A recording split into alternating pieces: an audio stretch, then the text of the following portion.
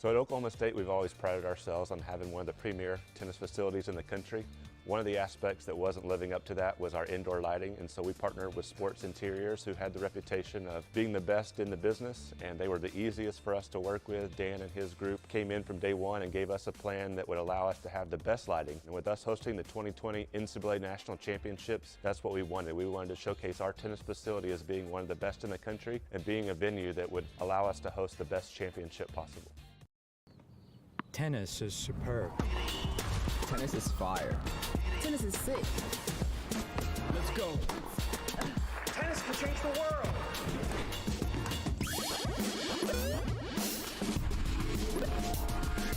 Come on. This is tennis too. Good morning. It's my first time. Not mine.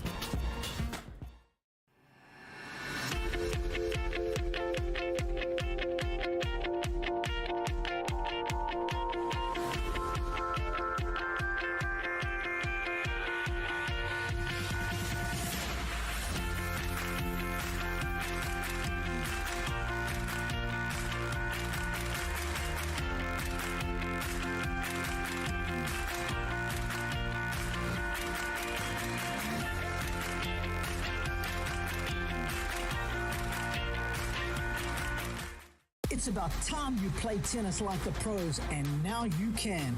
Swing Vision is an app nearer the gods. It uses AI to track your shot speed and placement using just your phone. Opponent giving you dodgy line calls? Out! Challenge it instantly right from your wrist. Download Swing Vision for free and bring the Grand Slam experience home. Adidas Tennis is bringing the fun and flair to the courts in 2023, and you can find the latest Melbourne collection available now at tennis-point.com, your online tennis retailer. Tennis Point. Advantage you.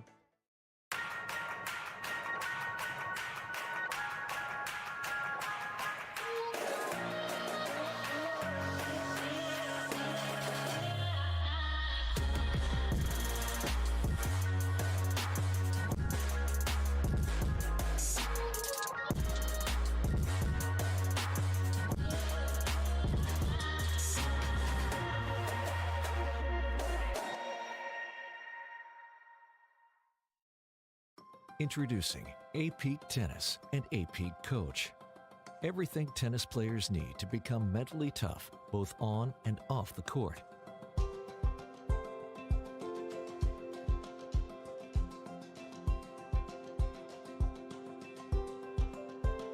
And everything coaches need to help players reach their full potential.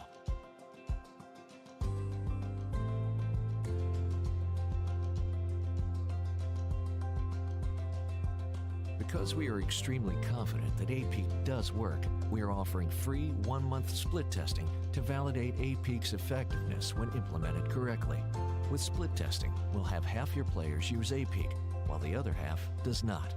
Then, we'll conduct pre- and post-testing to demonstrate A-Peak's value. To take advantage of this offer, email us at apeak@apeak.com. Tennis. What does it mean to you? Everything? Us too. For fun. For health. For life. Tennis Point. Get the gear your game needs.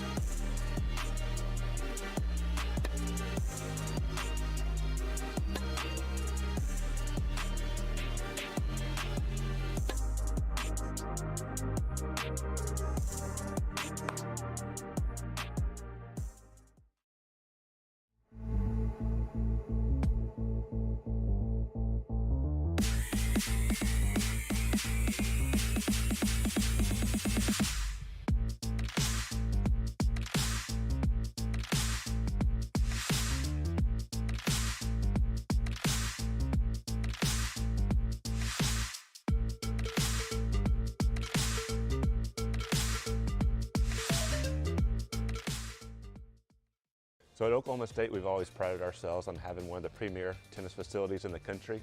One of the aspects that wasn't living up to that was our indoor lighting, and so we partnered with Schwartz Interiors, who had the reputation of being the best in the business, and they were the easiest for us to work with. Dan and his group came in from day one and gave us a plan that would allow us to have the best lighting. And with us hosting the 2020 NCAA National Championships, that's what we wanted. We wanted to showcase our tennis facility as being one of the best in the country and being a venue that would allow us to host the best championship possible.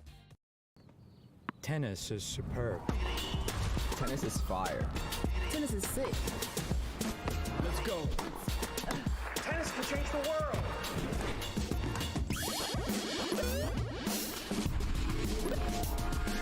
Come on. This is tennis too. Good morning. It's my first time.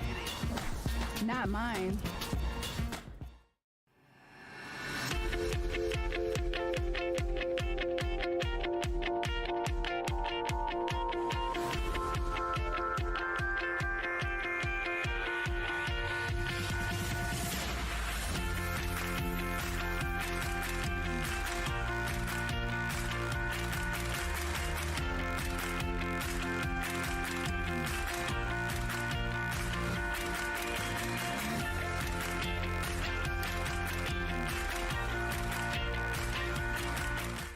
It's about time you play tennis like the pros, and now you can. Swing Vision is an app nearer the gods. It uses AI to track your shot speed and placement using just your phone. Opponent giving you dodgy line calls? Out! Challenge it instantly right from your wrist. Download Swing Vision for free and bring the Grand Slam experience home. Adidas Tennis is bringing the fun and flair to the courts in 2023, and you can find the latest Melbourne collection available now at tennis-point.com, your online tennis retailer. Tennis Point. Advantage you.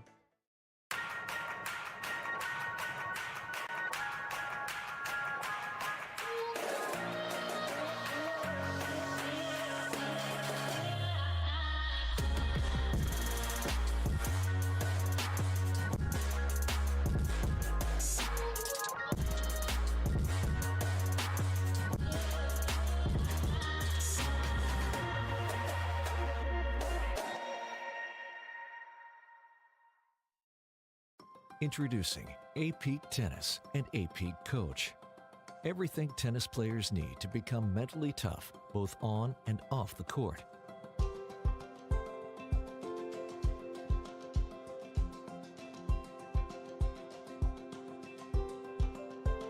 And everything coaches need to help players reach their full potential.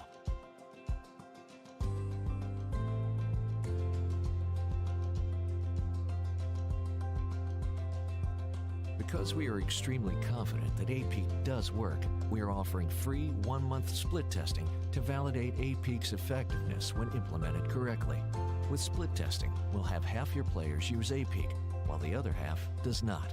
Then, we'll conduct pre- and post-testing to demonstrate A-Peak's value. To take advantage of this offer, email us at apeak@apeak.com. Tennis. What does it mean to you? Everything? Us too. For fun, for health, for life. Tennis Point. Get the gear your game needs.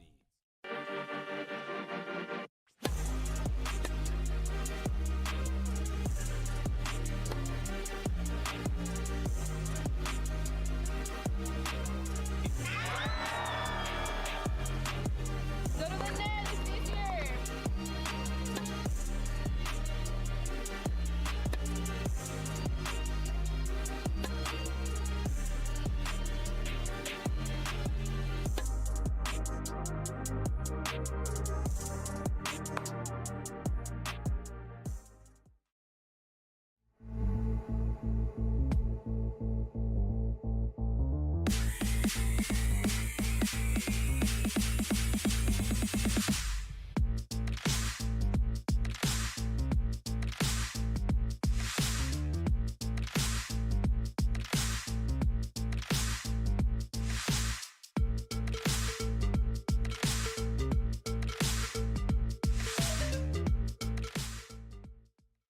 So at Oklahoma State, we've always prided ourselves on having one of the premier tennis facilities in the country. One of the aspects that wasn't living up to that was our indoor lighting, and so we partnered with Schwartz Interiors, who had the reputation of being the best in the business, and they were the easiest for us to work with. Dan and his group came in from day one and gave us a plan that would allow us to have the best lighting. And with us hosting the 2020 NCAA National Championships, that's what we wanted. We wanted to showcase our tennis facility as being one of the best in the country and being a venue that would allow us to host the best championship possible. Tennis is superb. Tennis is fire. Tennis is sick. Let's go. Tennis can change the world.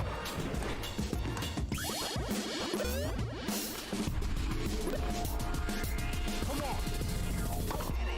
This is tennis too. Good morning. It's my first time.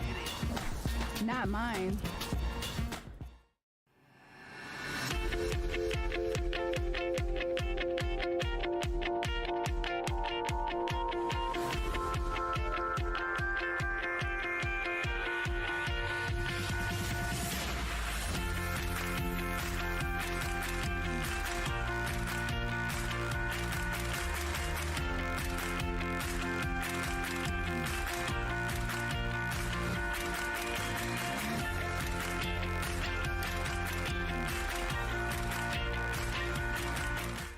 It's about time you play tennis like the pros, and now you can. Swing Vision is an app nearer the gods. It uses AI to track your shot speed and placement using just your phone. Opponent giving you dodgy line calls? Out! Challenge it instantly right from your wrist. Download Swing Vision for free and bring the Grand Slam experience home. Adidas Tennis is bringing the fun and flair to the courts in 2023, and you can find the latest Melbourne collection available now at tennis-point.com, your online tennis retailer. Tennis Point. Advantage you.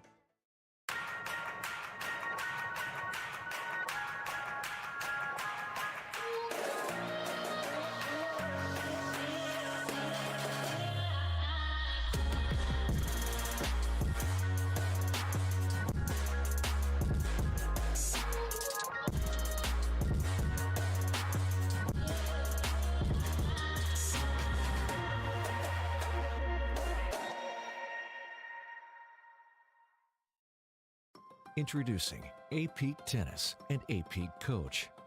Everything tennis players need to become mentally tough, both on and off the court.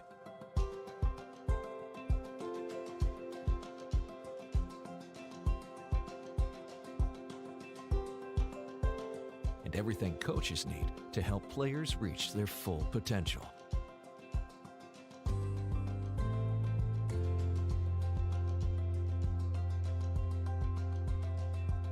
Because we are extremely confident that A-Peak does work, we are offering free 1-month split testing to validate A-Peak's effectiveness when implemented correctly.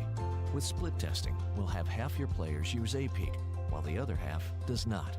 Then, we'll conduct pre- and post-testing to demonstrate A-Peak's value. To take advantage of this offer, email us at apeak@apeak.com. Tennis. What does it mean to you? Everything? Us too. For fun. For health. For life. Tennis Point. Get the gear your game needs.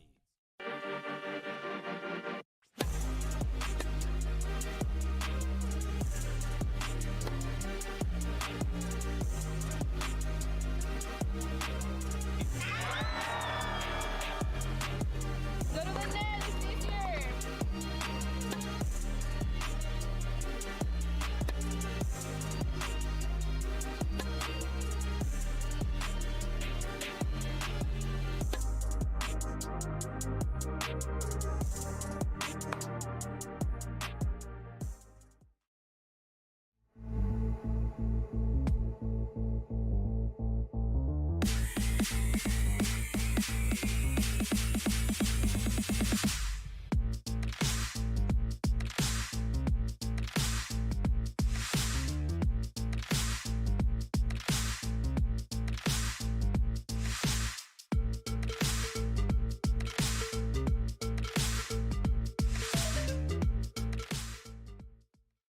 So at Oklahoma State, we've always prided ourselves on having one of the premier tennis facilities in the country.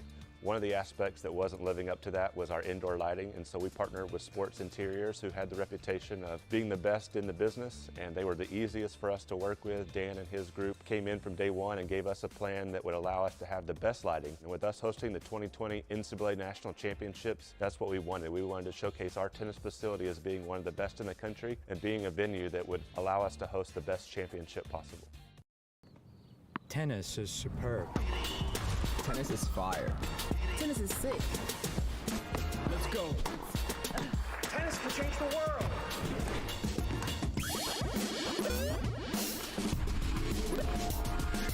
Come on. This is tennis too. Good morning. It's my first time. Not mine.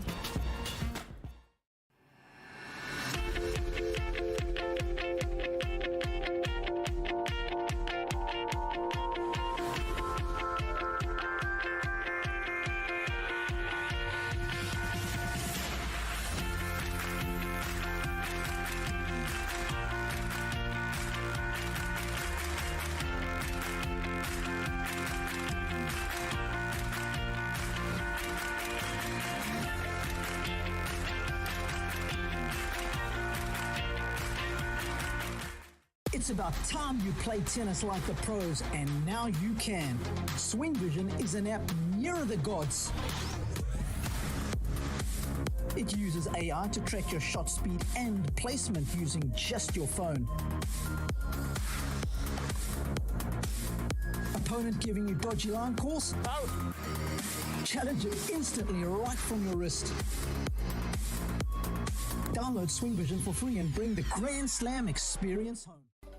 Adidas Tennis is bringing the fun and flair to the courts in 2023, and you can find the latest Melbourne collection available now at tennis-point.com, your online tennis retailer. Tennis Point. Advantage you.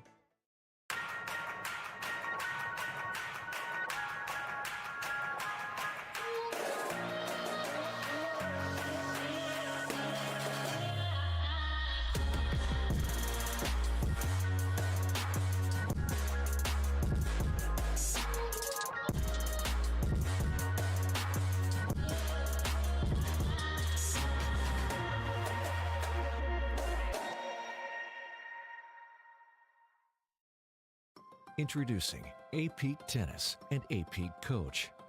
Everything tennis players need to become mentally tough, both on and off the court.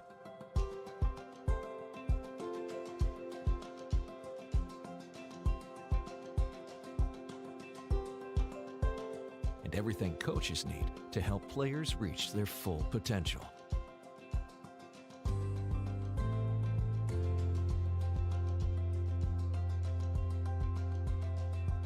Because we are extremely confident that A-Peak does work, we are offering free 1-month split testing to validate A-Peak's effectiveness when implemented correctly. With split testing, we'll have half your players use A-Peak, while the other half does not. Then, we'll conduct pre- and post-testing to demonstrate A-Peak's value. To take advantage of this offer, email us at apeak@apeak.com. Tennis. What does it mean to you? Everything? Us too. For fun. For health. For life.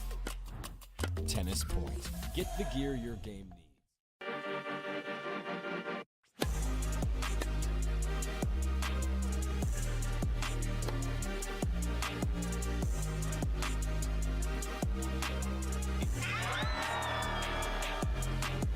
Go to the net, it's easier.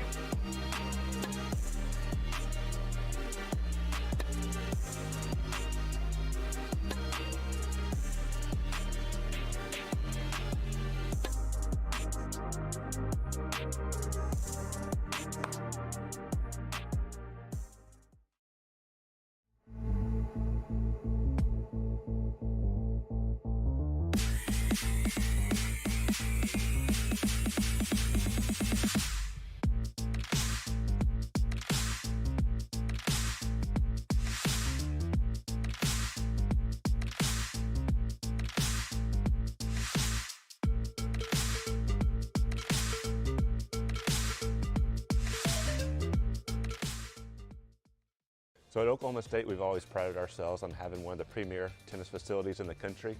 One of the aspects that wasn't living up to that was our indoor lighting, and so we partnered with Schwartz Interiors, who had the reputation of being the best in the business, and they were the easiest for us to work with. Dan and his group came in from day one and gave us a plan that would allow us to have the best lighting. And with us hosting the 2020 NCAA National Championships, that's what we wanted. We wanted to showcase our tennis facility as being one of the best in the country and being a venue that would allow us to host the best championship possible.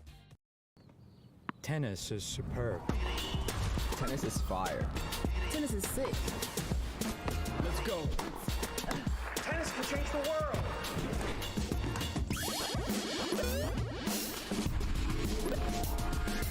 Come on. This is tennis too. Good morning. It's my first time. Not mine.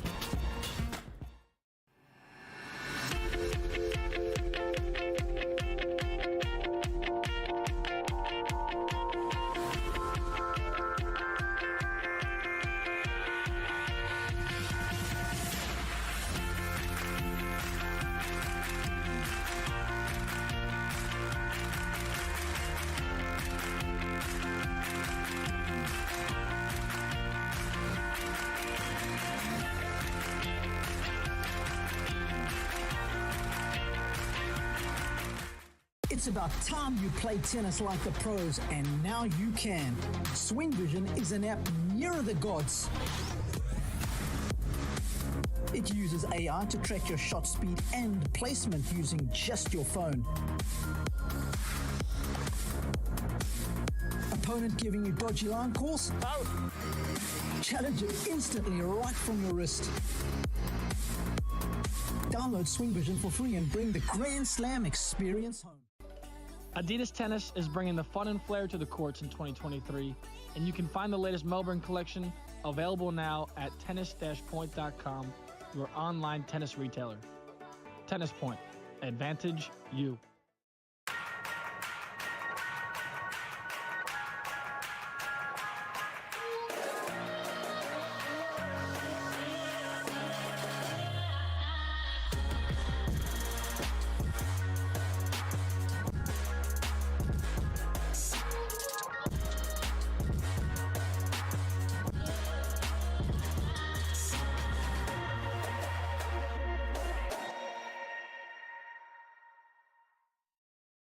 Introducing A-Peak Tennis and A-Peak Coach.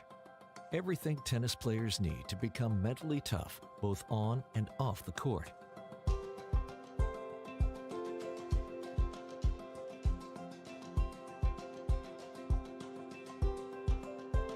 And everything coaches need to help players reach their full potential.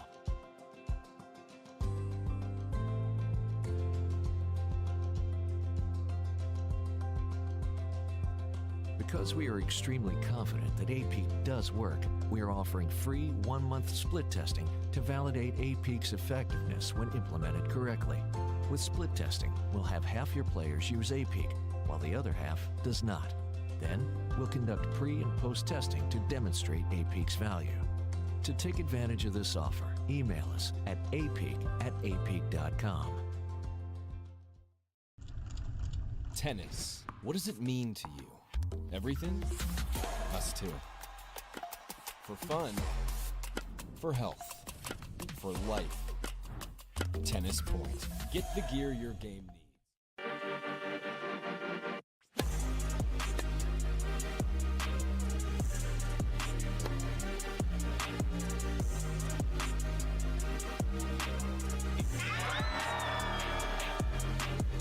Go to the net, it's easier.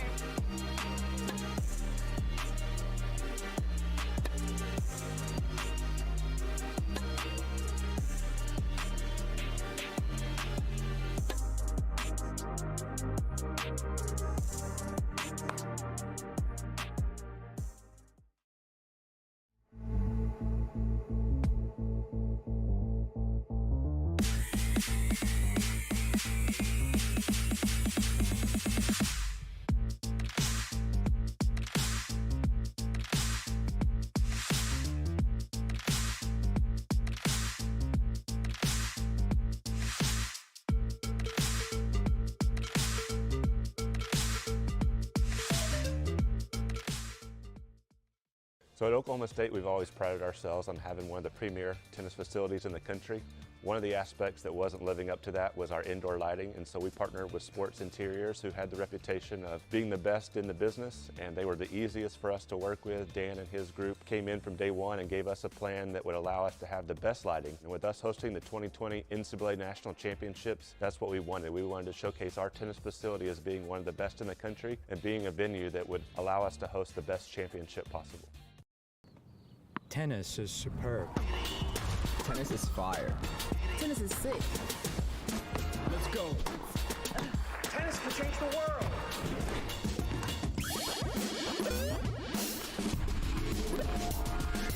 Come on. This is tennis too. Good morning. It's my first time. Not mine.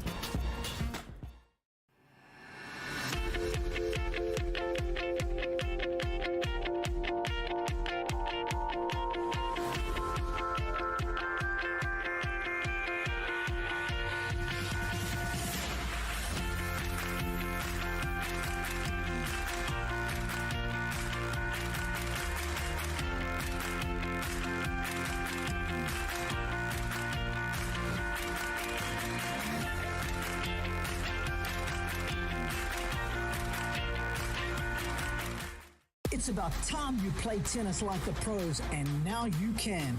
Swing Vision is an app nearer the gods.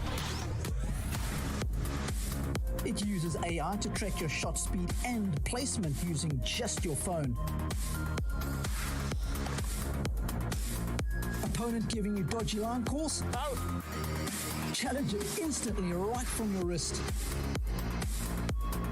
Download Swing Vision for free and bring the Grand Slam experience home. Adidas Tennis is bringing the fun and flair to the courts in 2023, and you can find the latest Melbourne collection available now at tennis-point.com, your online tennis retailer. Tennis Point. Advantage you.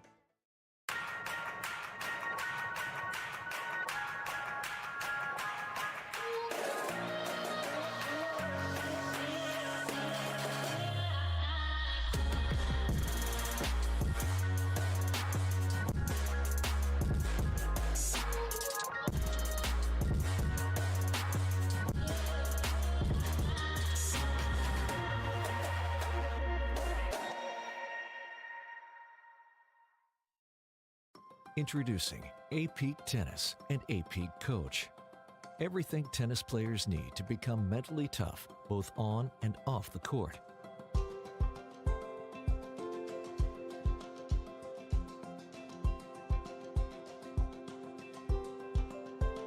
And everything coaches need to help players reach their full potential.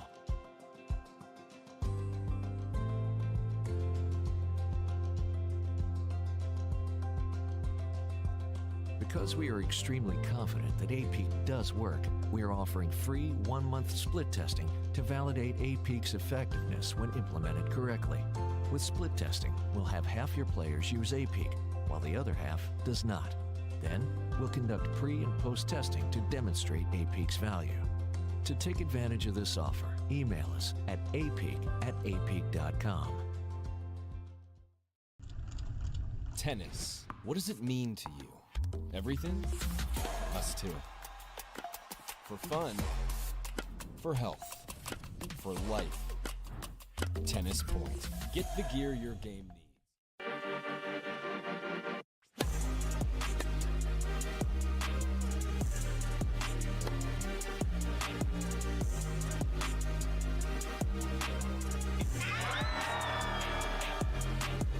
Go to the net, it's easier.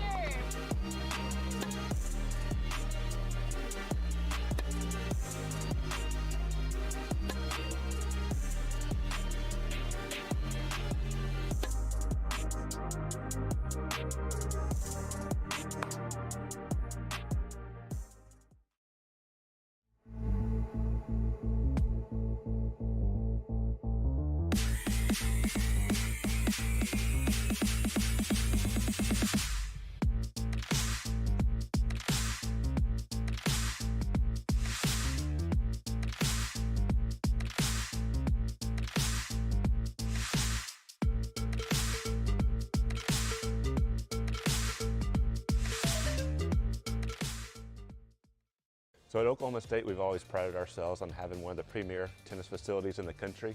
One of the aspects that wasn't living up to that was our indoor lighting, and so we partnered with Schwartz Interiors, who had the reputation of being the best in the business, and they were the easiest for us to work with. Dan and his group came in from day one and gave us a plan that would allow us to have the best lighting. And with us hosting the 2020 NCAA National Championships, that's what we wanted. We wanted to showcase our tennis facility as being one of the best in the country and being a venue that would allow us to host the best championship possible.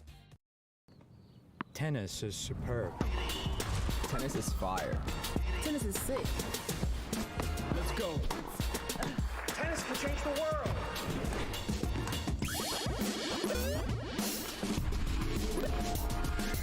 Come on. This is tennis too. Good morning. It's my first time. Not mine.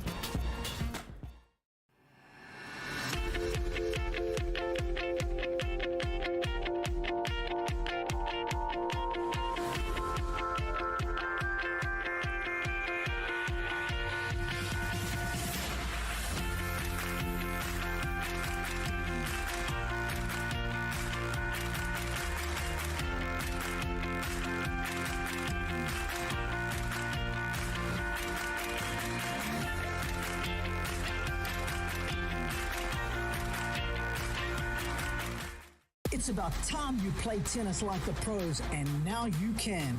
Swing Vision is an app nearer the gods. It uses AI to track your shot speed and placement using just your phone. Opponent giving you dodgy line calls? Out! Challenge it instantly right from your wrist. Download Swing Vision for free and bring the Grand Slam experience home.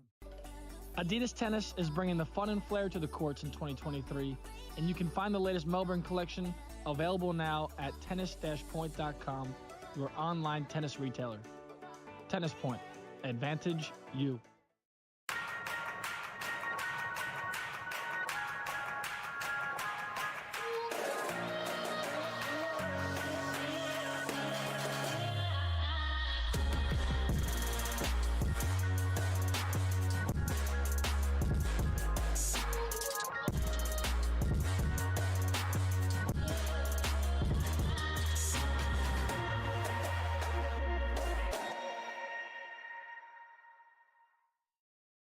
Introducing A-Peak Tennis and A-Peak Coach. Everything tennis players need to become mentally tough, both on and off the court.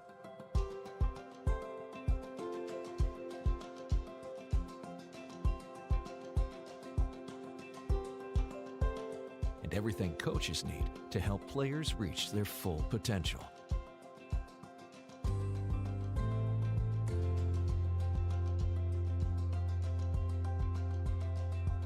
Because we are extremely confident that A-Peak does work, we are offering free 1-month split testing to validate A-Peak's effectiveness when implemented correctly.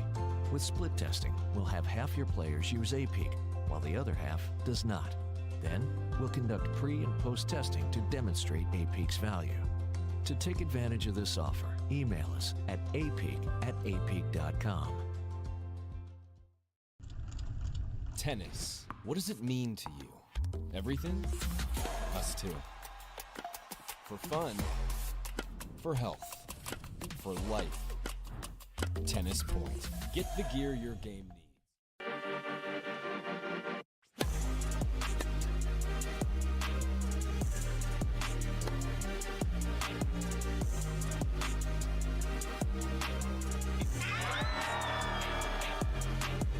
Go to the net, it's easier.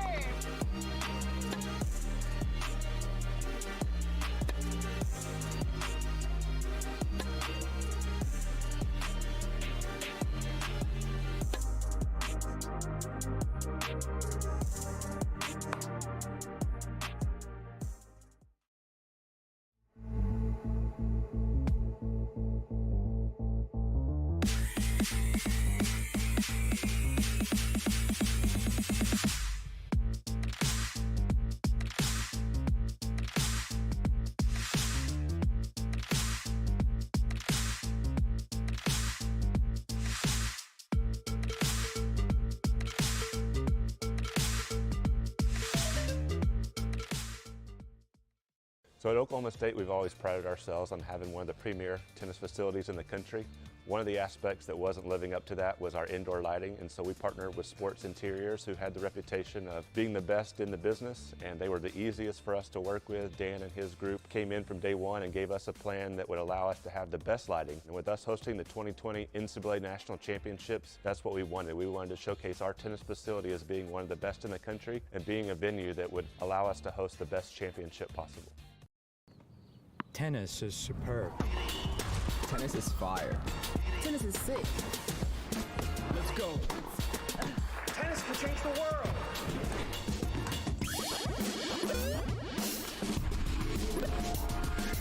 Come on.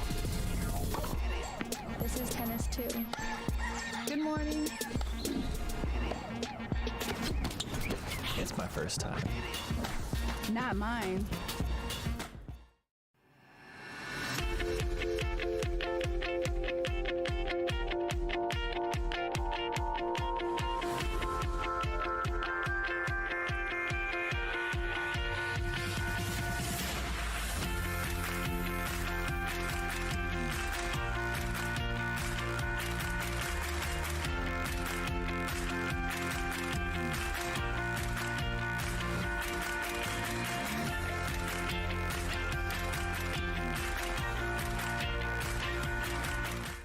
It's about time you play tennis like the pros, and now you can.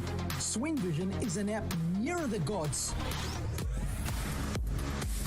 It uses AI to track your shot speed and placement using just your phone. Opponent giving you dodgy line calls? Out! Challenge it instantly right from your wrist. Download Swing Vision for free and bring the Grand Slam experience home. Adidas Tennis is bringing the fun and flair to the courts in 2023, and you can find the latest Melbourne collection available now at tennis-point.com, your online tennis retailer. Tennis Point. Advantage you.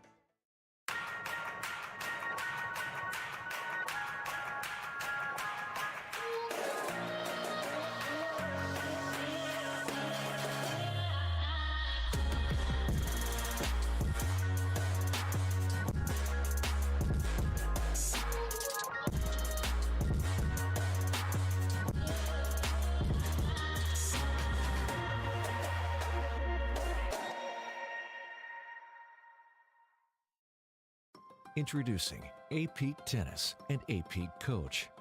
Everything tennis players need to become mentally tough, both on and off the court.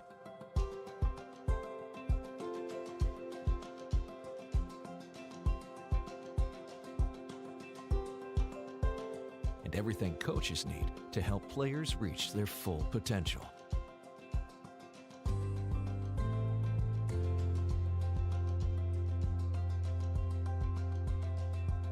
Because we are extremely confident that A-Peak does work, we are offering free 1-month split testing to validate A-Peak's effectiveness when implemented correctly. With split testing, we'll have half your players use A-Peak, while the other half does not. Then, we'll conduct pre- and post-testing to demonstrate A-Peak's value. To take advantage of this offer, email us at apeak@apeak.com. Tennis. What does it mean to you? Everything? Us too. For fun. For health. For life. Tennis Point. Get the gear your game needs.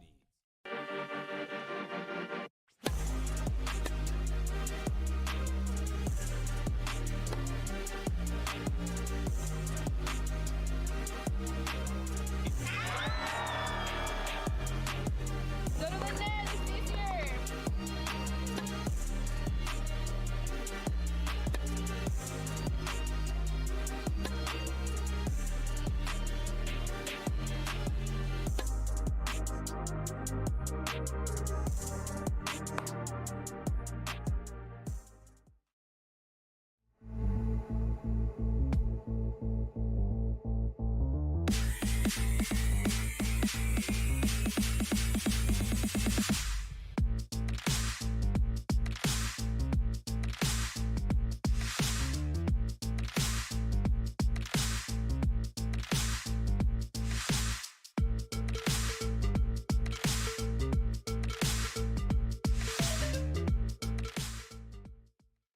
So at Oklahoma State, we've always prided ourselves on having one of the premier tennis facilities in the country.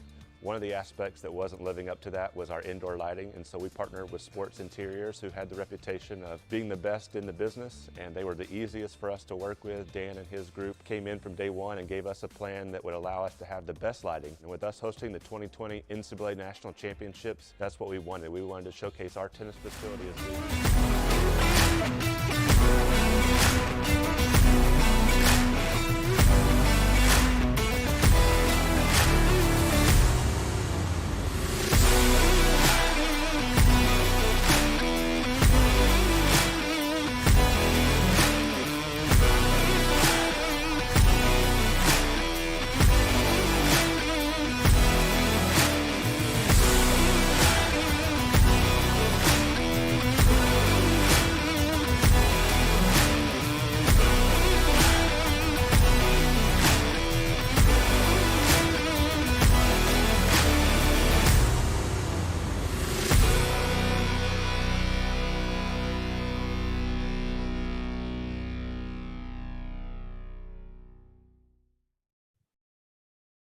Welcome in, everyone, to Semifinal Sunday at the 2023 ITA National Team Indoor Championships. Alex Gruskin here, joined by the great Mike Cation as we prepare for our final four teams to do battle. We start out here with the number 2 seed, defending NCAA finalist University of Kentucky. They're taking on the defending champs of this event in third-seeded TCU. Mike, before we get out on court, and I see our players already ready to rock and roll, your thoughts on semifinal number 1? Yeah, really interesting. These two matches that we have here today, Alex, you have essentially kind of the business model and the energy model in both matchups. And here with Kentucky and TCU, it's TCU always just about business, right? They want to make sure they are the professional side. Kentucky, you're going to hear a lot of emotion, a lot of energy.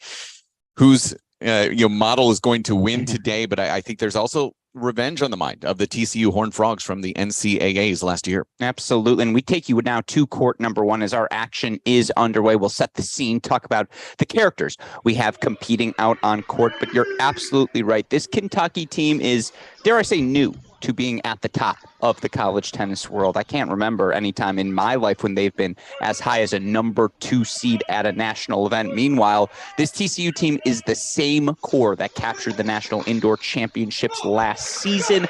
With all of that in mind, Mike, let's talk about the characters we've got out on court here today. Yeah, we're starting at the 1 spot, Alafia Ayeni and Taha Badi for Kentucky. And Ayeni, 5th-year transfer from Cornell out of San Diego, California. Badi, the senior transfer from Wake Forest, from Montreal as well. This is they've split so far on the week, 1 loss, 1 win, but obviously a ton of energy. And Alafia Ayeni, his incredible hands, Body, a little bit more of a presence from the baseline. Going to be fun to watch these two today. Absolutely. It's a fun stylistic matchup here at the number 1 spot. You have 2 guys in Fernley, Body, who are the perfect complement to the power tennis brought by Luke Famba, by Alafia Ayeni. And so, much like we saw yesterday in TCU versus Georgia, TCU took a tightly contested doubles point that saw the first 10 games of the match all go to script on just about every court. I think something similar may unfold at this number 1 spot. Expect a lot of holds early here on 1. Yeah, Fernley and Fomba, the pairing for the Horned Frogs. Fernley, the junior from Edinburgh, Scotland. Fomba, the senior from Paris, France. They have yet to pick up a win so far here on the week. 1 unfinished, 1 loss. So kind of important for them to set a tone. Yes and no. Yes, they have yet to win a match today. I think that's also, though, a testament to the strength of this TCU number 2 and 3 doubles pairings in their lineup. Now, again, I feel pretty confident that Fernley, Famba, if nothing else, are going to get 2-4 all, 2-5 all in a set. And look, them not having a win is a testament to the other number 1 doubles teams, in my opinion, more than an indictment on their level. Let's take a look at the number 2 line. First off, for Kentucky, Joshua Lapinat, the junior from London, Ontario, partnered with J.J. Mercer, the redshirt junior out of Huntington, West Virginia. 1 win unfinished as well yesterday. You can draw a direct through line to this the change in the lineups made by Coach Cedric Kaufman prior to this national indoor, replacing his prior number 2 double spot by bringing back this pairing of Lapidat and Mercer. And it's had a clear impact. Kentucky's yet to drop a doubles point here on the weekend. And when they take 1-0 leads with the depth they have in their singles lineup, the strength they have on top as well, it's hard to beat this Kentucky team when they're up 1-0. Lapidat, Mercer, a big reason for that fact. On the other side for the TCU Horned Frogs, Sander Jong, who has been unbelievable so far this weekend. He has 4 wins in 4 matches right now. The senior from the Netherlands partnered with Jack Pennington Jones, who has a couple of doubles wins, and yesterday his first singles win as a Horned Frog. We talked about this, award season. Obviously, we're now on the business end of this event. If you're looking for your most outstanding player, leading candidate, without question, it's Sander Jong. To your point, he's played 4 total matches. He's earned victories on all 4 occasions. Jong was someone expected to be one of the leaders of this TCU team. When we spoke yesterday with Jack Pennington Jones, he said one of the big goals for the Horned Frogs to send senior Sander Jong, Luke Fomba, out of Fort Worth with some sort of national championship this year. Jong's done his part. Teammates are matching up as well. Moving down to the 3 line, the definite emotional leader for the Kentucky Wildcats, Liam Draxel, the senior out of Newmarket, Ontario, partnered with a freshman, Jaden Weeks from Montreal, Quebec. These two do have 2 wins together as a doubles team so far this weekend. Yeah, they've been excellent. And look, they're down an early break here, but to your point, even less so than the tennis they play, it's the energy they bring. With Draxel, you're going to get the screaming. I think he's done an excellent job of bringing Jaden Weeks with him so that that energy transcends this doubles pairing and carries over onto other courts as well. Doubles is a sprint. It's 1 set, no ad scoring. When you're the more energetic team, that tends to help. That's what Kentucky does so well at this 3 spot. On the other side for the TCU Horned Frogs, Sebastian Gorsny, the very talented freshman from Austin, Texas, junior Wimbledon champion last year, partnered with sophomore from Spain, Pedro Vives, and they also have picked up a couple of wins so far this weekend. And I think the winner of this one's probably your all-tournament team number 3 doubles pick moving forward. And I was fortunate enough, one of the biggest college tennis fans I know happens to be my little brother, Nick Gruskin. He and I last night on the phone chatted for about 10 minutes about this number 3 doubles team for TCU specifically. It's, dare I say, a joke to have a junior Wimbledon doubles champion in Seb Gorsny, to have a guy who's been top 600 in the ATP singles rankings in Pedro Vives, and that's your 3 doubles team, a testament to the roster put together by coaches David Roditi, Devin Bowen this season at TCU. This number 3 doubles team, very, very good. This is, of course, number 2 versus number 3. Kentucky, the 2 seeds here. Number 2 in the country as well. Texas Christian, 3 seeds, 3 in the country. Both teams undefeated. Kentucky 12-0, TCU 10-0. Something's got to give. Kentucky led by Cedric Kaufman in his 11th year at the helm of the Wildcats. Matthew Gordon, he's assistant coach in his 5th year. TCU under the leadership of David Roditi in his 13th season. Devin Bowen, his 9th year as an assistant. Nick Chappell somewhere in Mexico as the assistant coach right now. I believe he's going to be playing some singles down in Monterrey this week, so keeping an eye on it from Mexico. But these staffs that we've got here, they really do just a phenomenal job of really making sure everybody's on the same page. And yeah, like we said at the outset, energy from Kentucky, business-like approach from TCU, and we'll see who is able to be just a little bit better on the day. I also think it's worth noting both coaches, former standout players for the programs they now lead, and that's when college tennis is at its best. When you understand the culture, you understand the environment, you understand what's expected of your school. And again, credit to David Roditi. He has elevated this TCU program. Dare I say, they're a blue blood in 21st century men's college tennis, and that's a direct testament to his efforts, his intensity over the years. We'll throw that 3-box as you see now on your screen, show you a little bit of everything. But look at Coach Roditi. It's Sunday. It's about 45 degrees here in Chicago. Cowboy Roditi's ready to go.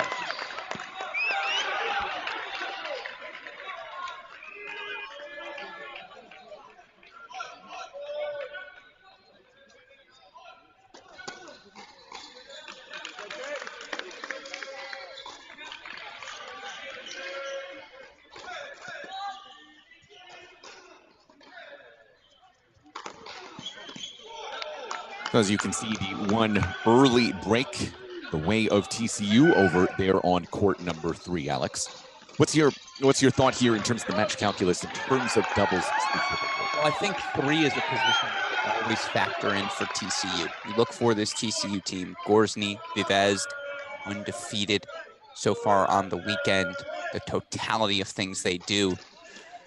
Not a lot of places to attack. Now, outside of that, I think Kentucky's number 2 doubles team of Lapadot Mercer is the better duo. Truth be told, the more experienced duo than INE and Body. I would look for TCU. 1 and 3 are the spots. If I'm Kentucky, there's no reason, they're not going to be afraid of that number 3 team for TCU, but I still think 1 and 2 is the recipe for the Wildcats. INE, Body, veterans, tons of doubles experience between the two. You could argue again, they have the more firepower, as you see INE just blasting that forehand return to set up 3 breakpoint chances now for the Cats at 1. But yeah, I would say, and scoreboard sort of reflects that already, I'd say the 1 and 2 spots. That's where I'd look for the Cats. Both you and I had an opportunity briefly to speak with Alafia INE here this morning. He was taking a nap on He was smiling. But he was in a very good mood. And it's interesting to note, he has just 1 win on the weekend so far. That coming in doubles yesterday, unfinished, and a loss in singles. This one, I think you can tell he wants to prove himself. He wants to make a statement today to really help push his team into the final. Well, we talked yesterday and we've talked throughout the weekend as we see the breakpoint chance here on the serve of Jake Fernley, and it is a double fault. So the break goes to Kentucky, 2-1 lead. Let's put court number 2, please, in the big box. Switch that out with court number 1. But I think in the transfer era for all of these players, whether it's an Alafia INE here or this Kentucky team, you look at, again, some of the other rosters. I think last year was very present with Texas's Richard Ciamara, who came over from Notre Dame. They're transferring for these big programs for one reason. It's to compete for national championships, to have the opportunities that, with all due respect to Cornell, but Alafia didn't have as a member of the Cornell men's tennis team. And so you're right, that intensity, that added je ne sais quoi, for lack of a better term. Very Canadian, French Canadian. Yeah. In honor of Coach Kaufman, of course. I think you saw that in a lot. I love the body language, absolutely. So this becomes a big spot here. Definitely here on 1 and 3, you've got break leads. This is the one that's still on serve here for the moment. Serve of J.J. Mercer. That incredible performance we saw from him yesterday. The double fault means a deuce point. And they go right back to that Sander Jong side. Love that decision. This counts as an I formation, right? A little abbreviated I. No doubt about it.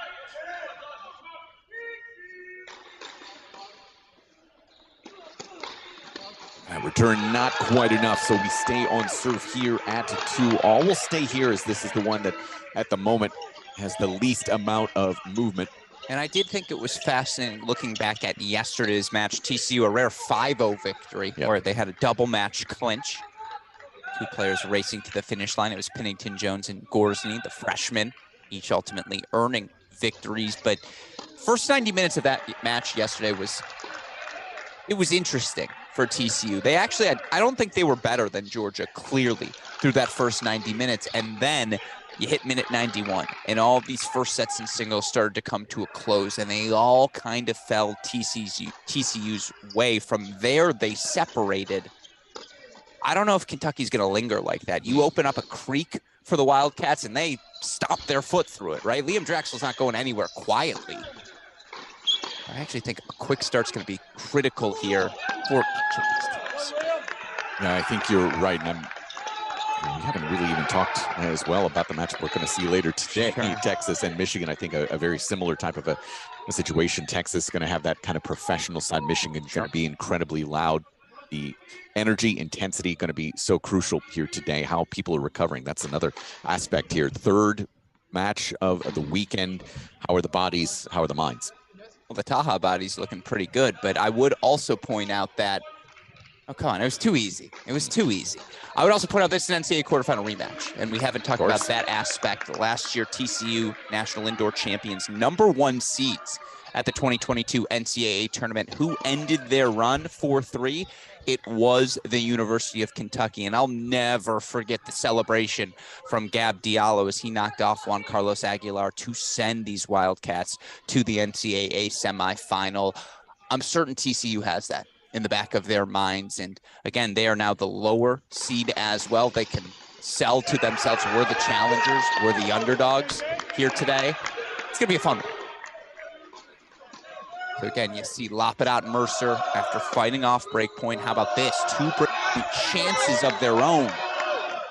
They look to create some separation. Let's be blunt. Who is the doubles point more important to? I think we'd all tuning into the stream have to say Kentucky, right? And you can disagree with me. Please feel free. Throw it in the YouTube chat. You can tweet at us at Mike C Tennis, at AL Gruskin, at Cracked Racquets.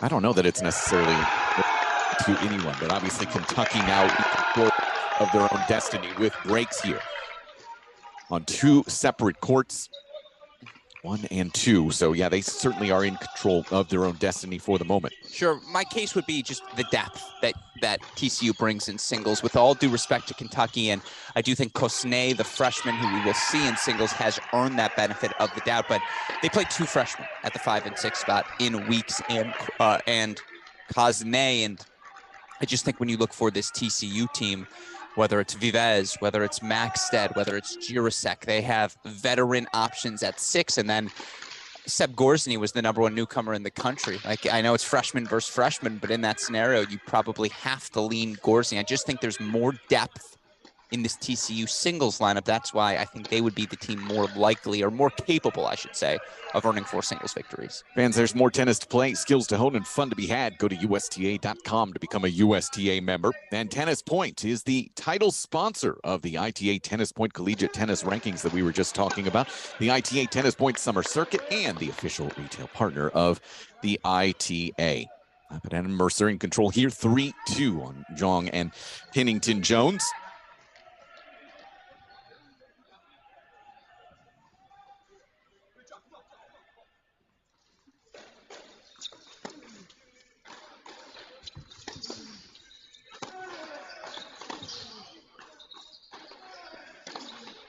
Is going to get away from him. So Xander Jong, the fact that he has not lost a match here on the weekend, remarkable what he's been able to do so far. Was similar last year at the National Indoors. Actually won the clinching match for TCU in last year's semifinal. He knocked out Jake Van Ember of Ohio State, 3-set thriller in Seattle. Let's not forget Jong. Pennington Jones had break point in the prior service game for this Kentucky team.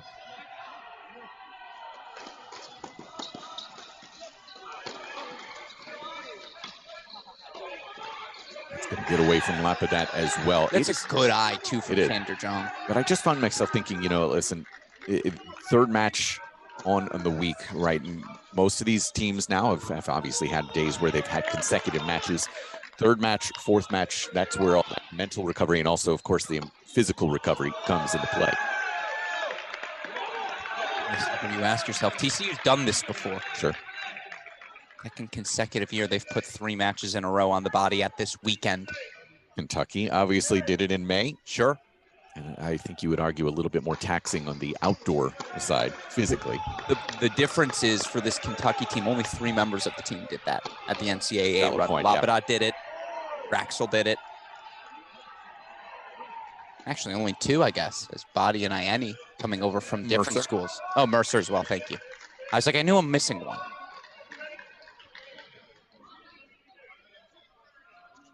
Opportunity here for the Horned Frogs. Great ball. Nice touch there as he was catching Pennington Jones moving forward. And Lapidat was the clincher yesterday. Yes. Maybe the most insightful I've ever looked. Courtesy of Joshua Lapidat. Yesterday drops his first set. You just knew Lapidat was going to come through. He's made a habit of doing so for this Kentucky team. He clinched, what, 9 matches last season? I know the 11-0 conference play record. Stunning. So 30 all here. We also have break chances for Fernley and Fumba there on court number 1. 3 looks.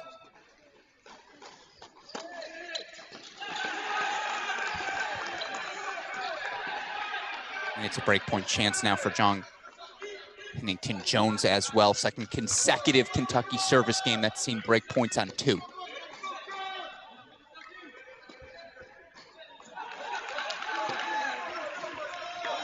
Disappointing miss there for Fernley.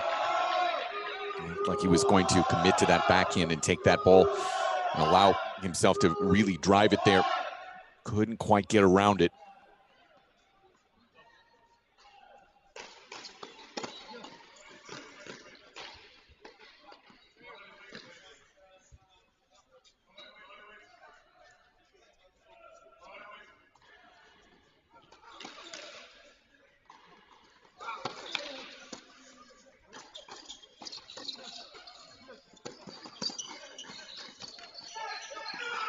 That called, ball comes flying over on court number 2. And that gets away from INE. So TCU back into it on court number 1. They level it 3-all.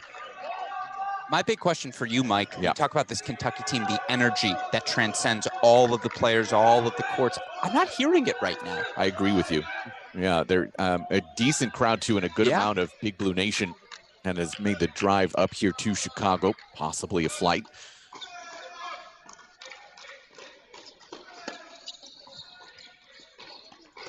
Great hands, J.J. Mercer at the number 2 doubles position. It's another deuce point.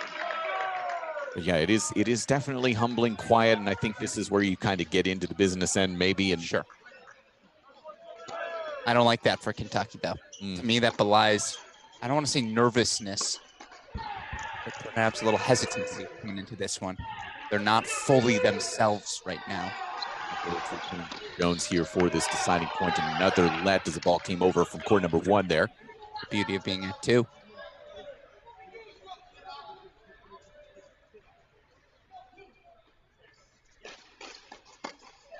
Can't have that. Back-to-back deuce points. TCU doesn't make a return in either. So 4-2 Kentucky extends the lead at the number 2 spot. Let's put 3 back on the big screen. We haven't spent a lot of time there. It's the one place where TCU has separation. 4-2 lead for Vivez, Gorsny. Yeah, we mentioned it just briefly at the outset. Weeks not feeling fully 100% yesterday. Apparently going to be fine today. The discussion was migraine. Migraine yesterday, not a lingering issue, but something just didn't want to test it physically in singles. And hey, with Kosnev, the other freshman, playing as well as he does, I suppose Coach Kaufman has that luxury. Yeah, but that's always, one of those, you fear a flare-up at the worst times, especially if it happened the day before. Anybody who's experienced migraines on a regular basis knows that.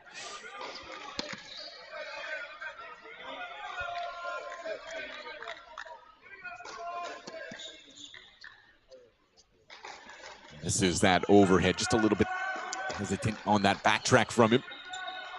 Lost it in the Sports Interior lighting. Of course, Sports Interiors is the official lighting and ceiling liner of the ITA.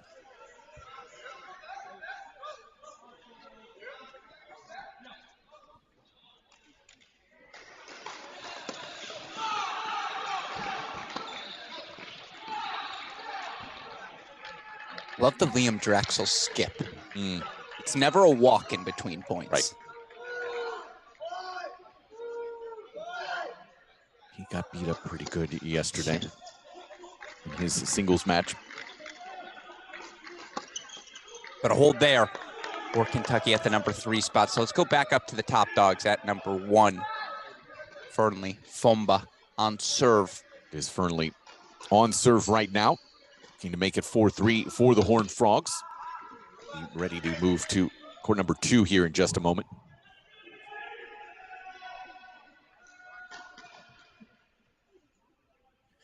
Indeed, it was a hold for TCU at 1, so move that over back to court number 2 now. 2-4, 30-all. TCU in a little bit of trouble. And I believe you mentioned this earlier. John Pennington Jones 2-0, right? Not unfinished. They won earlier this week. In fact, neither one of these players has lost on the weekend. A combined 7-0. so far, 2 doubles wins together, along with 2 singles wins. Pennington Jones got his first dual match win for TCU yesterday. You see bottom left break point chances. It would be a nearly insurmountable. I say nearly because if you joined us for Ohio State, Texas last night, it seems like everything is surmountable. At a certain point, nothing is insurmountable. Yeah, there was a 5-1 lead for Ohio State at the 2 doubles line, and suddenly we were in a tiebreak. Yes, exactly. It was a mess to watch. I think at one point we had 6 straight missed easy volleys at the net between the 2 teams. There's a lot going on. It's like to make sure we're awake. It's Ianni here at 3-4.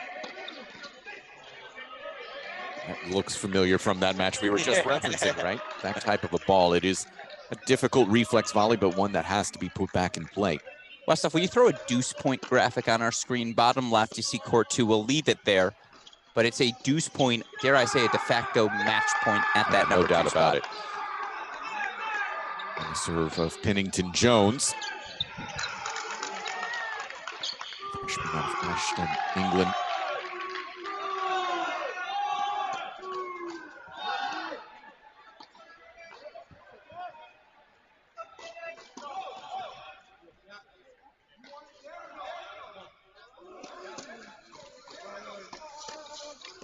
That's another break for the Kentucky Wildcats. So that one seems to be penciled in as a victory for Kentucky at the 2 line, meaning that TCU is going to need to pick up wins at 1 and 3. Control at 3 could all come down to 1 if everything holds from here, right? Well, I apologize. There's a long discussion at 1. TCU believed they called a let. A ball did roll over behind the curtain. About simultaneous to when the serve was hit. No let awarded. Certainly you can see Jake Fernley was not thrilled with that. He was the one who was obviously disrupted in that point to the deuce corner. So now 3 game point chances here for Ianni. Things at 4 apiece on 1.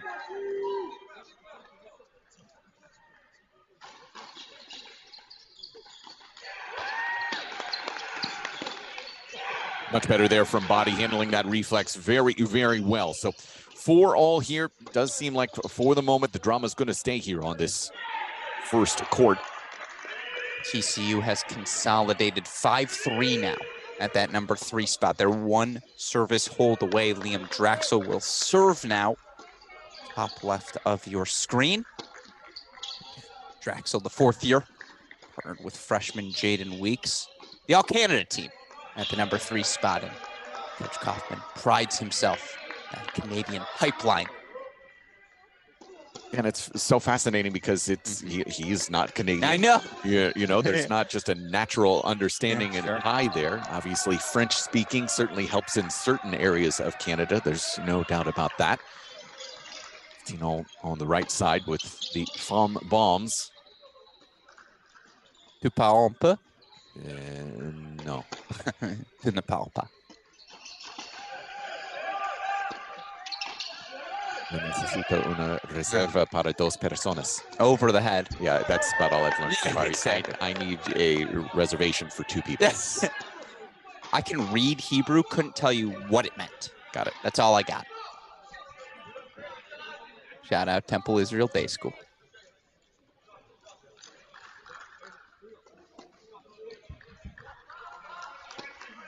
I don't know if anybody had that on their Alex Gruskin bingo card today. Saying your day school. Bamba with the ace wide to find that angle. Oh, the joys of being 6'6". But that Mercer get it to 5-3 there. So yeah, everything holding so far on the left side of your screen. Actually, that scoreboard was behind. That's was the stat. Or it was incorrect. It wasn't 4-3. It was 5-2. So that is the 6-2 set for the Wildcats at 2. And again, I think that was an incorrect input, not on our end. So we apologize for that. But it is a 6-2 set at 2. We can go as long as the 4 players agree on that, right? Yeah, there was a handshake. It was clear. Yeah, we can go to a split screen now as Famba has a very clean, easy hold there to get it to 5-4. For what it's worth, TCU is 2 points away at that number 3 spot, and credit to Gorsny and Vivez. They make the return, low at the feet, they both pinch forward. It's very, very systematic, dare I say. There's intent, purpose in every shot they hit, and that purpose is to get to the net.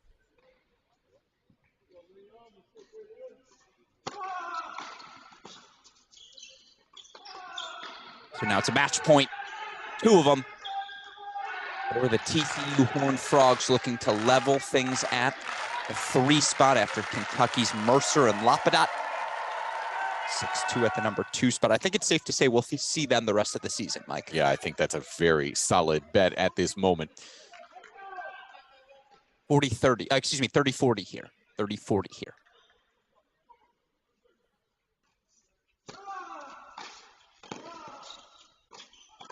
And that will finish it. So TCU does their job. And look at the Roditi fist pump. It is split so far. All going to come down to what's happening here on court number 1. Ayeni and Body, Fernley and Fumba.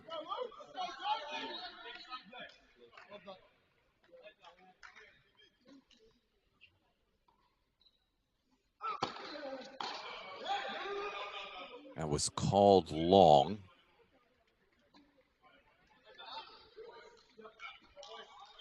I have no doubt about that. Yeah, I don't either.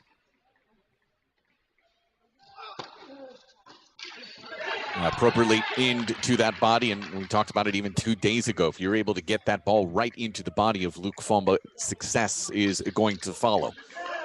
Those arms, very powerful. Sure. But very long. Lanky.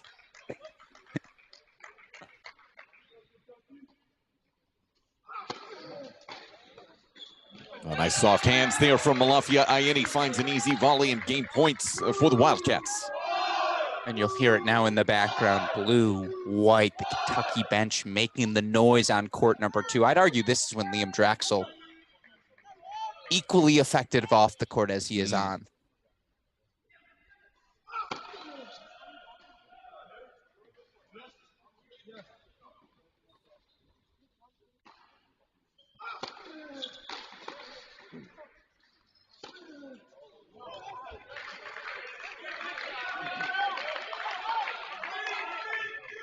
Heat check.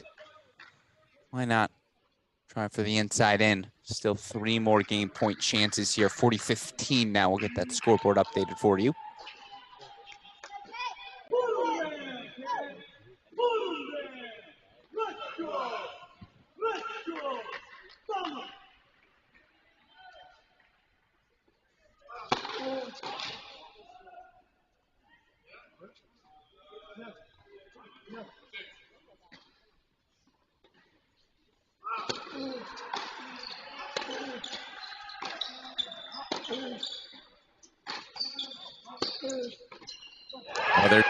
That net cord disrupted the timing there. You also see Ayeni saying he needs to take that ball through the middle, a little bit less aggressive than he needs to be. So from 40-love quickly to 40-30, can Fumba garner a break point for the Horned Frogs?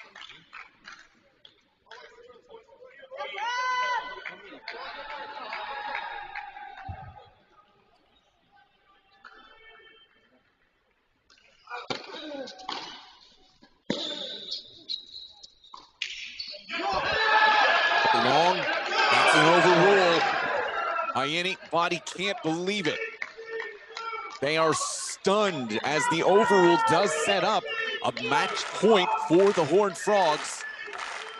Matt Gordon over there quickly to settle the nerves, get things started. It's going to be Fumba to take it, it appears. Yeah, tapping him on the chest. Fumba will take it on the outside. I don't know about that one.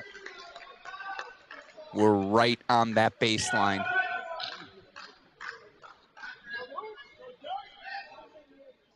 We'll let the tennis gods decide.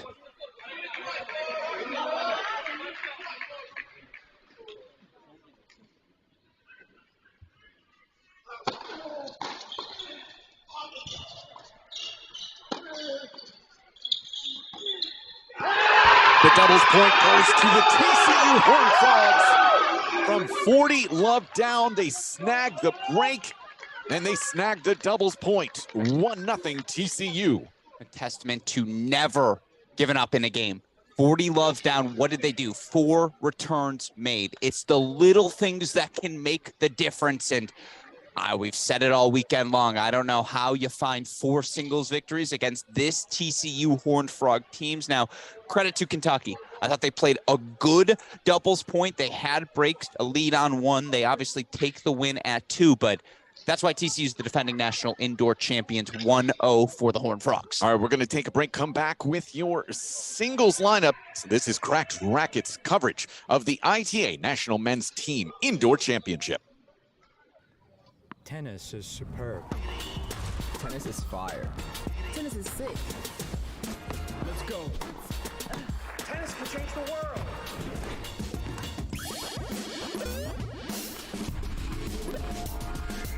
Come on. This is tennis too. Good morning. It's my first time. Not mine.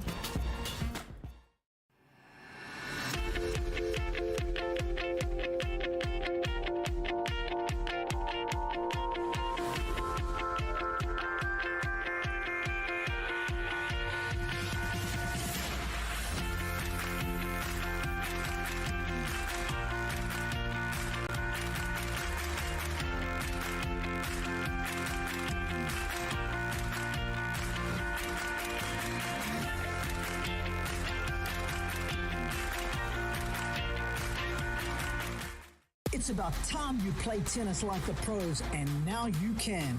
Swing Vision is an app nearer the gods. It uses AI to track your shot speed and placement using just your phone. Opponent giving you dodgy line calls? Out!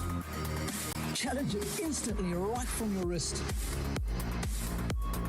Download Swing Vision for free and bring the Grand Slam experience home. Adidas Tennis is bringing the fun and flair to the courts in 2023, and you can find the latest Melbourne collection available now at tennis-point.com, your online tennis retailer. Tennis Point. Advantage you.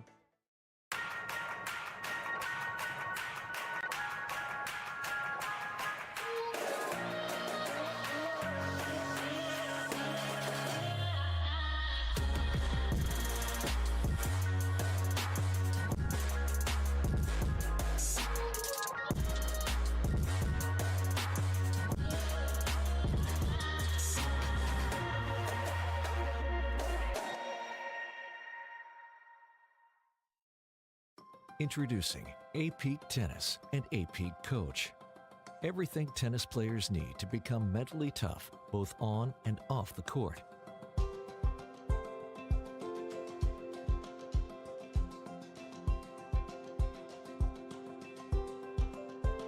And everything coaches need to help players reach their full potential.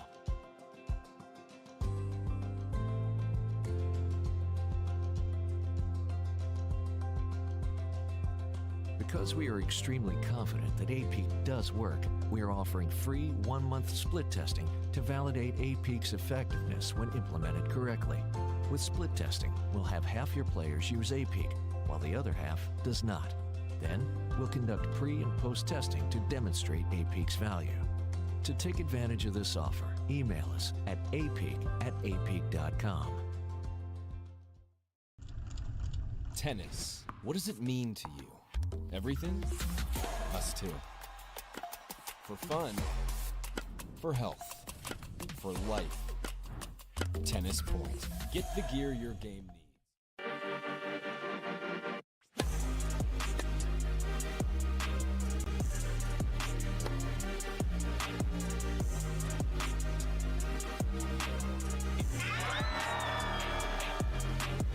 Go to the net, it's easier.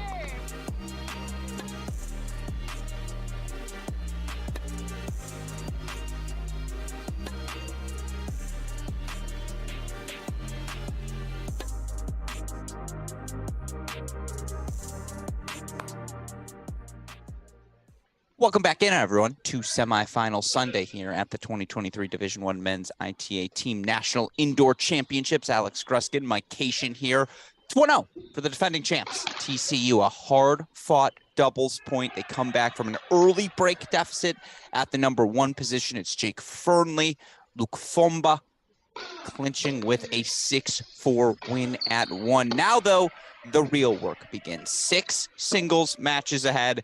Who do we have competing on our screen, Mike? All right, here obviously at the 1 spot, no doubt about it. It is Liam Draxel and it is Jake Fernley. Draxel, the senior, out of Newmarket, Ontario, Canada. He's come in with a 1-1 record here on the weekend. 9-2 combined so far in duels this year. Fernley, pair of wins, 7-2 now on the year. You feel so rock solid about him at the top, the junior from Edinburgh, Scotland for the He has been maybe the biggest revelation of the weekend because we knew what Luke Fomba was capable of. He's been at that number 1 spot in the past. We knew, even Jack Pennington-Jones, the pro success he had in the past as well, but it's neither of those two.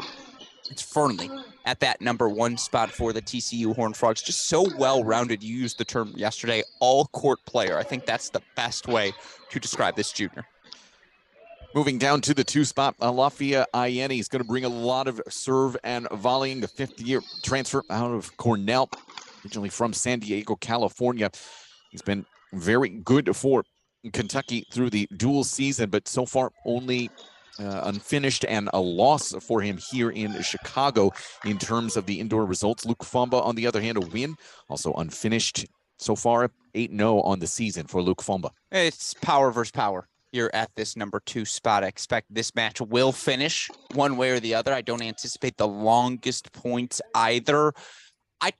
Fomba has executed better of the 2 games, I would say, of the 2 so far this weekend, but we got a 360 from Alafia, and it's point number 3.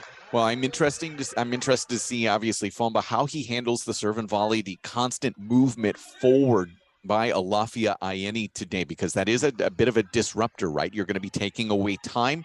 How does Luke deal with that? He does like to play pretty far behind the baseline. He's not going to dictate as much today, and that will be the real question for me at this 2 line. Let's move down to the 3 spot. Kentucky. Joshua Lapanat, the junior from London, Ontario, Canada. What a weekend he has had. Clinched yesterday.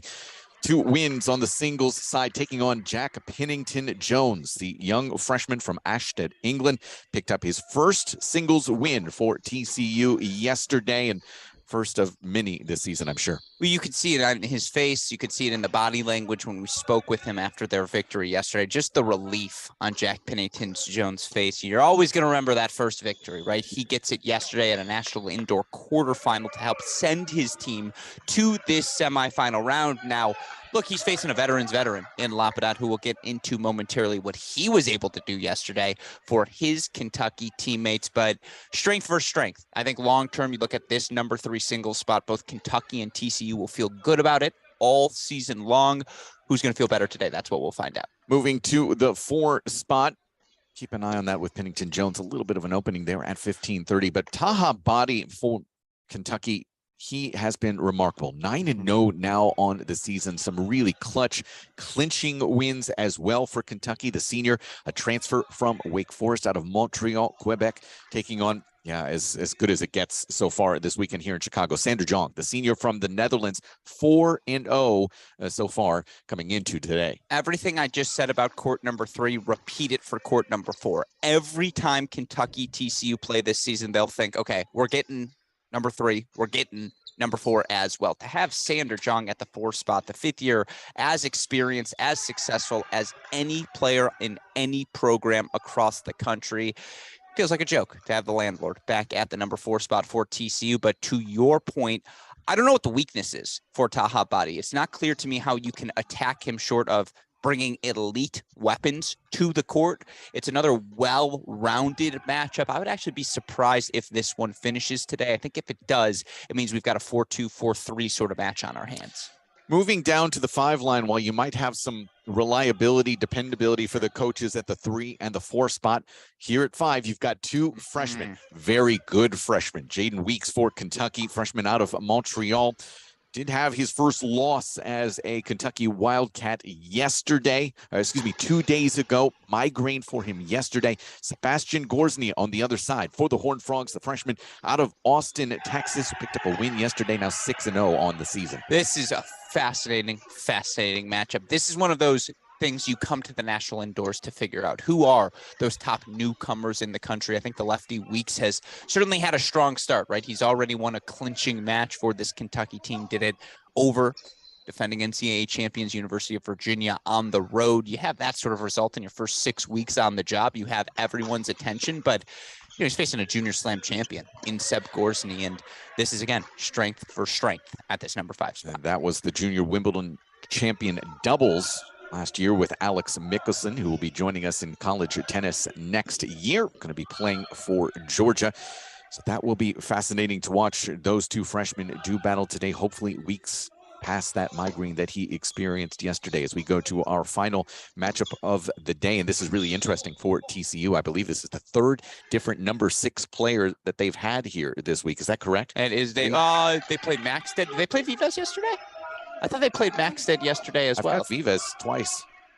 I just, you know what? It might be 5. He might have been at 5. You're right. No, yeah, I played 5 yesterday. We'll look it up. Regardless, the point being, Thomas Jirasek has not played yet this year. He was on the lineup that was turned in earlier this week at the 6th spot. Counter. He's played. He hasn't finished a match. So he will be playing against Charlotte Cosnet, the freshman from Le Mans, France. And yeah, a little bit more of that question mark right now for Kentucky and TCU here at this 6th spot. Very, very well said. And talking to Coach Roditi, he was very candid in discussing the difficulty for him, that every day he has to sit down with 2 of Maxted, Vivas, and Jirasek and say, hey, we're not playing you guys today. Yeah. And that's a really tough decision to have because all 3 are more than capable, not just at the number 6 spot, but at the number 4 spot, at the number 3 spot. Coach Roditi has options. That said, has there been a hotter start to any freshman in the country than Charlotte Cosnet? I would argue no. I think he has been that good for the Wildcats. The ITF World Tennis number is the exclusive official rating of the ITA and college tennis. I haven't fully looked, so we're going to do this on the fly. The ITF World Tennis number provides a global rating standard for tennis players using a 40-to-1 scale, with 40 being a beginner and 1 being an elite professional. The scales for all players, regardless of age, gender, or ability. Players will have separate ITF World Tennis numbers for singles and doubles. 152 countries have agreed to become part of the WTN rating system, which now has 1.4 million player profiles on worldtennisnumber.com. All college tennis players are assigned to WTN as the ITA shares college match results with the ITF. You can find WTNs for college players on the ITA's wearecollegetennis.com website. And we have, throughout the last couple of days, been giving Alex a little bit of a test to see if he can guess whose WTN is a little bit higher. So let's start. I think I'm 11-1. Let the record show going into day number 3. Not that you keep track of this. Let's start at the 1 spot. Liam Draxel and Jake Fernley. Well, so here's the thing. I would point out, I believe Pennington Jones has the highest world tennis number on the men's side in college right now. Correct. So that's just a fun factoid for later. You can pencil him in at 3. Correct. I'm going to go Draxel with the higher WTN at 1. I'm sorry, do you mean higher? Better. The better. Yeah, which is lower. Correct. Okay, he will be so closer to 3. Draxel with lower? the lead at 1. That is correct. Okay, I like it. At the number 2 spot, Ayeni and Fomba. Well, Ayeni has challenger semifinal result on his resume, so we're going to go Alafia. That is correct. 3 spot. If it's a JPJ, lock it in. We can move on. For Tahabadi, Sander Jong. Now, this is maybe the most difficult one in the lineup, because Gorsny's for sure going to have the advantage at 5. He's just done more things. Actually, 6 is tough, too. This is the last one that I have in front of me. Okay, good. Your last win. 3-0.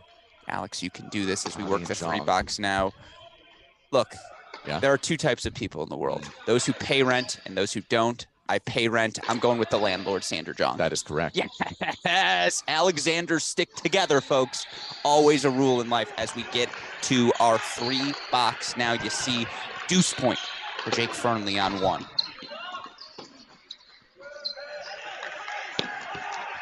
It missed just long. Indeed, it did. So that near baseline here on court number 1 is certainly proven really important here early. I could see the YouTube chat didn't love the call in that doubles match. Yeah, it was a tough overrule. I always defer to the chair. They're there. We're not. I always caution people. Yes. And listen, I didn't have the opportunity to go back and watch it. Just remember, on a stream, it is often very difficult to actually make that call.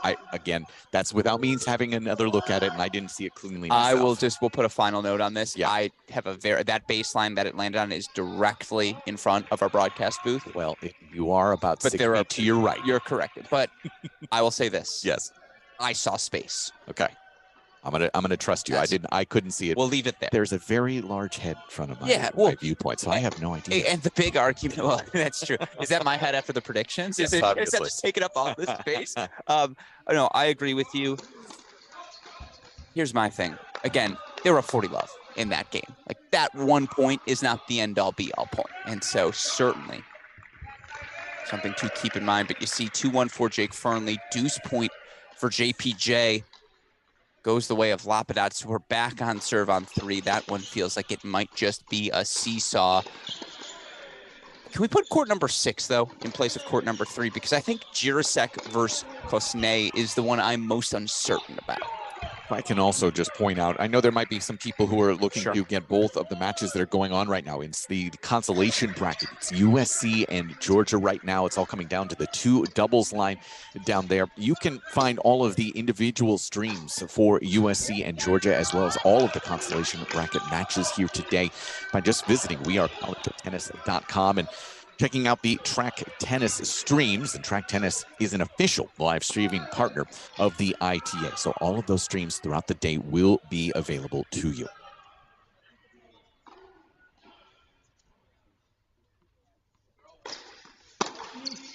Earlier today, we did have 2 matches in the 9 o'clock hour.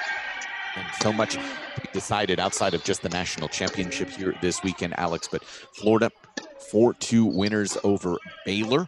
That is an important win for Florida. It's been a tough stretch, and obviously Baylor going home.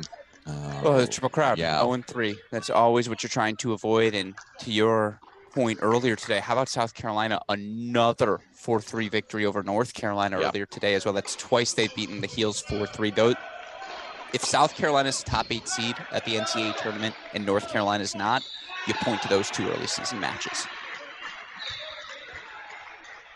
Right now, a deuce point on 6.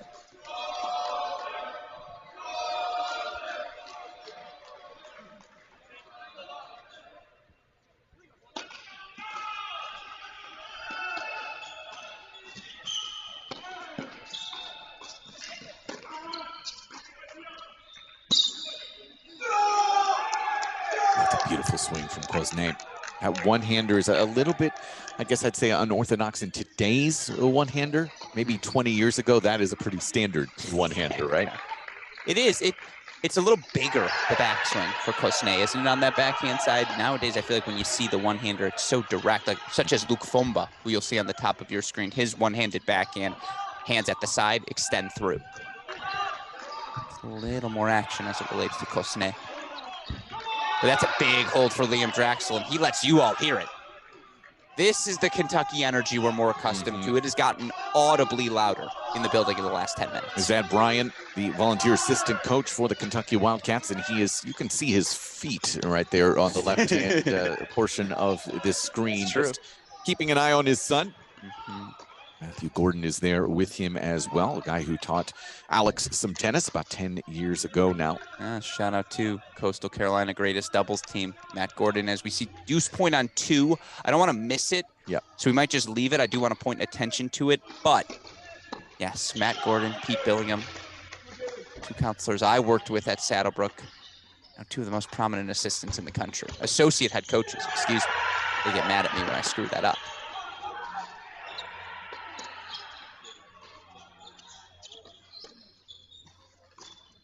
That was a grind from Luke Fomba. That was slow and steady. It's a big hold as he consolidates. It's still leading that early break. He brought Alafio right out of the back. You could see it being a 6-4 set from there. Yeah, I know I've mentioned this before. I have incredible respect for Fomba's talent. I also want to see him be more offensive in terms of what his game can be. And I think that would be certainly a good opportunity for him to be a little bit more serve +1 than he is. And let's replace court number 6, please, with court number 5. Really fun battle between the freshmen there. But to your point on Fomba, I think if you were to point to 3 players, who are the 3 with the most pro upside, because they all have something in similar. Fomba, Rodesh, Johannes Monday. They all have a size you can't fake. They're all those 6'5", 6'6", can move a little bit better than you typically see in that frame. Those are three guys I find fascinating because of the totality of things they can do. I got to think about that. Yeah, they'd be on the short list. I'm not saying they're the definitive three. I'm pretty sure I created the Stefan Dostanic bandwagon a few years ago. Why don't we say he created it? No, he did the job. Yes, He's doing the heavy lifting. He's doing the heavy lifting, no doubt about it. Agreed. All right, so, big picture right now, the break lead for Fomba at 2. That is the only break lead that we've got so far. The question, Schneider's WTN, I'm going to pull it up here. Diana Schneider, of course, top 100 player in the world, competing for NC State this season. Probably the first top 100 active player, I believe, since John McEnroe. Stanford back in the late 70s.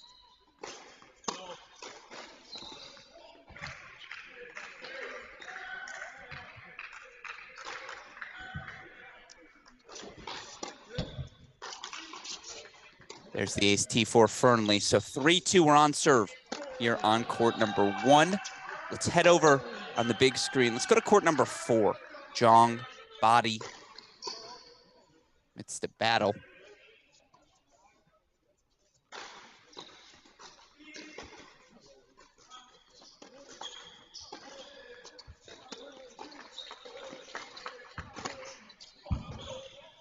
Just wide.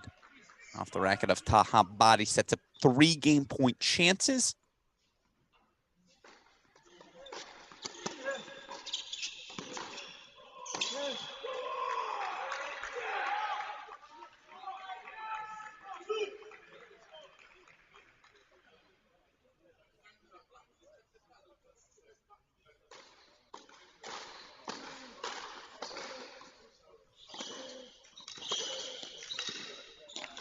Gorgeous pass.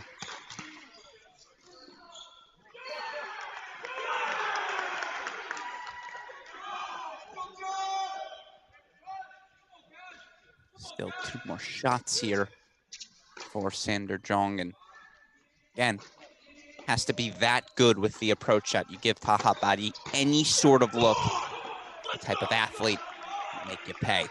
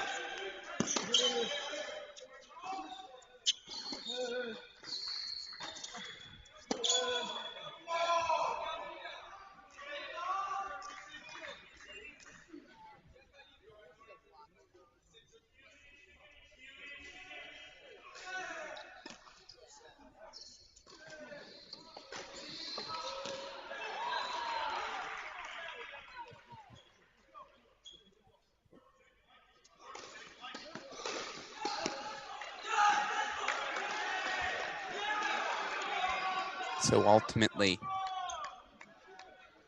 Sander Jong does escape with a hold. 3-2 for TCU here on court number 4.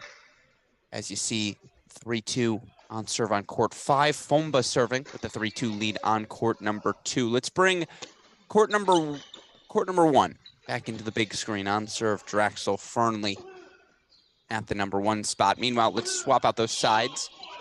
Show you some of our other matches. Let's just go 3 and 6. Courts 2 and 5 become 3 and 6, please. Super producer Daniel Westoff. You know what we didn't get, and Trey Yates mentioned it on the YouTube chat, Alex. Didn't really talk about your path to victory for both teams. Oh, match calculus? Yeah, match calculus here for these 2 teams. Obviously with TCU with a 1-0 lead, and obviously we do have in front of us just a couple of break leads, but what's your clearest path? Let's start with TCU. Clearest path. Clearest path? 5 and 6. I just think Gorsny, Weeks, I'll take Seb, the experience, the health between the two. Yeah. I just think Gorsny 5. No, I'm gonna go 4-5 because Sander Jong, I've just seen Sander Jong win this exact match 10,000 times in his career. Okay. So I'm gonna say 2-4-5. That's the number for me. Fomba outserves Ianni, Jong, Gorsny, 2-4-5. Okay, so you say TCU 2-4-5. What is the clearest path for Kentucky to pick up 4? I think you got to take 3 of the top 4 plus 6. I almost said 3 of the top 4 plus 1 of 5 or 6. That would have been horrible. I'm going to say Draxel, Lapadat, Body, and Kosne.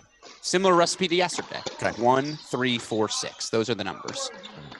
I'm going to just mark that down for myself. 1, 3, 4, 6. So in your mind, 4 is the deciding factor. I do think 4 is that swing match. I have so much respect, and you mentioned it earlier about Taha Badi. He's yet to lose a match this season, correct? Correct. Yes. 9-0. Sander himself 8-1. So obviously just incredible talent, reliability at that 4 line for TCU. Something's got to give. Someone's got to lose this match, you imagine. Mm-hmm. Again, if you are just popping in the break leads, there's just 2 of them so far. Not a ton of separation. TCU at the 2 line and Kentucky at the 3 line. And I do think, big picture, 10,000-foot view, this match is being played at TCU's pace right now. There's no extracurricular brouhahaing. There's no nothing. It's just very calm. It's just tennis out there. Well, I think this match in particular that we're watching plays a big part in that. If you hear Draxel getting vocal, getting loud, that certainly reverberates through the rest of this lineup. And the fact that Fernley is staying out in front, just kind of in Fernley, that will certainly play well for the TCU Horned Frogs, not allowing Draxel to have those big moments, right? Yeah, very well said. This is that return as well. And I can't point to a single thing Fernley is elite at. Let's go 5 on the big screen, please. Court 4. Court 4 on the big screen. Sander Jong, yes, after facing a breakpoint chance of his own, now has 4 breakpoint chances at that swing match at 4. It is fascinating watching Fernley. I can't point to a definitive weapon. And yet he has been, in my opinion, the biggest. I didn't know he had top 10 tennis in him. I do now.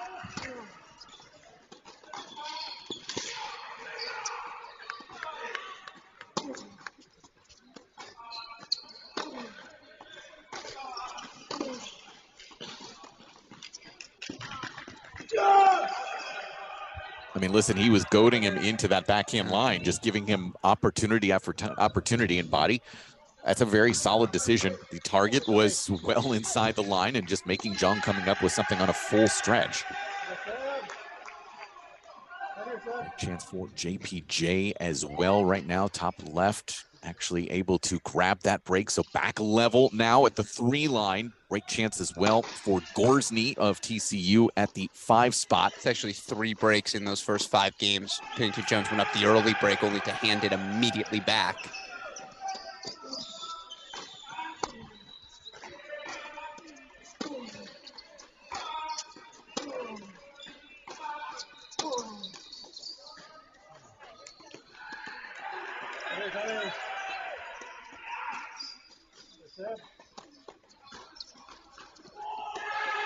And Jong does get the break. Sander, undefeated on singles on the weekend, grabs break 4-2 lead for TCU at the 4 line. I would also say the winner of this seizes control of that all-tournament team number 4 selection. You mentioned it, both guys undefeated. We've got 2 all deuce on 6. Kosne serving the freshman on the near side of your screen. TCU does now have breaks 2 and 4 spots secured.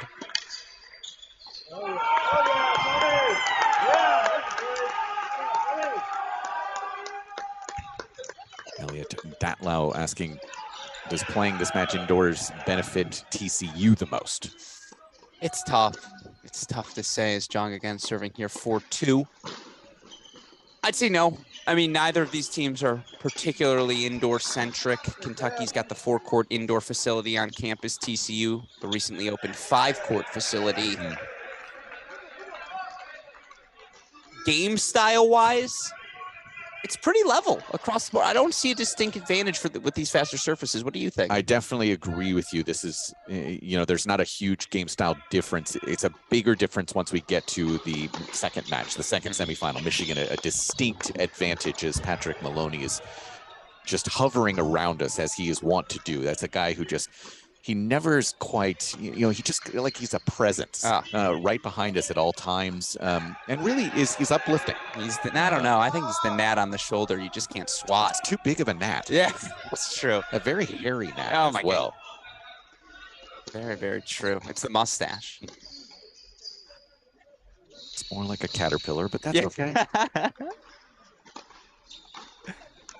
Well, that's going to be a fun match later today in NCAA. 2 NCAA rematches today. We mentioned this earlier, of course, at this #1 spot.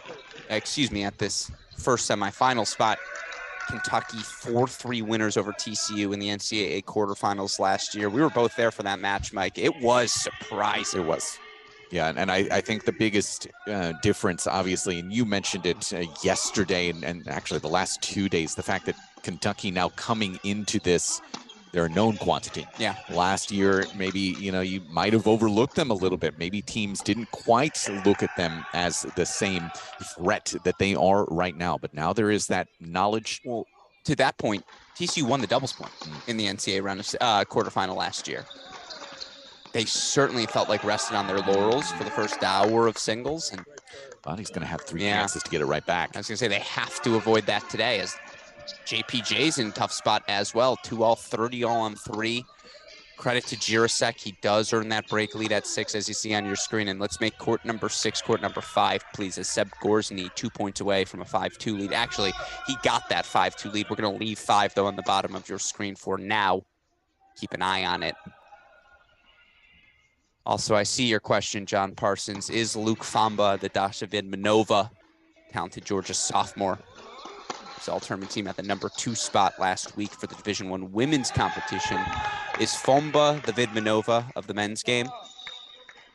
Jay, if you wanted to ask me that, you could have just waited for our weekly. I was going to say, the deciding point, Tuesday nights, 9 p.m. Eastern time, over on our Correct Racquets YouTube channel.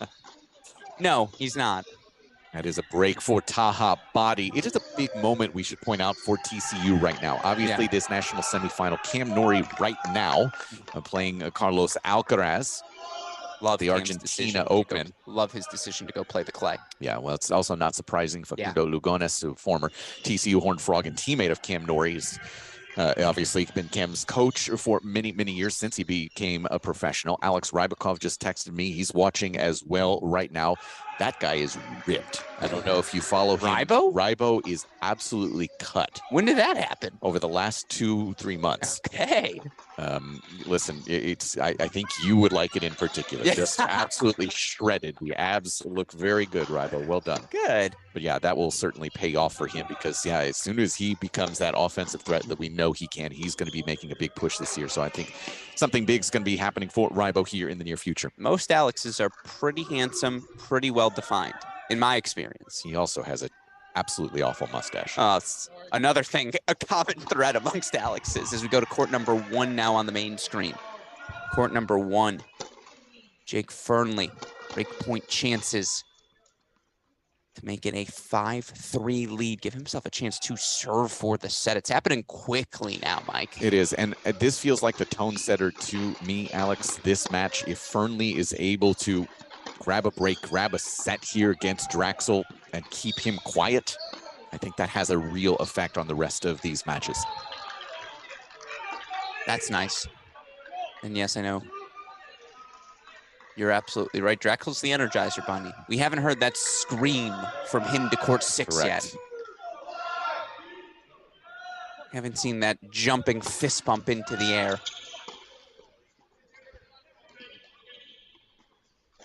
I'm also curious what our fans at home think. We talked about that indoor scenario. Do you think it benefits Kentucky or TCU more? Make your case. I saw earlier, shout out to Texas tennis right now. TCU, Texas, Baylor, Texas A&M.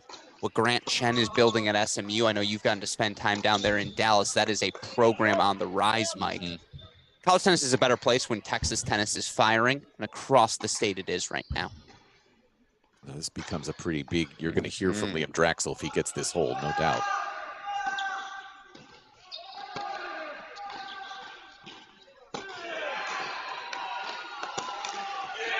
Well, he doesn't have to. It's a quiet one from Liam Draxel. The crowd does it for him. His teammates right there as Draxel keeps it level at 4-all. Let's go over to court number 2.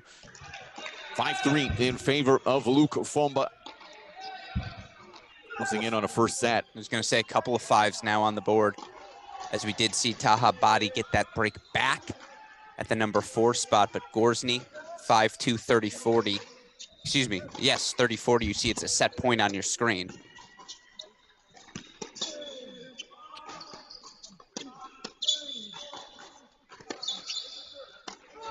Lapadat really the one bright spot right now. As he always is for this Kentucky team. He has been so good. Yeah.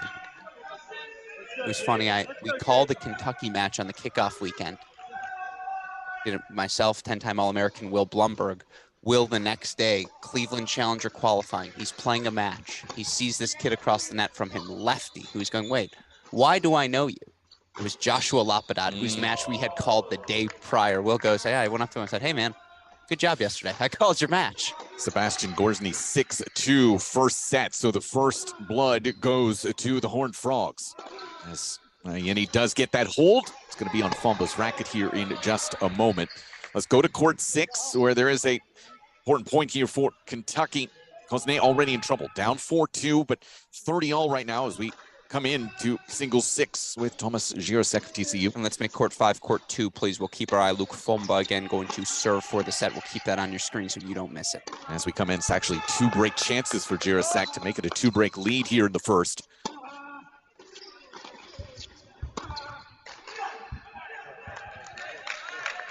It's away from him there.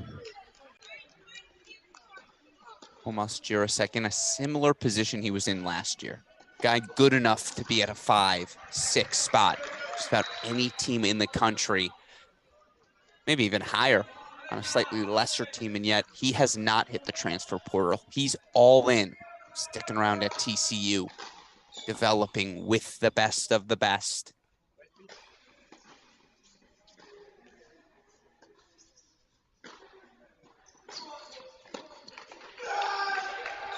Just a big miss. Listen, he's still in control here, but 4-3, that could have been just one of those put it away, and that one is done. But let's go. Can we get to 4 before it's done? I was going to say, it's a 4. It's a no, deuce. we just missed it. Yeah, Body. all Body was able to get the hold, so we stay level there. Let's put 2 on the big screen, put 4 in place of court number 2. Right now, Luke Fomba serving for the set at the number 2 spot. Again, right now, it's TCU, the only first set off the board, 6-2 at 5. Though they're hovering, the number 1, 2.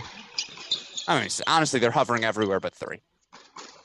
Brett Folsom answers your question by saying, aside from Alafia, I would say most of the UK players are more likely to play a slower game. TCU seems to have a lot of players with more indoor game, but UK plays more than 50% of their season indoors, so it's a toss-up advantage. It was Brett Folsom? Brett Folsom, yeah. Brett Folsom? I'm warming up a 3rd seat for you. That was very good analysis, my friend.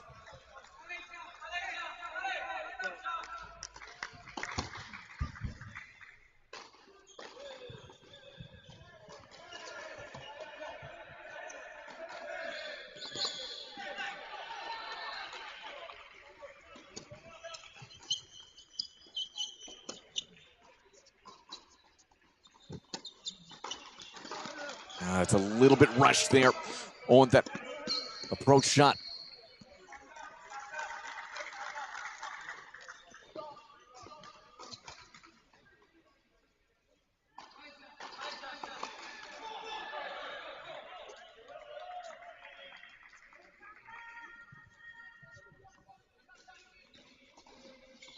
I see former TCU standout Bertus Kruger saying Jake Fernley, biggest forehand on the team. Says he knows from experience. It's very true. Pretty sure Bertus still has at least 3 years of eligibility left if he wanted it. He was only there for 6. Just well handled there from Fomba. Just going for that very solid position and see if Ianni's going to come up with something special. It is 3 set points for Luke Fomba. Joshua Lapidat also has set points right now for Kentucky on the Pennington Jones serve.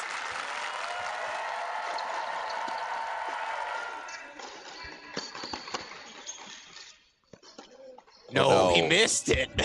A solid foot there.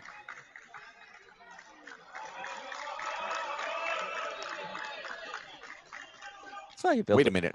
Did they overrule that? Oh, come on. Oh my God. That was wide by a foot. Matt Gordon's irate.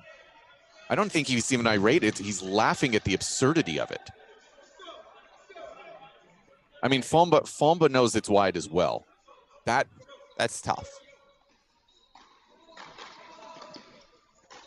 That was a solid foot wide. Like not even like the one call here on the baseline in doubles was very close. That was close. Holy smokes, that's a foot. What's the Jersey Janowitz quote? From the space you could tell that one was out. That's tough. That's very, very tough. Yeah. And so 6-4 set goes to Fomba. Let's go over to court number. Yeah, I'm puzzling. Everybody makes mistakes. Of course, I know, but everybody has those days. That's a foot. And so, oh goodness. Okay. Let's put court number 4 on the big screen, please. Yes, we'll reset here. So some first sets coming off the board. Yeah. Right now, 2 belong to TCU. They take them at the number 2 and 5 spots. How's that match calculus looking, Mike? Not too shabby so far. Yeah. Let's go over number 4 on the big screen. Yeah. Let's put our 3 first, because we have 3 first sets remaining. Lapidat takes that set 6-2. Yeah, so let's go 4 on the big screen and 1 corners 6. on the side. Yes. Yeah, that's tough.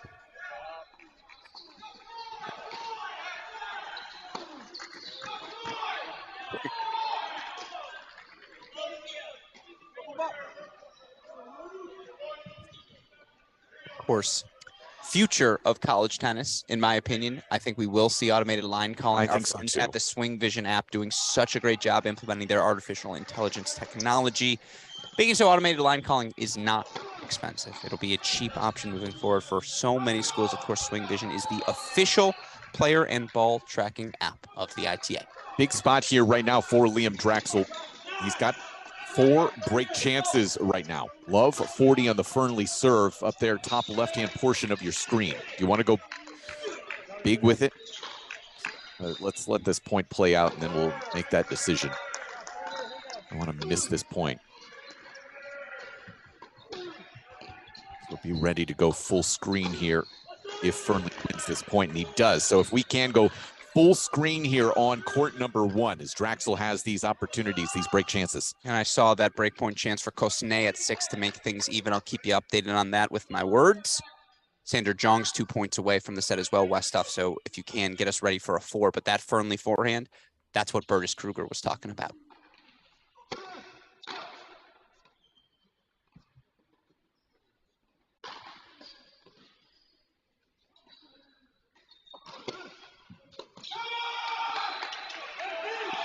Brutal for Jake Fernley. So Liam Draxel, let's see him grab the towel.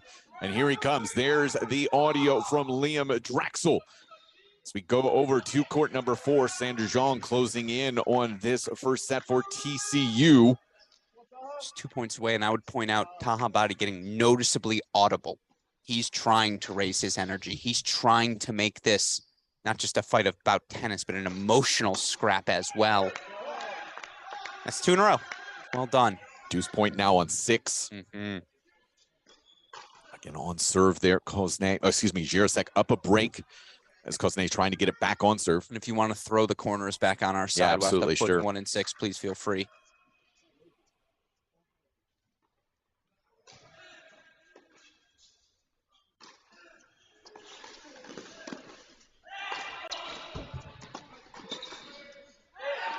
It's just really good depth and heaviness on that forehand from Taha Badi to grab a game point.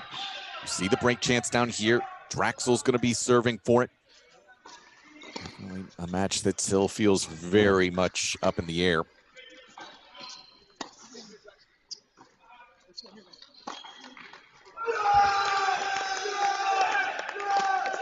break for Kentucky down there. Cosnay gets it. That's a huge hold from Taha Abadi. From love 30 down, 4 straight. This is a big swing right now for Kentucky, isn't it? As Draxel now serving for the set. I'll say it, it's inflection point watch. Is this the 10-minute push, the 15-minute push? It feels like it almost has to be for Kentucky. And again, if you are popping in 2-1 right now in terms of those first sets going the way of the Horned Frogs. Also, you see on the screen, 1-0 TCU. TCU, a tightly contested doubles point. From down a break, they take a 6-4 decision to clinch from Fernley and Fomba at 1.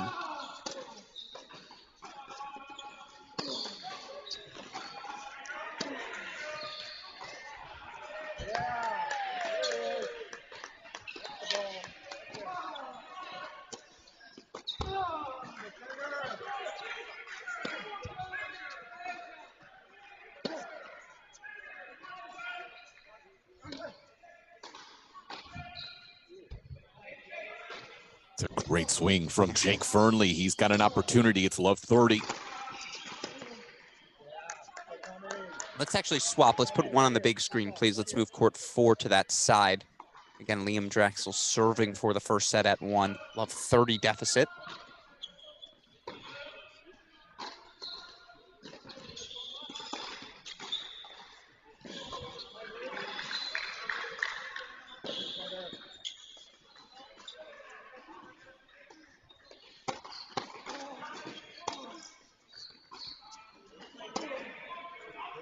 Sloppy miss. And brings up the 4 break chances for Fernley. Yeah, a little hesitant right now is Liam Draxel.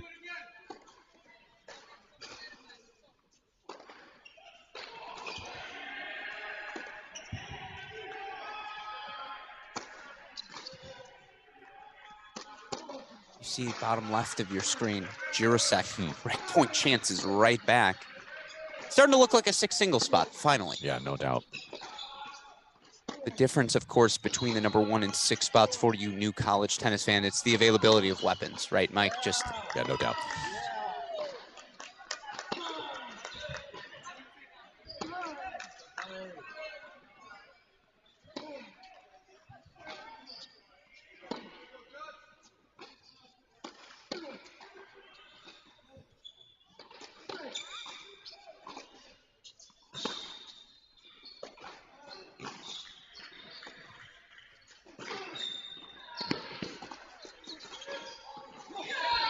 You're going to hear right there from Liam Draxel fighting off that first break chance.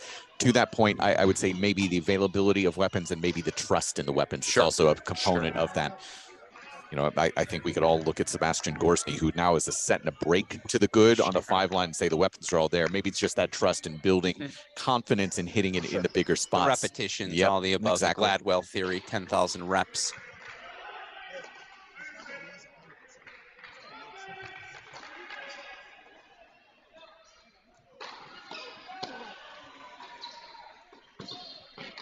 Love the guts. Maybe the first serve and volley we've seen from Draxel today. Jirasek going to be serving for it. Body serving to stay in it. Yeah, this is clearly inflection point number 2. Doubles being the first always. Kentucky's probably got to take 2 of these sets, considering they're down 2 first sets to 1 right now. 3-3 split you can talk yourself into. Doubles and 4 first set deficit. Oh boy.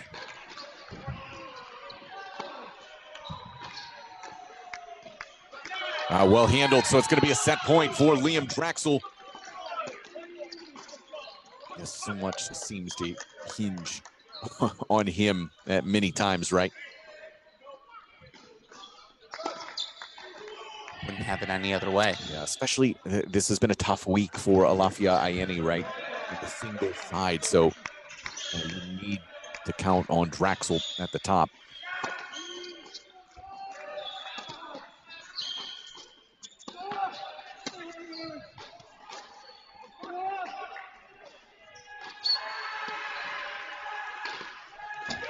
Oh, flex on him. Jake Fernley, the break back. We're headed to a tie break on 1. Air Fernley coming at you. Mafia, and he does have a break chance early in the second on 2. We'll keep an eye on that as there's a lot happening these 3 courts specifically we need to keep track of, but Ayeni does have a break chance. And got chippy there with another call disagreement between the 2 players. There was a thumbs up from Fumba as if to say, all right, now we're even. Got the hold misreturn from Ayeni. 1-0 there in the second. Jirasek 2 points away. Bottom left there.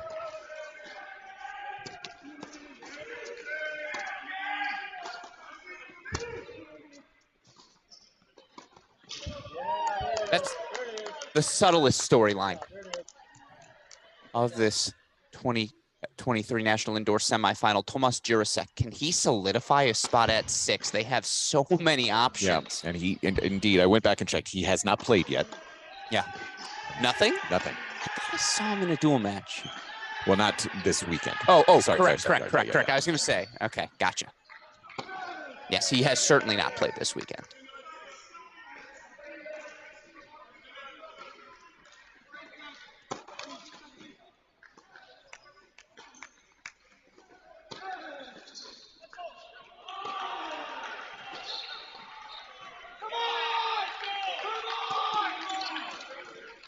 Yeah, there's the roll.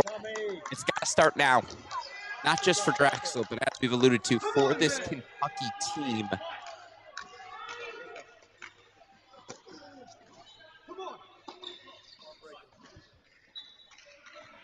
And Jirasek does make it a 6-4 set on 6. Let's go back over to court number 5 in that 6th spot. Court number 5, we have not spent a lot of time with Seb Gorsny taking on fellow freshman Jaden Weeks today. Gorsny went up a set in a break. Weeks actually got that initial second set break back. So 2-1 back on serve in the second there. We'll slowly begin to work in those second sets. I know some of you tuning in are wondering what else is going on in the building. It's USC versus Georgia. Georgia takes the doubles point in that match. First set still just about everywhere. Yeah, it was a tiebreak at the 2 line that decided the doubles point, won by Henning and Juska. That's a huge doubles point for Georgia. And what a great bounce back for them after what was a brutal start to the weekend. They lost here Wednesday night to Illinois. Big win over South Carolina in the round of 16. Love to get a little revenge on the Trojans who beat them a couple of weeks ago in Orlando. Again, links to that stream available on the ITA website. We are collegetennis.com. 2-1. Liam Draxel back out in front. Breaker to decide things on 1. And as expected, Mike, it's going to be a breaker on 4. Let's just go split screen. These 2, final first 2 sets. Final 2 first sets is how you say that in English. You know these words. Yeah, it's tough. Je parle français. Je ne parle pas anglais.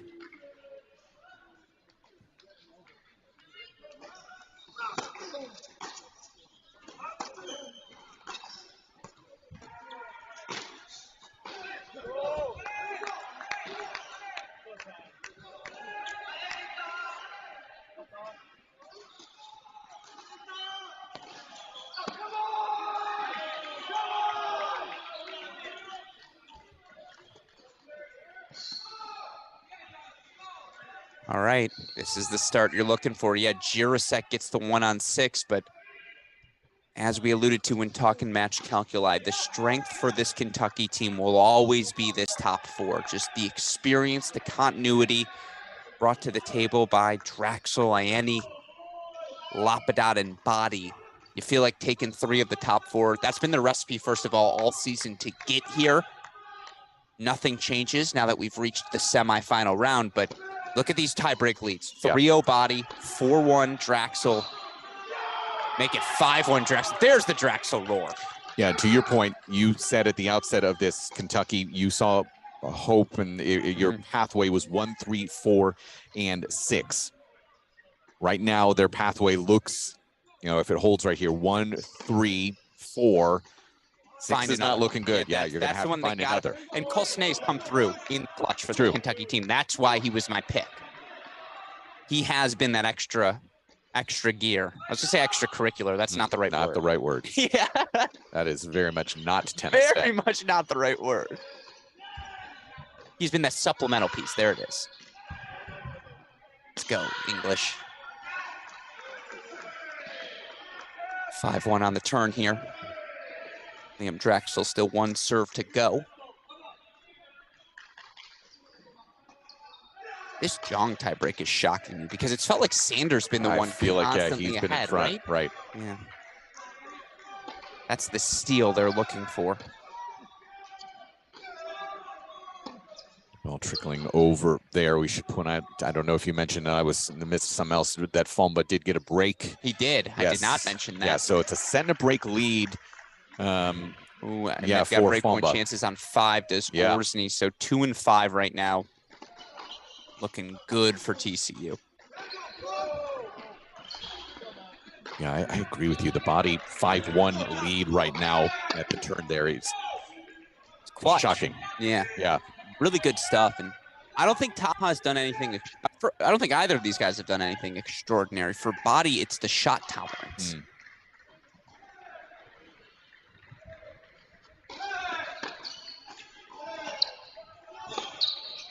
That's a bad miss from Fernley there. That points. Drexel. 5 looks. Turn down your volume now, folks. He takes this set. It's going to get loud here at XS.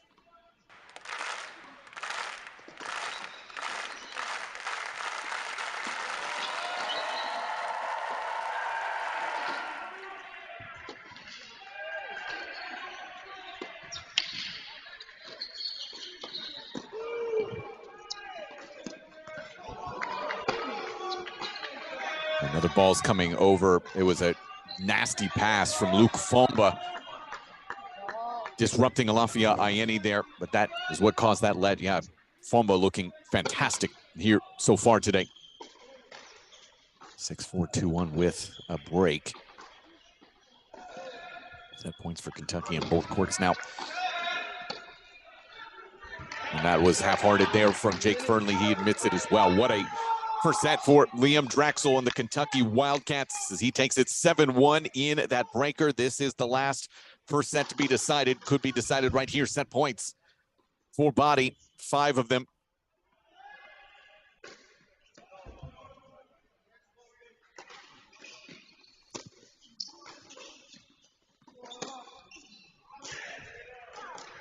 Not yet.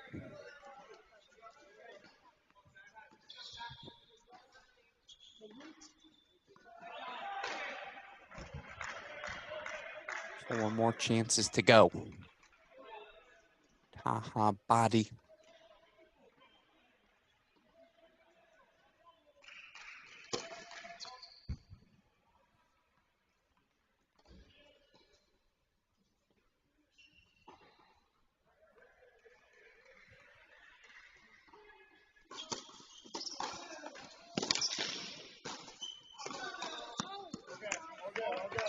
Two fought off. 6-1 looks dramatic. Big picture, here's some math for you folks. A hot take. It's only 5 points. One by one. Math does check out for that one, buddy. So 6-3 here. I know that scoreboard says 6-1, 6-3 here. And Pennington Jones, by the way, at the 3 line. 4 chances to make it a 2-break lead in the second. Jarosek setting a break. Fomba, for the moment, is setting a break. He's got a deciding point down, however. Gorsney setting a break, but it's Taha Body. Puts a third first set on the boys. That's a clean split. And it's not on the boys, it's on the board. 3 first sets on the board for each of these teams. Let's go to those second sets now where, look, this could be the separator. Quickly to 2, full screen. It's a deuce point for Fomba. Tigana Lafiayani. Catch that for you here.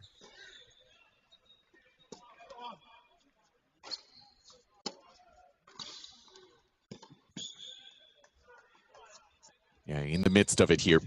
Ayeni just got lobbed back to the baseline for him.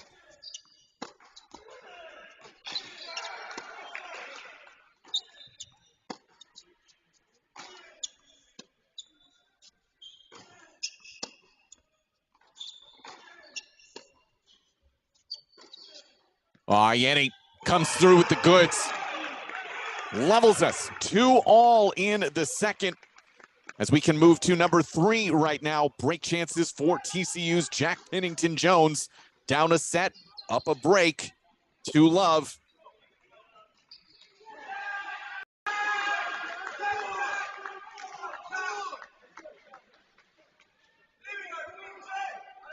And a missed backhand from Joshua Lapinat will give Pennington-Jones that break. So it's 2 breaks to the good for the freshman from Ashstead, England. 3-love now as we go to court number 5. It is all freshman Sebastian Gorsny. He has stepped on the gas, turned on the jets here at this number 5 spot, overwhelming Jaden Weeks with his aggression. Every time I look up, this court is 5 courts down. Seb Gorsny is always at the net, just imposing his will. Now, not there.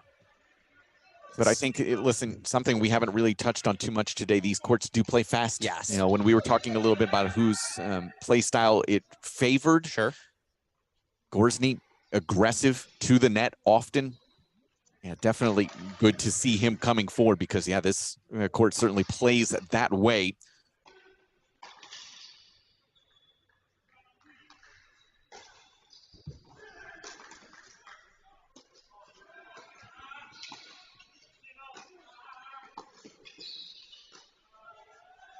Gorsny was the number 5 newcomer of the year in the preseason.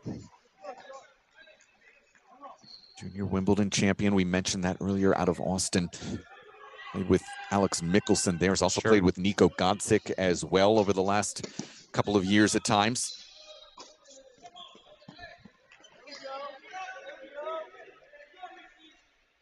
Mickelson committed to Georgia. Signed with Georgia, not committed. They yelled at me when I said that last time. He has signed, sealed, delivered. That is a big difference. There is a distinction. Commitment you can get out of. Once you've signed that contract, you're in. And I believe Godsick is committed, not signed to Stanford.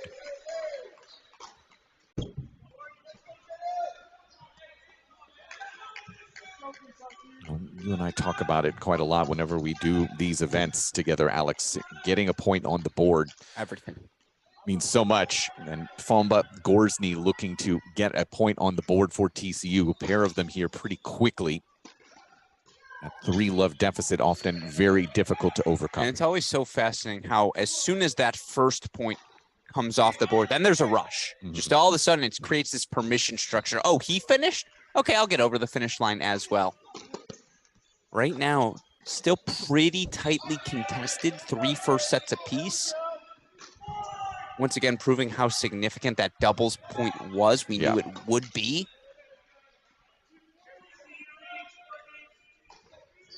I don't know if we mentioned it. Kozne did get the break back against Jarosek. Also, so some of you may be following on the Tennis Ticker app. That scoreboard is incorrect. It's 6-4 2-all between Fomba and Ieni. We watched that break back happen with our eyes, Mike. So just wanted to, in case you were confused. But meanwhile, only 2 coaches this weekend for this TCU men's tennis team. The reason I bring that up, you see head coach David Roditi has positioned himself. I call him the grind line, 4, 5, 6. Maybe not the headliners, but players that we know separate the good from the great. Gorsny trying to prove he is one of those players here. And if we can, Westhoff, we can bring back the 3-box now. We'll keep Gorsny in the center. Let's go courts 2 and 3 on the side as well. Matches we just haven't spent as much time with. To your point, the volunteer assistant coach is Nick Chappell. Yes. Former TCU great. Nice finish there at the net. Lefty.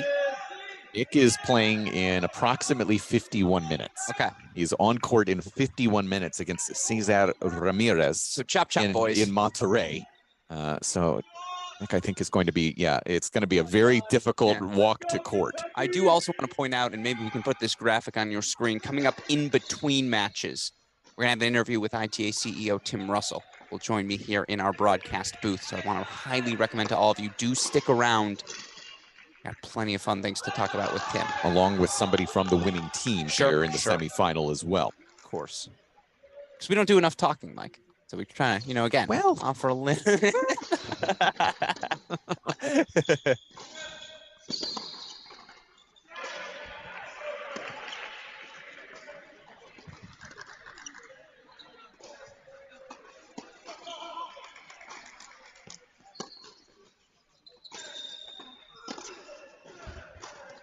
Yeah, that's a great ball there from Jaden Weeks.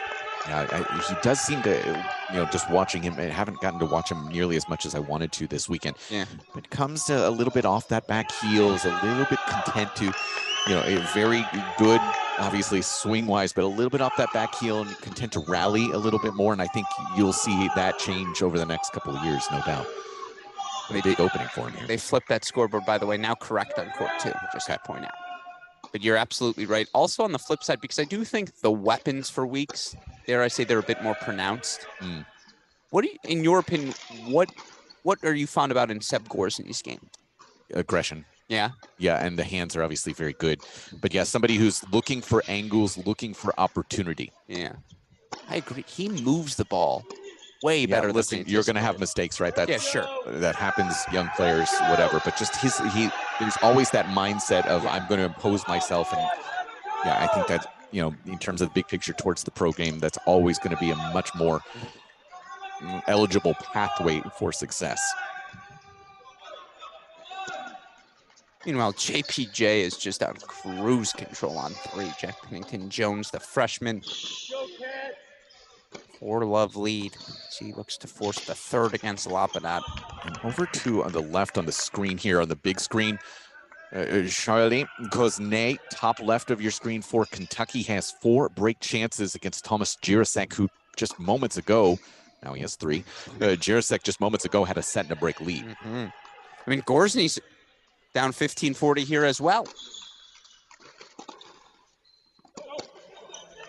I know you're always big on those inflection points. I don't feel, and maybe you'll disagree, I don't feel there's been one.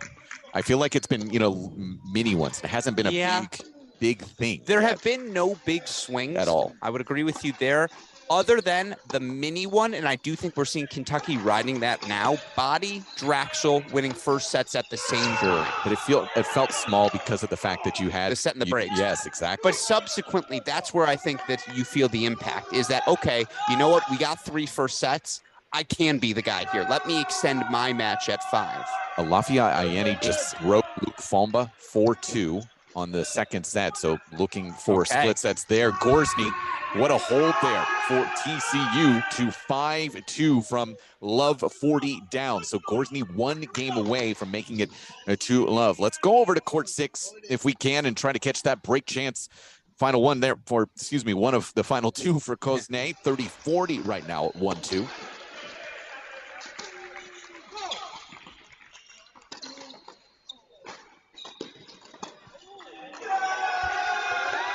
And indeed, the break for the Kentucky Wildcats, 3-1 turnaround there on court number 6. Yeah, the only straightforward match right now belongs to Seb Gorsny. Other than that, 3 players who have won first sets currently trail by a break in set number 2. That's 2, 3, and 6. Still too early on 1 and 4 to decide what's what.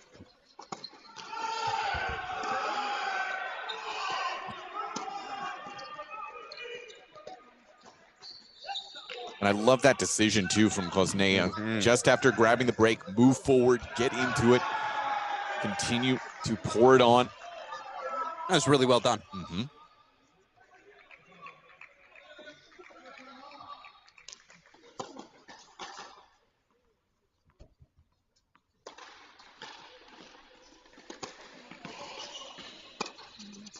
I would point all of you top left of your screen, Luke Fomba, Love 30. Now, Love 30 is not a breakpoint chance. When you're playing in Alafia Ayeni, so aggressive, you got to earn it, but he does. Forehand approach into the net, so it's 4 breakpoint chances back at that number 2 spot.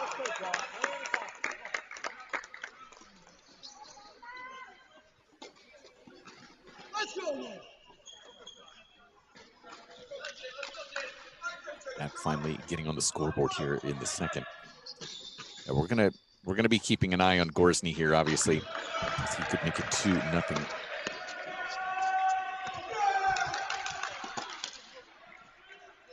That did catch the outside of the line.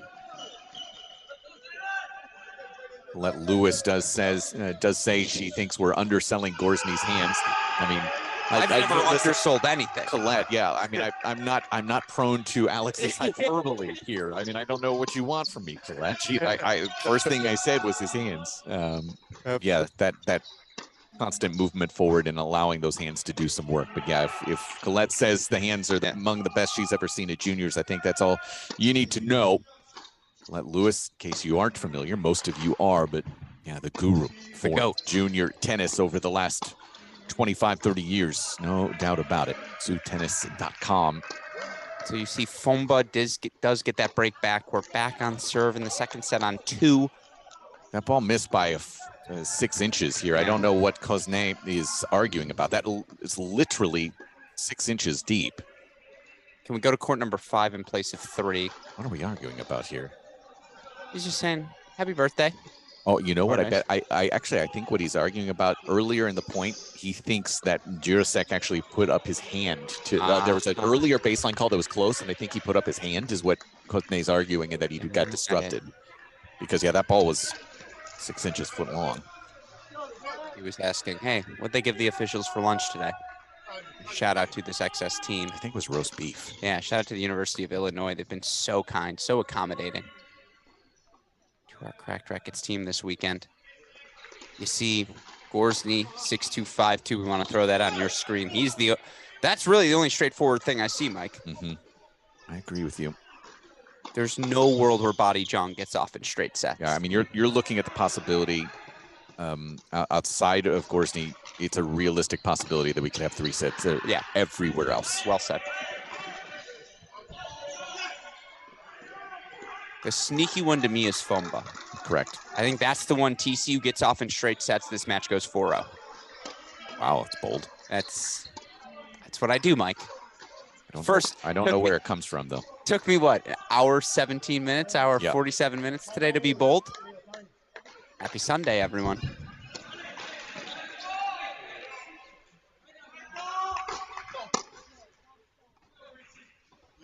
All right, so Grosvenor now going to try and close this one out on his terms.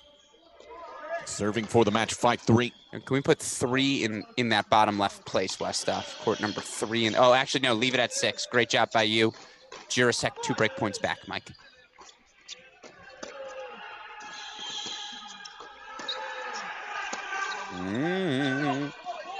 Yeah, but ultimately, I think, as we're discussing his hands, you want to use and accentuate that weapon. If he's having to make contact with his ground stroke 6 feet behind the baseline, not going to be where he's going to have the most success.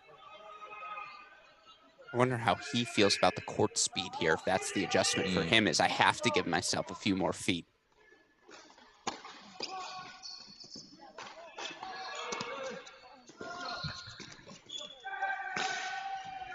A good example of it there. That's just a smart play.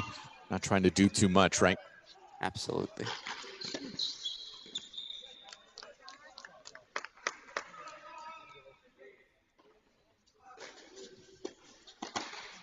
There's a fawn bomb up top left-hand portion of your screen. 4-all there, but yeah, you're very close for Fomba as well. I just think Alafia has to extend his match to give his teammates time. That's my whole case here. Is I know that Jirasek-Cosne match is back and forth. Feels like Cosne steals the breaks, but that match is being played on Jirasek's terms. Does that catch the line? We can see from here. I'm going to have to wait till the scoreboard. I know it goes weeks. They gave it to weeks. Okay, 15:30 then.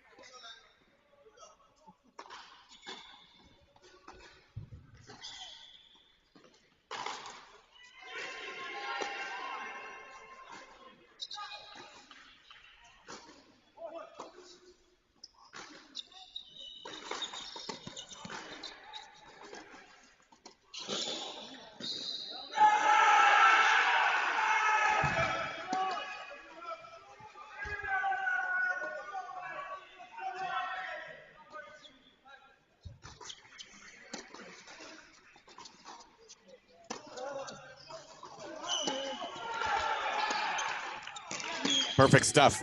So Jaden Weeks fighting back right now. Going to have 3 looks to stay alive at 1540.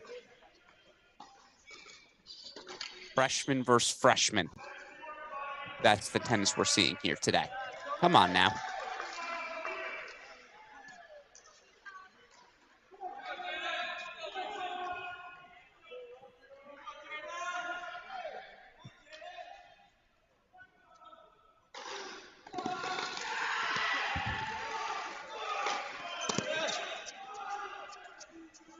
Oh, he guessed right. Couldn't come up with the hands. And that right there epitomizing the athleticism Coach Kaufman raved about. And I see we got a question in the chat from John J. Parsons asking, do I agree with Coach Kaufman's assessment that Weeks is one of the best athletes he's ever coached? It's too soon to tell. I need a bigger sample size. Out there in practice every day.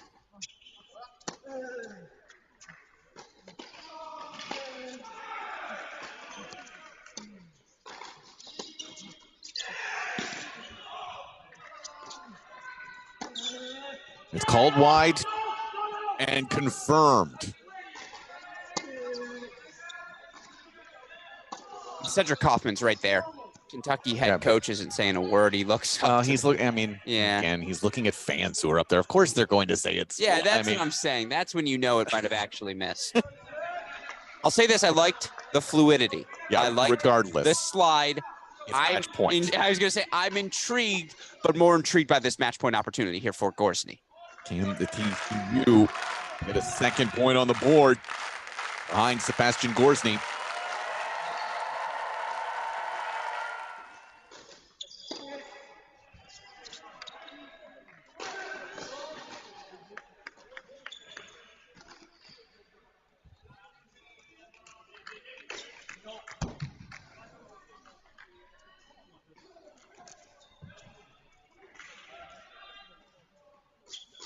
Well, that second serve didn't have a ton on it, but it is a second point for TCU. Sebastian Gorsny, 6-2, 6-3, and the Horned Frogs one step closer to a national final. Let's put number 6 on the big board for all of you now. Game point chances for Tomas Jirasek, 222. Second point on the board. Lots of news around here for TCU, 2-0.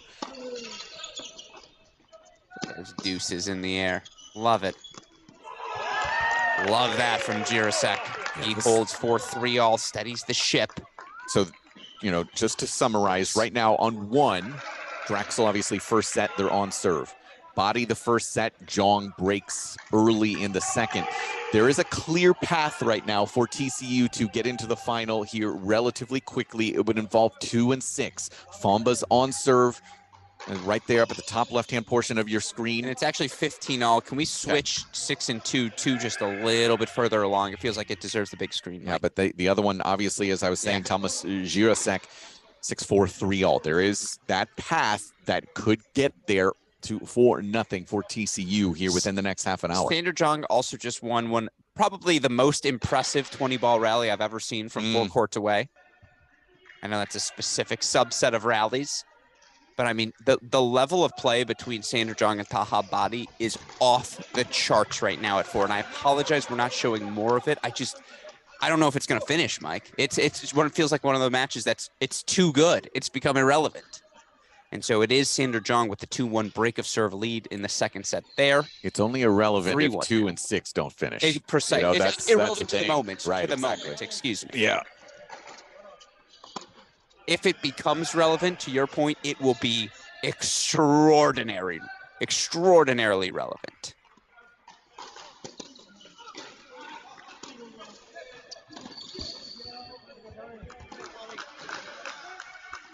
Miami currently 410 in the world. The ATP rankings got to 391, 399 just a couple weeks ago. Jaden weeks ago? Exactly right. I said this yesterday when you weren't here. The Megan Thee Stallion song, Body Yaddy Yaddy Yes, Yaddy. I'm aware. Yeah. I heard that 2 days ago. I remember. But not yesterday. You didn't hear it yesterday. I tried to block it out of my brain. There's just a lot of songs in play. Embrace pop culture, Mike. Embrace it.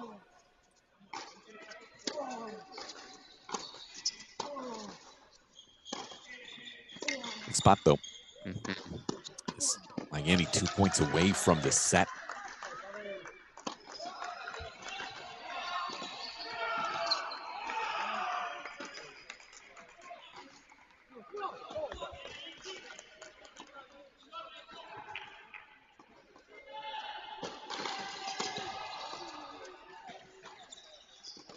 That's a good swing. Ayeni grabs set points. This is it. That lean from Fomba there. That ball ends up getting back behind him instead of a really solid split.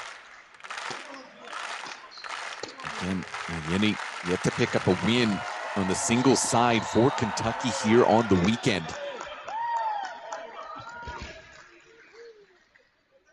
The top two spots for Kentucky, 1 and 2 and an unfinished so far here this weekend. Which makes it all the more remarkable that they're here in this semifinal. Yeah, but their one win was 0-0.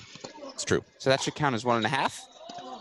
Deciding point now, along with a set point, game point.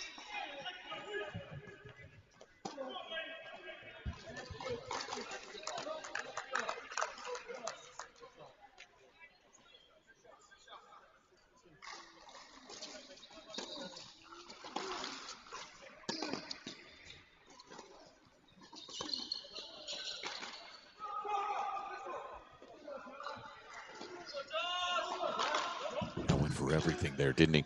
Yeah.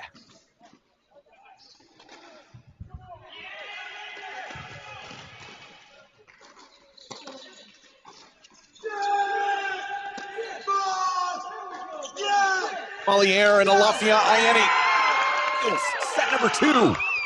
6-4 and a third set upcoming on the 2 line. So that means there's no direct path now to a very quick 4-0 victory for TCU. Now let's put 3 on the big board. Pennington Jones looking to expand that pathway for TCU. He's 2 points away from the set at number 3, looking to force a split against Joshua Lapadat. But you're absolutely right. There it is. Guarantees this match at least another 30 minutes, right? And if you're Kentucky, that's what you were fighting for. And interesting to see those 2 big moments in that last game with Luke Fomba, the one at the net. Yeah. You know, trying to force the issue, trying to force the errors from Ayeni and not able to do it twice. Ayeni coming up with the goods. What a dip, too. Not shy with confidence, Lafia Ayeni. But that does have a break chance here.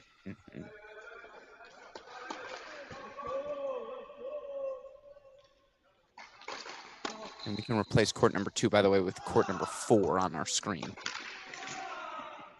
Where they're in the midst of a deciding point, in fact, on bodies serve.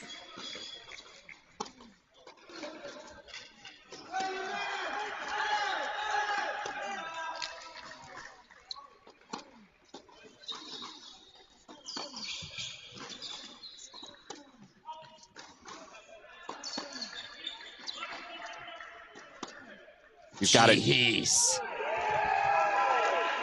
But balance on that swing on the forehand wing of Jack Pennington Jones to earn a set point.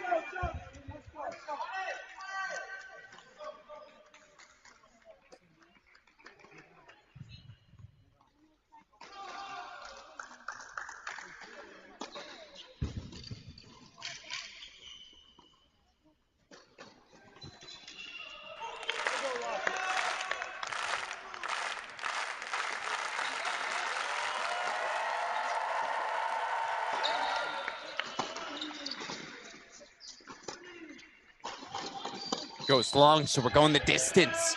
On court number 3 as well, it's JPJ, Jack Pennington Jones, sending us to the 3rd on 3. Early third set action on a couple of courts. Let's put number 5 on the big screen. 6 on the big screen, excuse me. 5 already in the books. Tomas Jirasek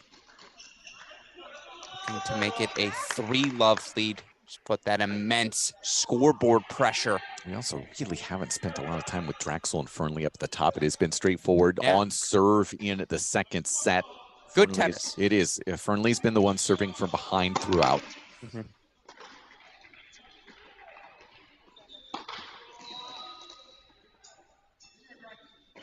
We should point out, by the way, the Michigan Wolverines are here. Mm-hmm. In theory, we are 1 hour out from the second semifinal. Longhorns here as well. So Are they? Bruce Burke, Okay. you can see right up there. It's assistant coach Brandon Wagner. Have you seen any players, however? They're in the workout room. Okay, They're they are. getting Okay. trashed. I saw them pop out to court for Okay, the you did. briefest of moments. Okay.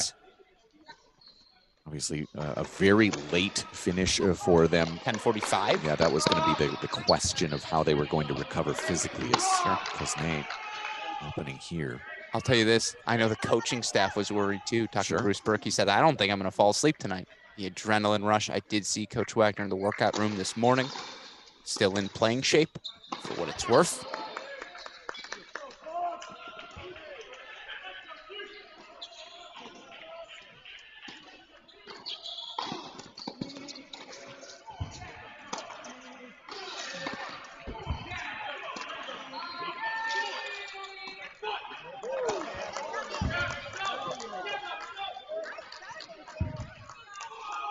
Big spot in this match on 6-3, 4-30 all. Charlotte Cosnay has come through so many times already for the Wild Clash. The 3-set clincher yesterday. Excuse me, it wasn't the clinch, but the 3-set win over Ryan Colby. That was point number 3.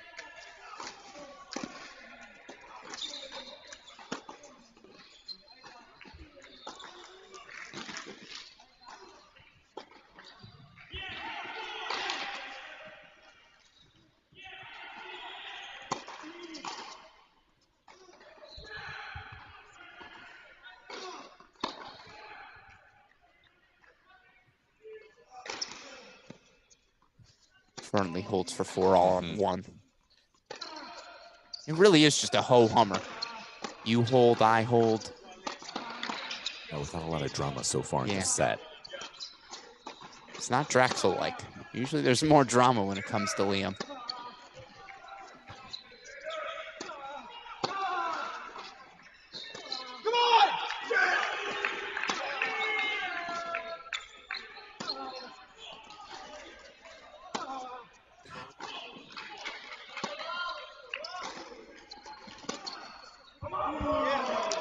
Called wide. Is that an over? Definitely called it wide, but it was ruled good. Okay. 40-30 now. What a bold play. I loved what Cosnay was doing there, throwing in some shape, Sure. disrupt the timing of Jirasek, but Tomas handled it very well. Flattened out there off of that forehand side. Are we sure? I see different things on the 2 scoreboards. Manually, it says 40-30 here for Cosnay. Well, now I'm just going off what we obviously see. We'll see.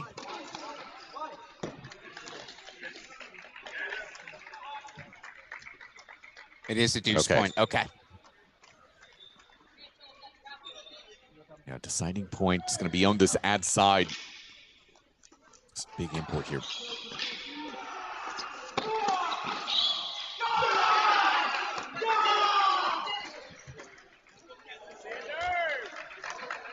Let's go! Let's go!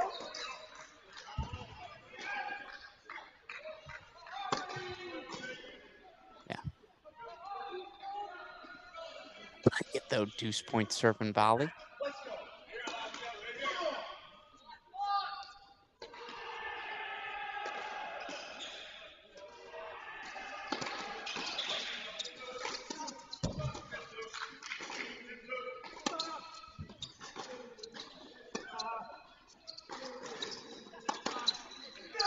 Lets it get away, and this set might get away as well for TCU as Cosnay grabs the break. He's going to serve for it at 5-3. You see on the bottom left of your screen, 4-2, 30 all. Jong looking to make it a double break lead. He'd like to, in fact, it is actually double break points now. 2 more for Jong. You said this about 20 minutes ago. It looked like we could have 5 third sets, Mike. We are darn near headed that direction. Yeah, although Draxel is 1 game away from a sneaky and that's straight in the top set win. left of your screen. Again, early third sets on 2 and on 3. Those are the 2 courts we're not showing right now. Because we hate them. It's just early.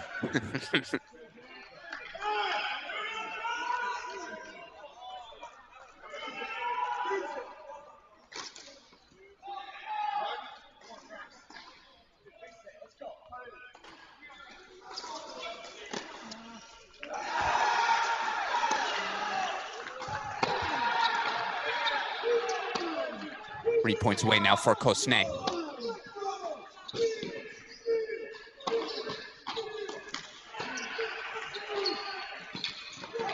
Dipper out of Liam Draxel finds some feet. We flip 1 and 6. Let's flip 1 and 6. Let's put 1 in the big board. Match point always trumps a set point. We have an order of operations. To be clear, we're not there yet. Love 30. Yes. We don't want to miss it. Should we get there? Throw Draxel, the big board against 6 on that top left. Good serve from Fernley.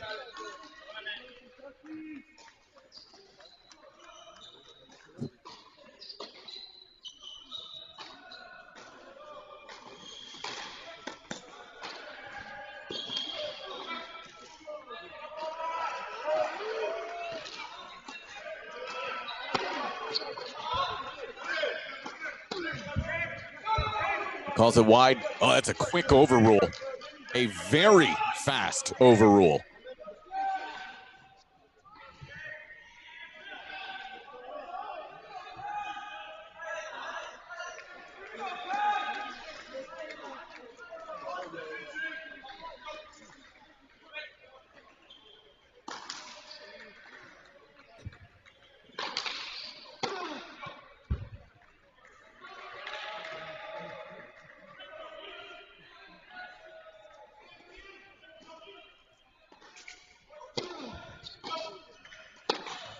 Yeah, that was a double. Match points for Liam Draxel. He has 2 looks. The senior out of Newmarket, Ontario. Kosnay does take that second set, so distance. We're going. At court number 6, that's what, 3 setters now? 3 setters at this stage. We'll make that court number 2 in the meantime. On court 6.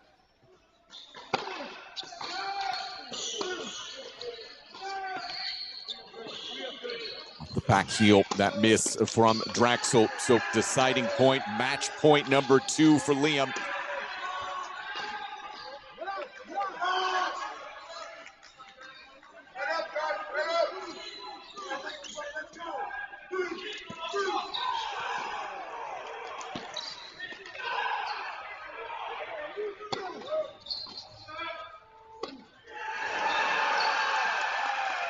A beautiful touch to finish. Liam Draxel leading the way for the Kentucky Wildcats.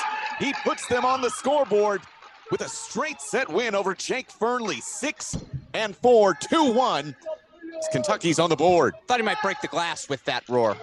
Draxel letting his teammates know we are not out of this one yet. First point on the board for the Wildcats. Let's put court number 2 in the big screen. I want to just show all of you the 3-set thrillers we've got going on right now. Courts 2, 3, and 4. All 3-set matches. 3 and 6. 2, 4 is still 6. Yeah. Thank you. It's just so much easier to count directly with numbers. Courts 2, 3, and 6, as Mike pointed out. All 3rd sets underway. Court number 4, which you see we're going to get to in a second. Sander Jong serving up a break after he dropped his first set. TCU's Jong 4-3 lead. And actually, can we put court, stay for now. It's a deuce point here early. That's incorrect on that scoreboard. And it's won by Luke Fomba. He's got an early break over Alafia Ayeni, 2-1. Again, still early, but a great start for the Horned Frog there. So let's make court number 4 your center screen. That's our only second set yet left. Again, to your point, Fomba now up a break in the 3rd. That just grabbed that hold for the Wildcats there. That is a big hold to start the third set. And let's throw 2 in the spot of court number 4, please, Westhoff.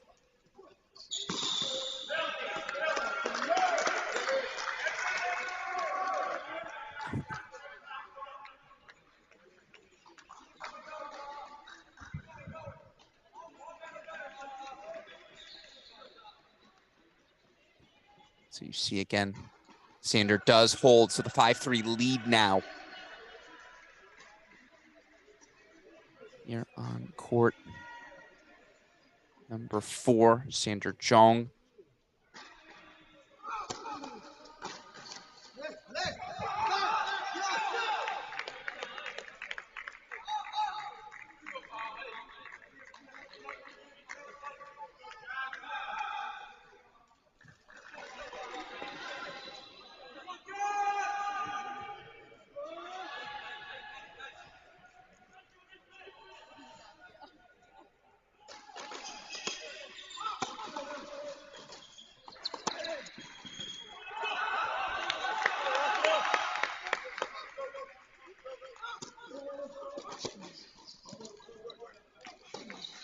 Missed that wide. I see a finger up for the chair. I think that's a call confirmed. I want to make sure I don't think we can understate how important that hold was for Lapidat, because the way that Pennington Jones was able to run away with that second set 6-2 and just really felt dominant throughout. So Lapidat could have just gone down a break early in the third, and that could have just been a runaway win for Pennington Jones. That's a pretty big step. I also think we should talk about the physical component now for each of those guys. Lapidat, Pennington Jones, each playing 3 setters yesterday. Now, both provided victories, clinching victories for their teams, but we're now on approaching hour number 3 of this match.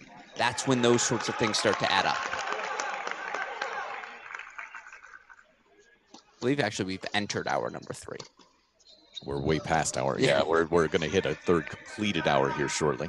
Well, it was a 12:30 start? Is it really? Yeah, because we got that delay. Oh, right. Never mind. You know who would have helped you out? Of course, Rolex, the official timepiece of the It's ITA. true. It's a valid point. Body, still 3 more game point chances here. Wants to at least ask the question. For Sander Jong to serve it out. Meanwhile, you see it on the bottom left of your screen. More breaks than anticipated between Aine and Fomba, to say the least. Honestly, hasn't been the highest quality tennis. It's been a little sloppy from both guys.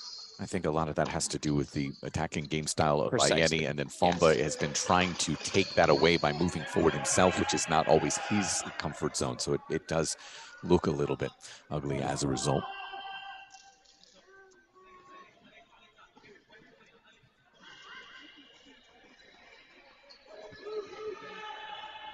So we see Body does hold 4-4-5.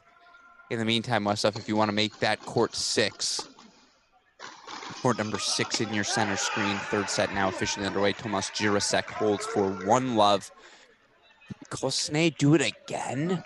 We might want to just get back and at least keep an eye on Sander Jong. Well, we're going to go full on 4. Okay. That's what I was going to say. Okay, cool. To which I would say, Westhoff, as soon as Sander Jong's out of the chair, let's go full on 4. See if he can't serve out the set. Completely agree with you, Mike.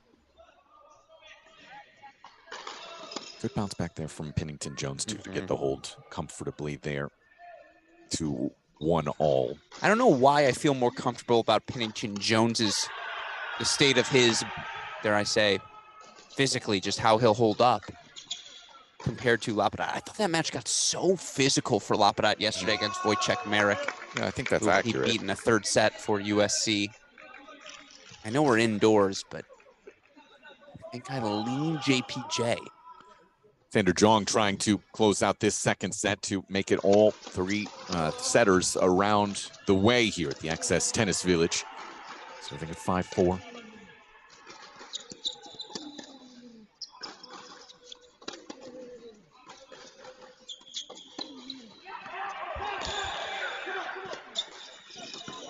Oh, I thought Sam was going to make that. Yeah, I'm not sure why go drop shot there on this first point.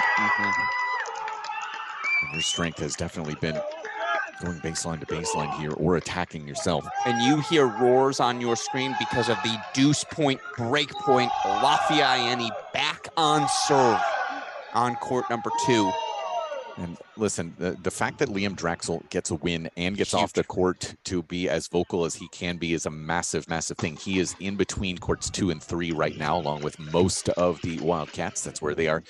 And now with this rule to stay in a team allocated area.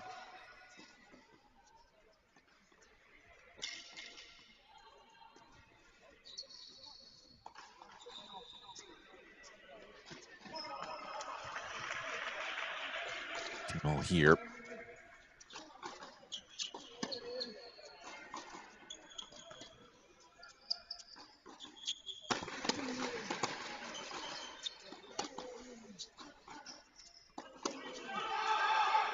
Should also just be stated here, obviously the length of this match now, you can think about the semifinal, the second semifinal is going to be pushed back significantly. Yeah. No doubt both teams will want the full half hour, but the good news for that, Mike, is it gives me more time to speak with ITA CEO Tim Russell, who of course will join me after this match. Jirasek on 6 has break chances. He has 4 looks right now in Kosnay's opening service game of the 3rd. Body this opening here at 15:30.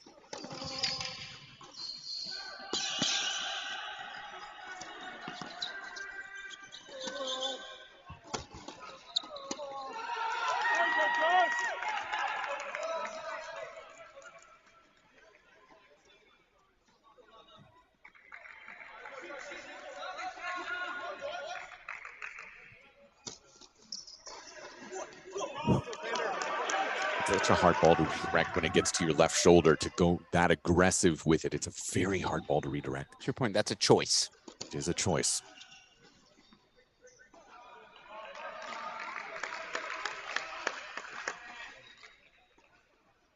Boy, the way Matt Gordon, associate head coach for this Kentucky team, has just consistently been in the ear of Lafayette is noticeable, Mike, is it not? It is, considering, again, hasn't picked up a singles win yet on the weekend.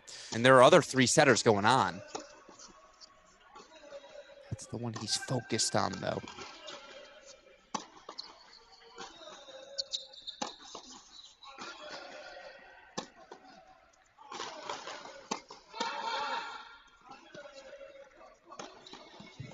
Gets away from him.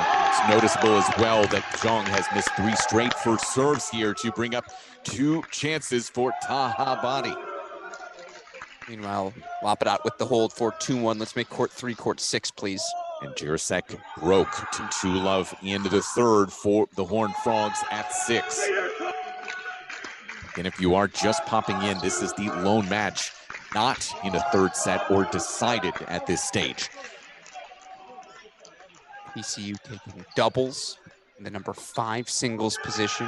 Freshman Seb Gorsney delivering a straight set win. It was Draxel for Kentucky at 1. And it's now 4 straight missed first serves, and not even close. That one was rough.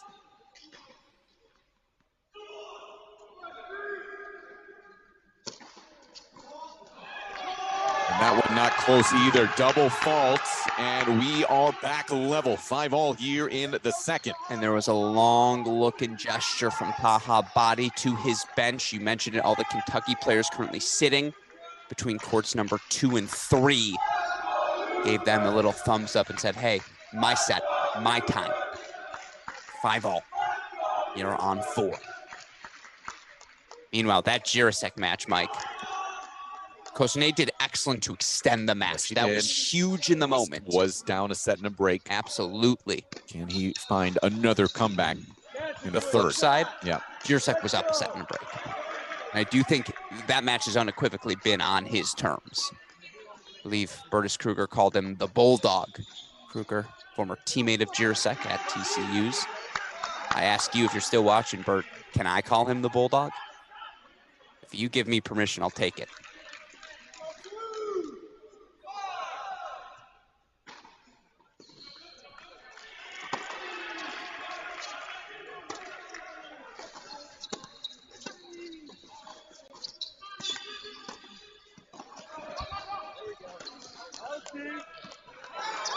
Yeah. Calls it wide. I agree. It's a far side camera, but I think I saw some space. Yeah, it felt comfortable, and he was able to quickly point to a mark. And for what it's worth, there are far sideline officials on courts 1 and 6 right now. I do not see any on 2, 4, but I do see them on 2 and 6. Interesting.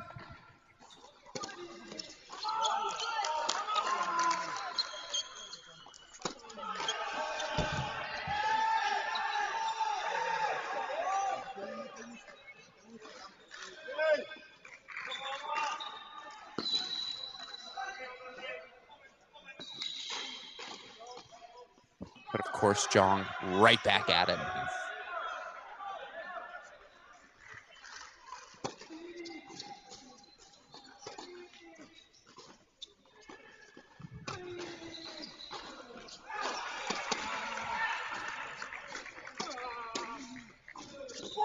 Going to be missed, so it's going to be 3 chances. Sander Jong to get the break right back.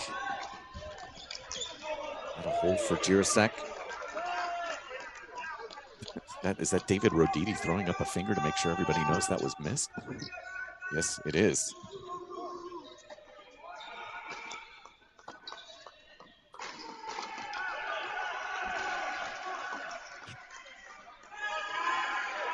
And we have permission via the YouTube chat. Thank you, Bertus Kruger. You see the Bulldog, Tomas Jirasek, 3-love lead, 3rd set on court number 6.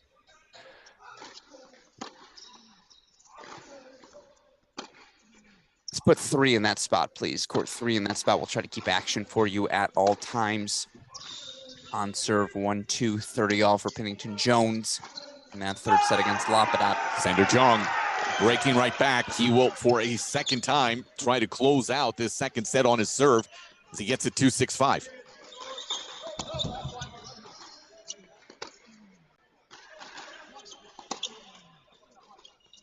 See the changeover here again right now, side of your screen. Joshua Lapadat,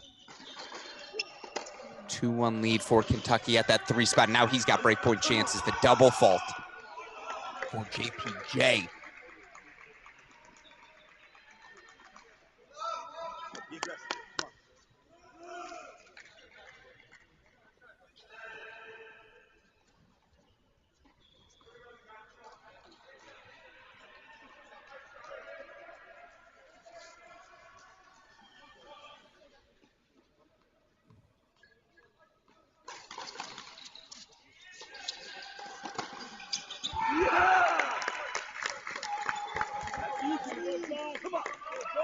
Joshua Lapadat, what an incredible clutch player he has proven to be over the last couple of years, and coming through with the goods there. Break early in the 3rd set, 3-1.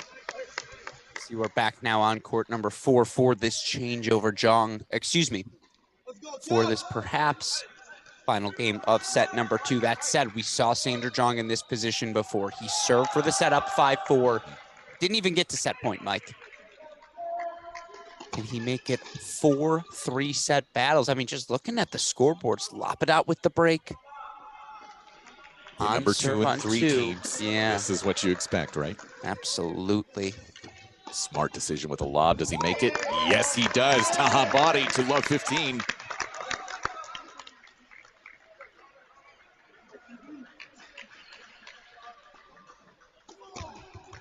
And let's also address one of the elephants in the room.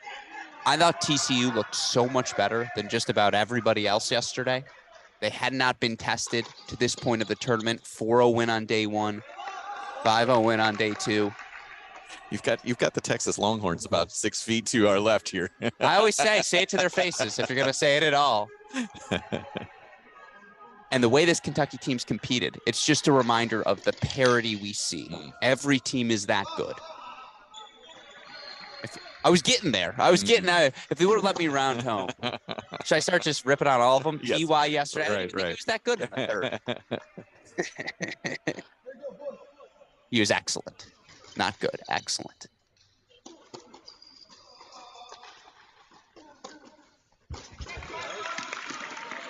Perfect slider. And then very high up in the box as well. You take that angle away.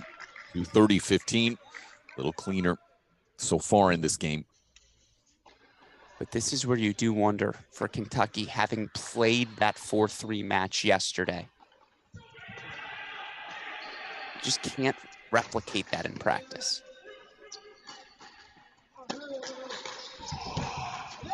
And you also only replicated twice within a college season this weekend and also in May.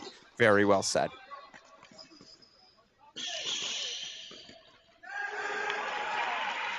Heck of a ball there from Pennington Jones. And My did you goodness, see, yeah. he started to freak out because he thought Lapida was going to call it out. Lapida just tapping the racket. I was applauding appropriately. It's called that was an incredible ball. Love it.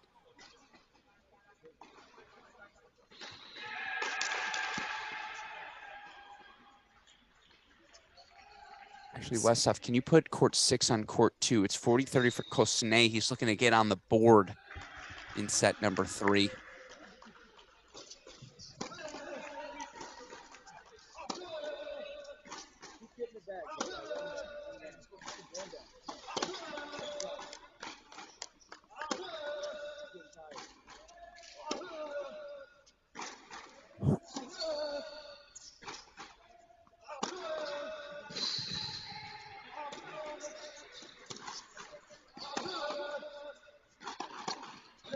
It's away from Sander Jong. Body's going to have 2 more chances again to level us. Now you start to hear it throughout the building. Let's go UK, the Kentucky Wildcat faithful, Big Blue Nation that made the trip, making their presence known.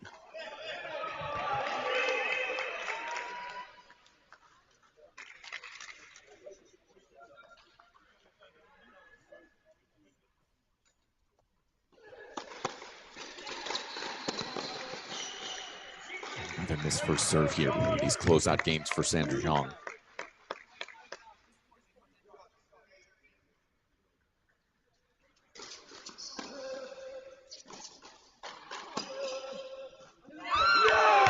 Brave body, and it's a tie break to decide set number 2. Jong fails to close it out twice, neither time having a game point in that process. So Body a tie break away from leveling this match at 2. And now it's worth noting we have sideline officials on each and every court. Officials on the far sidelines as the chair umpire will be on the near side of your screen, so you can't see any of them. But we see it like.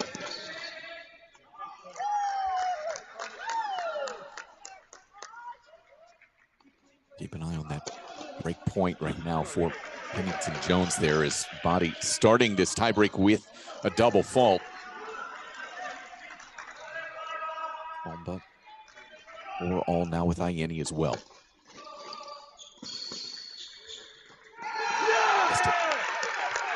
Lap it at 4-1. Hand slap between he and Liam Drexel on that sideline as well. And you saw Taha Body give a little gesture. He was saying to his teammates, I need you. Need you right now. You're focusing here, please.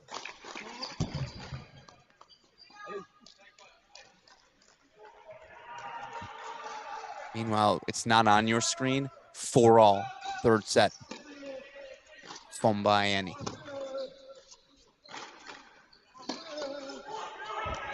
Trying to go too much up that line so quickly. Sander Jong 2-0 in the breaker.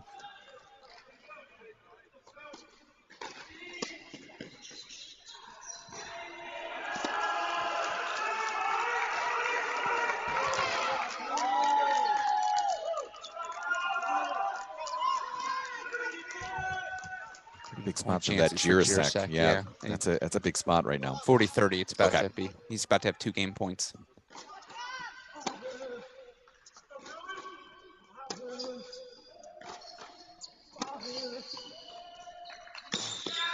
Touch.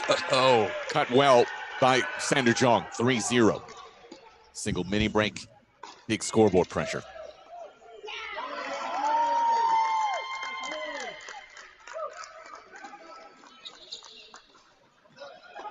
Can we get eyes on court 2 right now? It is 4 break chances for Luke Fomba.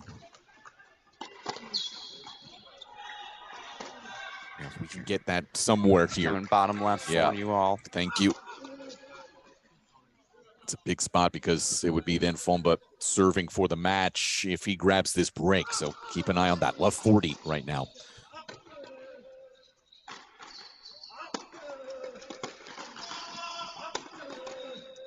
Well done from Miami.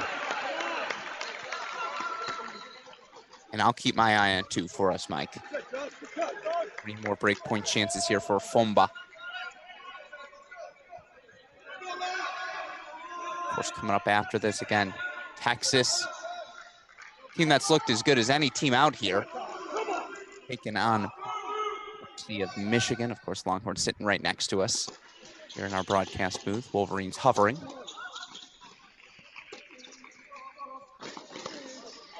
Wonderful pressure there from Body to grab those 2 points. 3-2. Keeps it tight.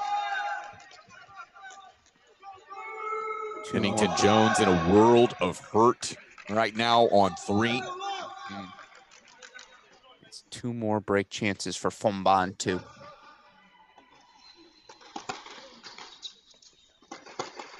That might be your tennis point moment of the day. Luke Fomba with the laser, and he'll serve for the match. 5-4, third set on 2 for TCU.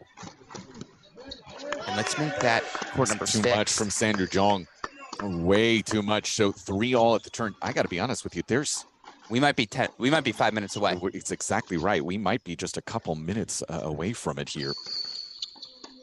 If TCU plays these next 5 minutes right, you've got Tomas Jirasek 4-1 lead on court number 6. 5-4 Fombas to serve for it at court number 2. Now, again, credit to Lapadat.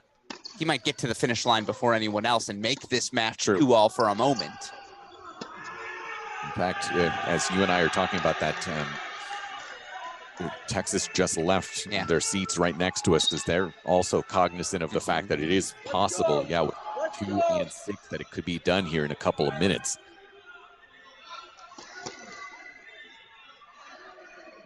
And you alluded to this earlier, guaranteed delay start time for semifinal number 2 now.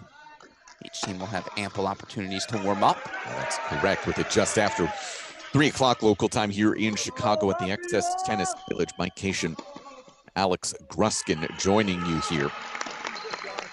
And we got to go to court number 2. Sorry, Tomas Jirasek, you're out. Let's go court number 2 in place of 6, please. TCU to begin serving for the match. Lapadat, by the way, 5-1. Sorry, Alex. No, it's the senior Luke Fomba. That's why we want them both on your screen. Exactly right. 2 players serving for it here on your left side.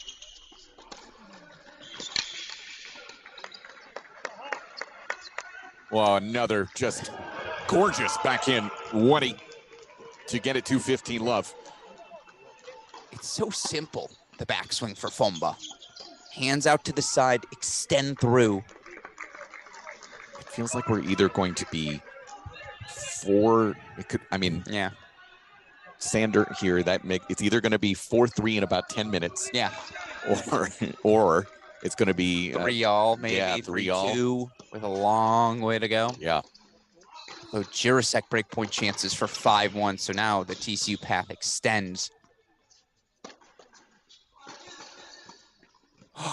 One touch.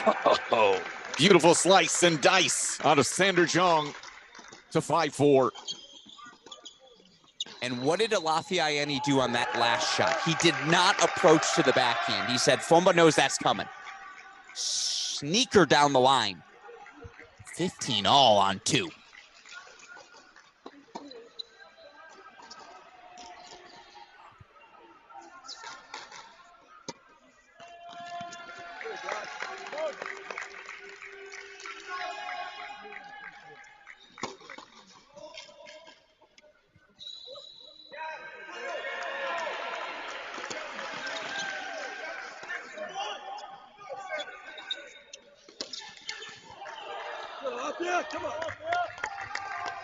Set points here for Sander Jong.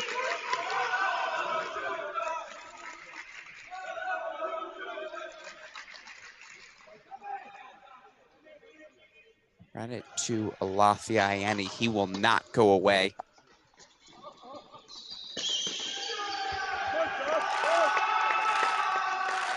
And match points for Lapadat.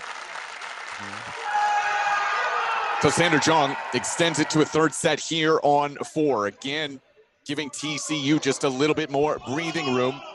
Oh, no. Oh, no. Luke Fumba does not like a call on 2, and a long discussion underway. In fact, he's actually pointing at Alafia Ayeni.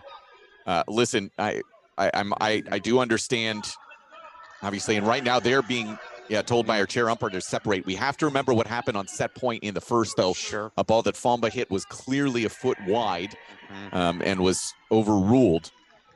So, I mean, yeah, there's a lot happening here on 2, no doubt. As well as the fact that it's 15-40 and 3 chances for Ayeni. Still match points here for Lapadat.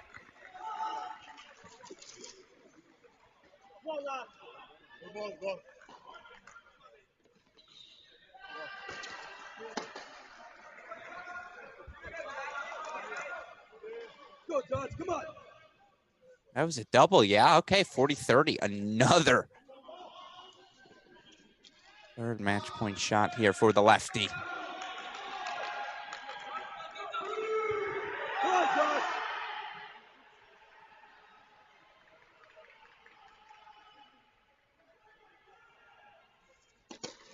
Big foam bomb, huh?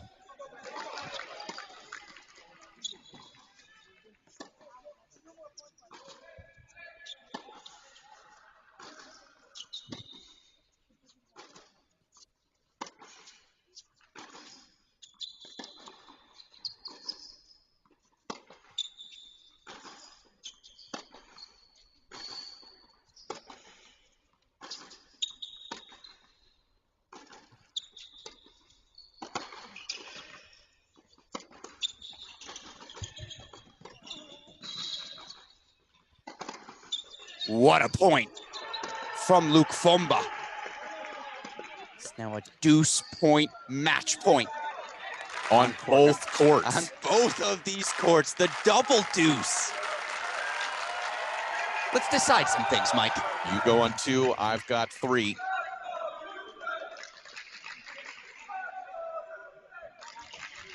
Second trouble as well for TCU, serving 4-2, but 15-30. So I need to the deuce side for this deciding point.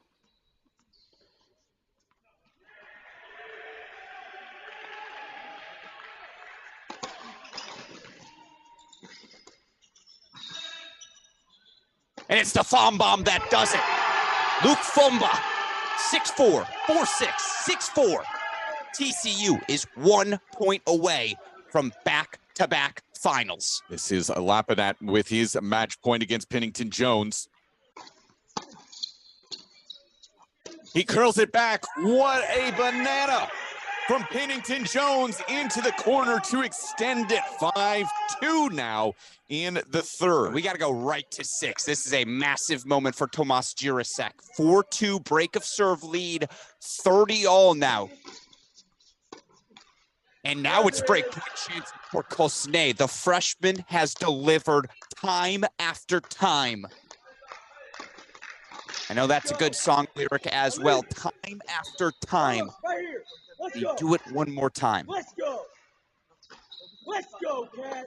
Let's go. Let's go indeed.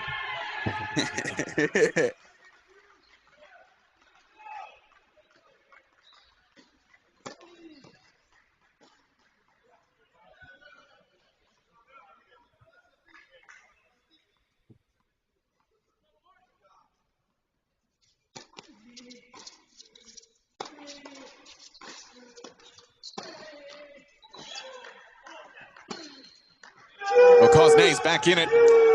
He has gotten things back on serve. 4-3 in the third. And now you think as well, Alex, about how big it was for Sandra Jong to make sure he got himself into that third set after failing to close it out twice on his serve, to bounce back, get into a third set. So there's at least another path for TCU. We talk about it all the time. As valuable as winning often is not losing, being out there on court to support your teammates. Let's go to the 3 box. We've only got 3 matches left.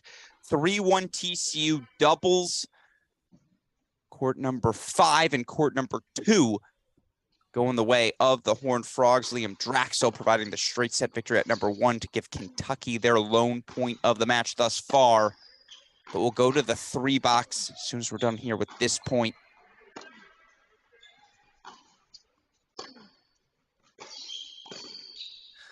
Lapadat 3 points away once more. We'll keep 3 in the big 3. It's Jirasek Kosnay, 4-3 Jirasek lead. Back on serve in the third. Meanwhile, third set just getting underway on 4. It's twice now that Jirasek has had break leads early in the second, now the third that he has given it up midway through.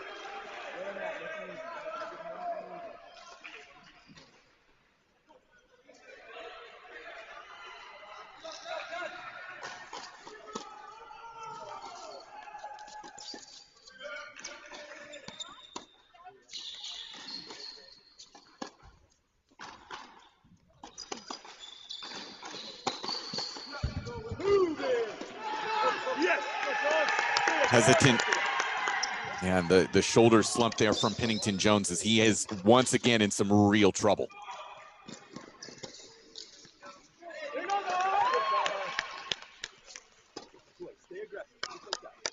Again, that score for Jirasek. It is on serve Kosnay 3-4. There we go.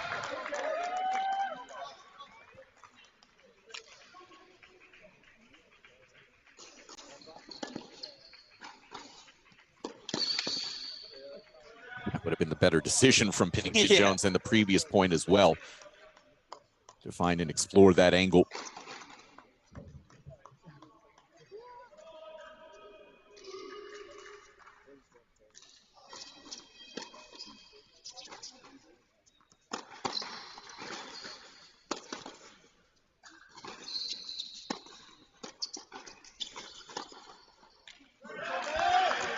Hold there for Sandra Zhang.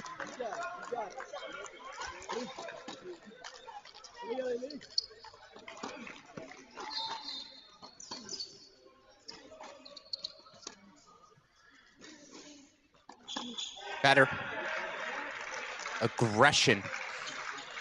Better play on these faster courts. Absolutely. And for what it's worth, we had, I'll say, a minor upset on the day. USC beat Georgia just 2 weeks ago in Orlando. Today, it's Georgia 4-2 over the Trojans. One of your quiet winners of the week. 2-1 Georgia Bulldogs. They needed it. They got it.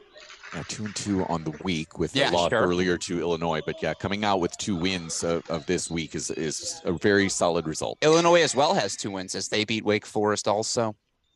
A couple of teams slept on coming in. Won't be anymore.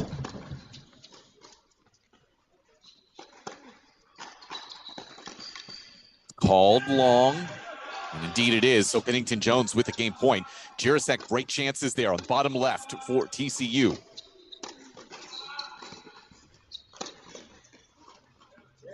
I miss it. Can we move that to the big screen? I think that has a little bit more import. Jirasek, if he's able to grab this break here late in the third, will come back if there is a match point for Lapadat, of course. By the way, I'm getting a few texts. It's very loud on our stream. People are hearing the UK fan section right above these courts, 3, 4, 5. You can feel the energy through the cameras.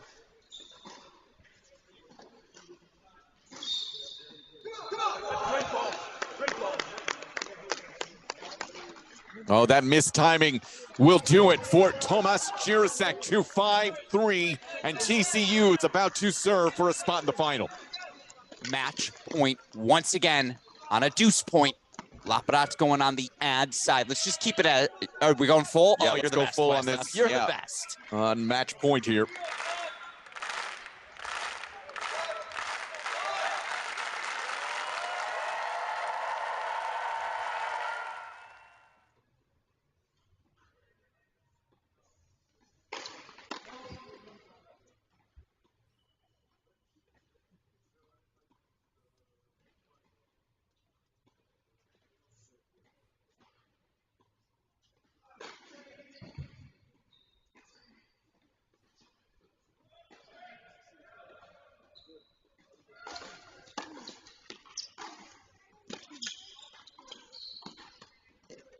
And it's Joshua. That's 3-set win at 3. Still 3-2 TCU, and now we go to 6. Yeah, let's go full screen on 6. Body and Jong is, of course, early in a third set, but all comes down to this right now, doesn't it? It's on the serve of Tomas Jirasek trying to close it out here for TCU. Of course, super producer Daniel Westoff going to update that scoreboard for you all momentarily. It's 15-love in the closeout game. Texas is now making their way out onto court with matches done on 1, 2, and 3. Michigan about a 30-minute warm-up time.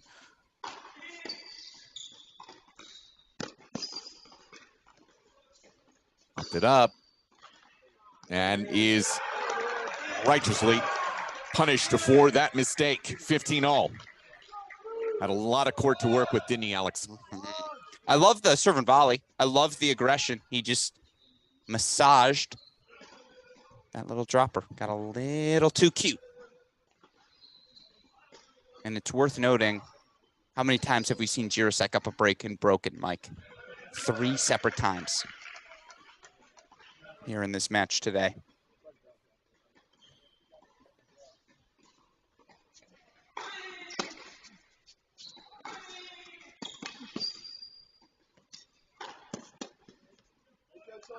No mistake on that finish right through the middle of the court for Jirasek, taking away some nerves that might pop in on those angles. Huge moment there to 30-15.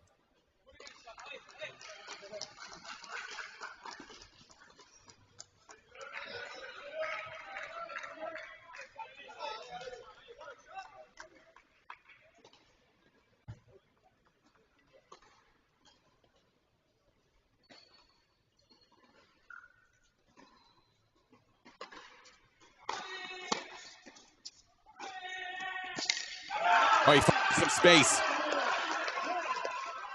It's match point for the Horned Frogs. 3 looks at it.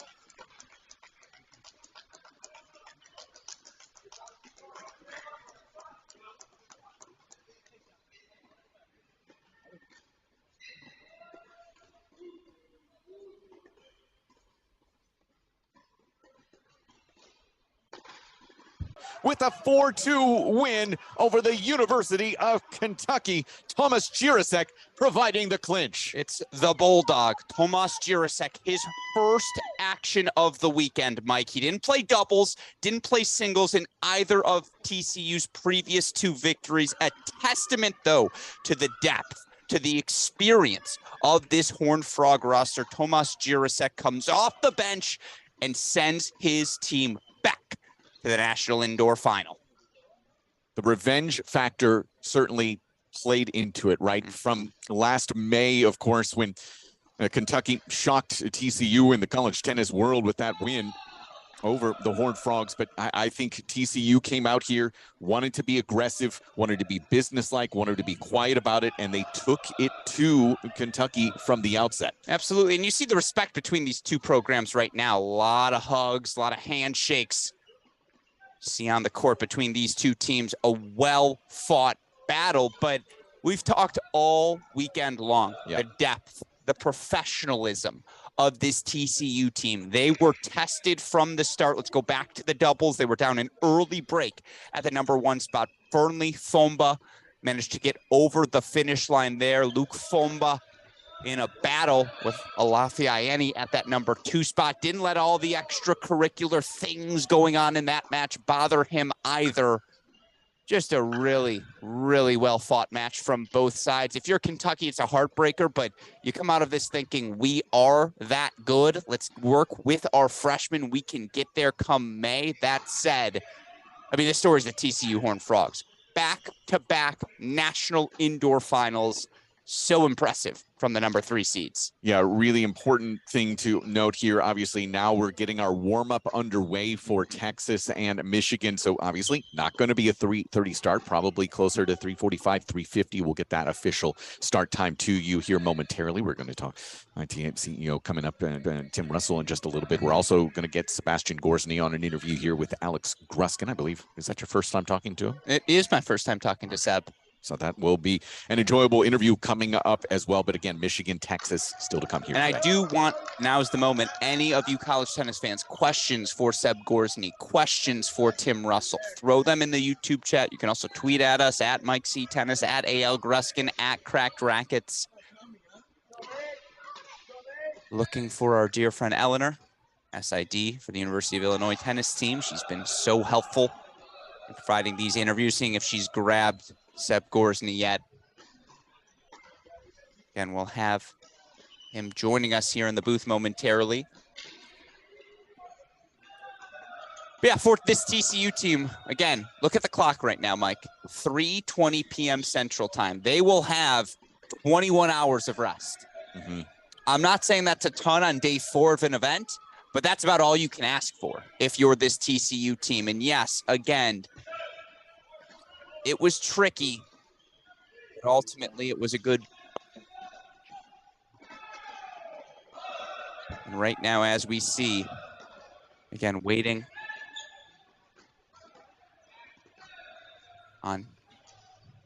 to be joined, excuse me. Yep. Here by Seb Gorsny. Yeah, those. In the meantime, we're going to go to a wait screen for 5 minutes. Super producer Daniel Westhoff going to do his tech things. Okay. Don't go away, folks. Again, Gorsny's coming up in a moment. We're talking less, again, what's 60 times 5? Less than 300 seconds, folks. Be sure to stick with us. Maybe Tennis is superb. Tennis is fire. Tennis is sick. Let's go. Tennis can change the world.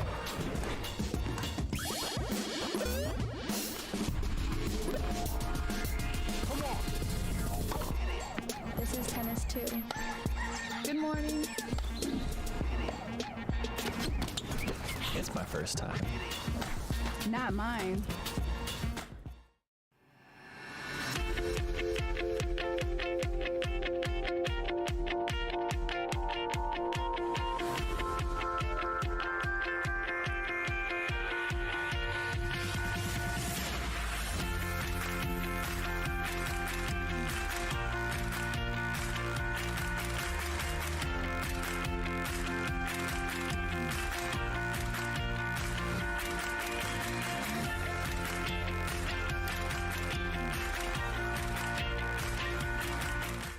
It's about time you play tennis like the pros, and now you can.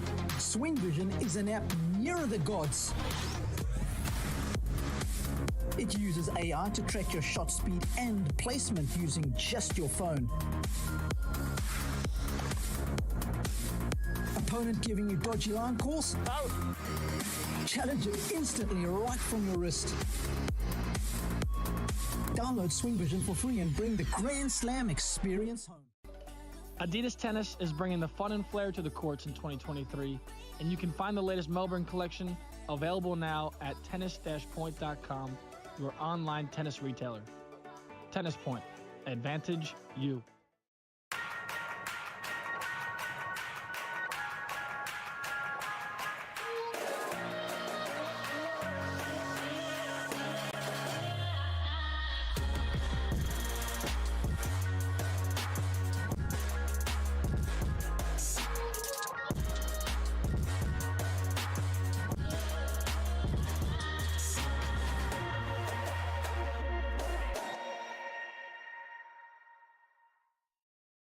Introducing A-Peak Tennis and A-Peak Coach. Everything tennis players need to become mentally tough, both on and off the court.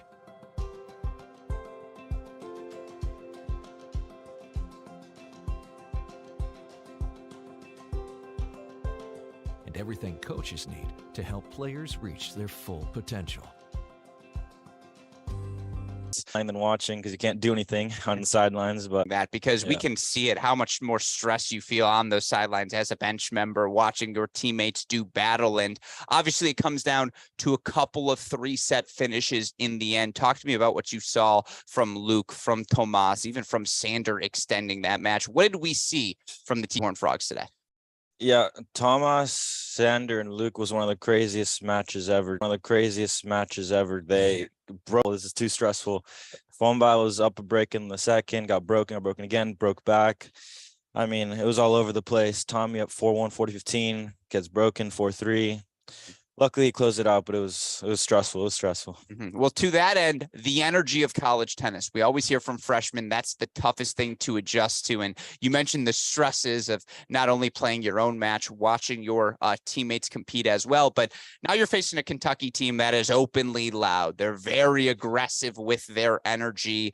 What was your team's approach to responding to that energy? What do you think about your guys' again performance from that aspect today? Yeah, I mean, we knew we had to match their energy. They're one of the loudest teams, and we made a commitment this year to try to be more loud and try to play together and believe in each other. And little come on here, or go Frogs. Every little bit helps. You never know who could help and at what moment. So that's really important. It's really helped us so far this season. Well, to that end, when David Roditi, cowboy hat on, gun in the holster, comes sprinting up to you with that 4.40 speed, what's going through the next 24 hours look like as you all prepare? Yeah, I mean, it's good. The next 24 hours look like as you all prepare? Yeah, I mean, it's good to know we're doing the right things, training the right way. I mean, really putting in the work in the gym, on the court, and as well our mental. So, I mean, really glad to be here, and hopefully we can get a win tomorrow against Texas or Michigan. All right, this will be the bonus final question for you. More stressful, you're watching Tomas try to clinch the match down the home stretch at 6, or serving out the Junior Wimbledon final? Which gets more difficult for Seb Gorsny? I wasn't that stressed during the match, but serving it out, we lost a couple match points. I can't choose. They're both stressful. Yeah, they're both stressful. I was louder here, but that one at Wimbledon inside, I was feeling the nerves. I love to hear it. Well, again, what we love to see as college tennis fans was, of course, your performance. Seb, congratulations. Singles and doubles victory, helping your team through to a second consecutive national indoor final. Good luck to you and the team tomorrow. And of course, go Frogs. Yes, sir. Thank you. Go Frogs. So there it is. Seb Tennis Gorsny. is superb. Tennis is fire. Tennis is sick. Let's go. Tennis can change the world.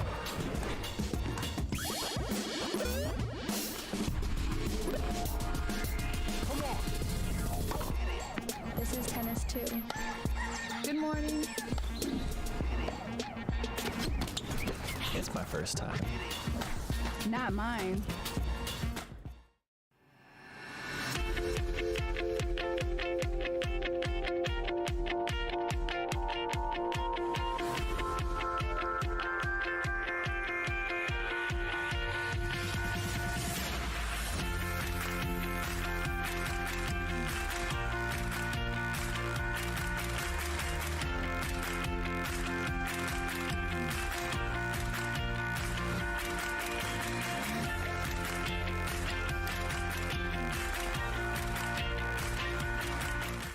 It's about time you play tennis like the pros, and now you can.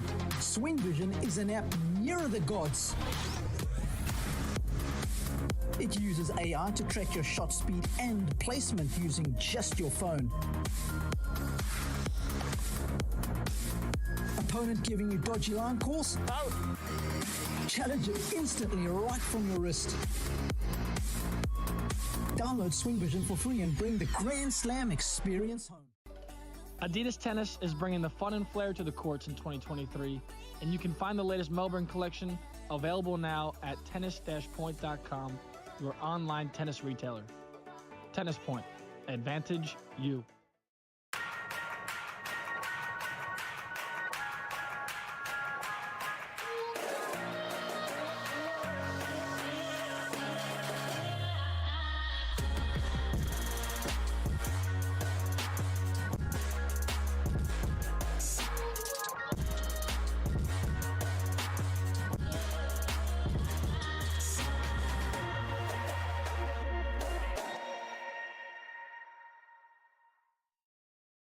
Introducing A-Peak Tennis and A-Peak Coach. Everything tennis players need to become mentally tough, both on and off the court.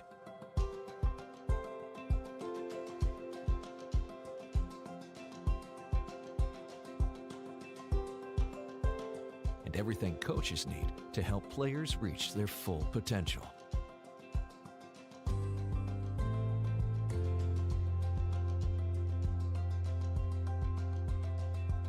Because we are extremely confident that APEAK does work, we are offering free 1-month split testing to validate APEAK's effectiveness when implemented correctly. With split testing, we'll have half your players use APEAK, while the other half does not. Then, we'll conduct pre- and post-testing to demonstrate APEAK's value. To take advantage of this offer, email us at apeak@apeak.com. Tennis. What does it mean to you? Everything? Us too. For fun. For health. For life. Tennis Point. Get the gear your game needs.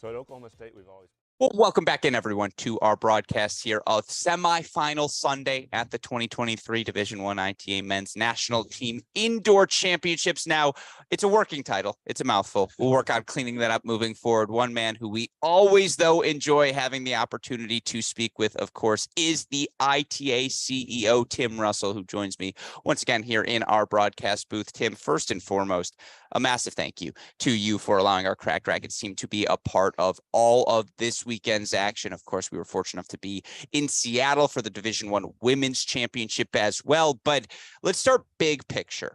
It's National Indoor Month here. It's not just the Division I. Of course, we have Division II, Division III, and then the big deal, the NAIA National Indoors, of course, a few weeks ago. Talk to me about what this month means to the college tennis calendar. Hey, good afternoon, and thanks to you, Alex, and thanks to Mike as well. We are so thrilled that you're part of this entire endeavor, and it is the pinnacle of college tennis from the ITA's perspective. And the reality is, when I took this job 8 years ago, and it's hard to believe it's been 8 years, I actually committed to serving all of college tennis. And it's actually easy to love D1 tennis. And as we've seen last week and this week, it's easy to love the top of D1 tennis. But I'm glad you mentioned D2 and the NAIA D3, men's and women's. But I want to give a great shout out not only to you and Mike, but to our team.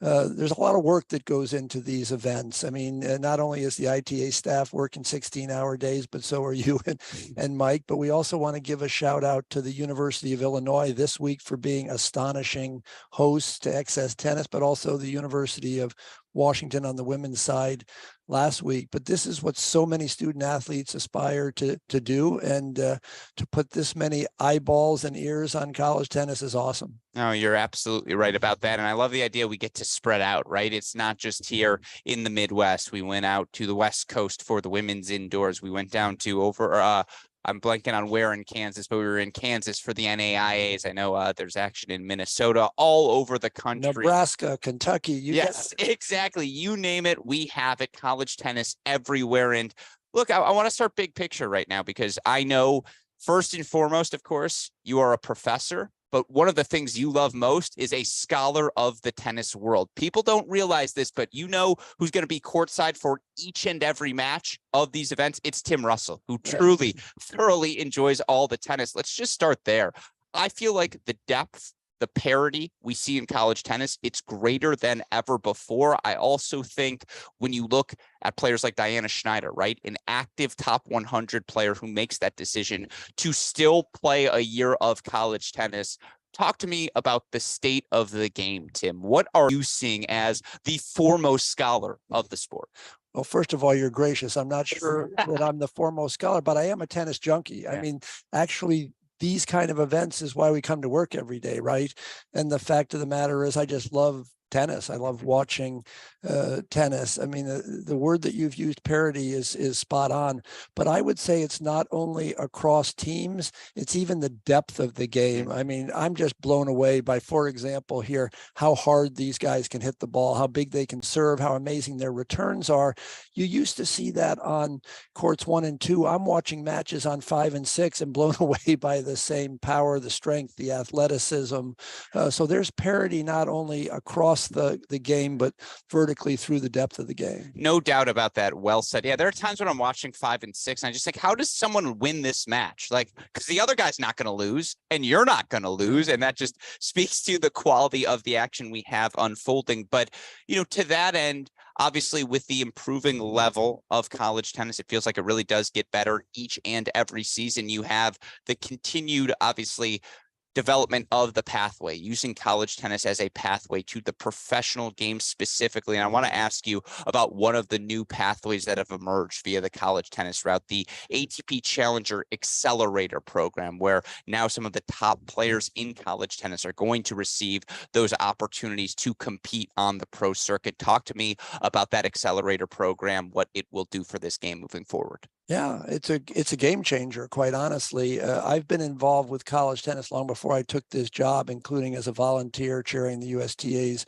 collegiate varsity committee and the like. And for far too long, those student athletes who aspired to be a professional tennis player were really taking a dual path. They were playing college tennis as well as playing on pro circuit events, which is great.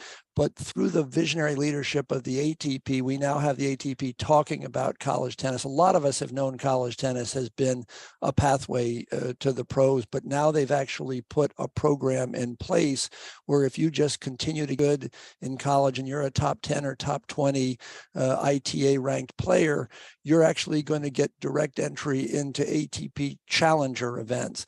And this is connected also with not only the ATP, but our work with the ITF. And one of the things I would ask people to look at is all of the partnerships that the ITA has been developing. When you look at the entire ecosystem, all of us together are trying to look out for what is in the best interest of prospective players on the pro tour, but also all college players, right? And in all divisions. Our work not only with the ATP, but with the USTA and the ITF, I think are really demonstrating what the future of the sport is going to look like. Absolutely. You mentioned that work with the ITF.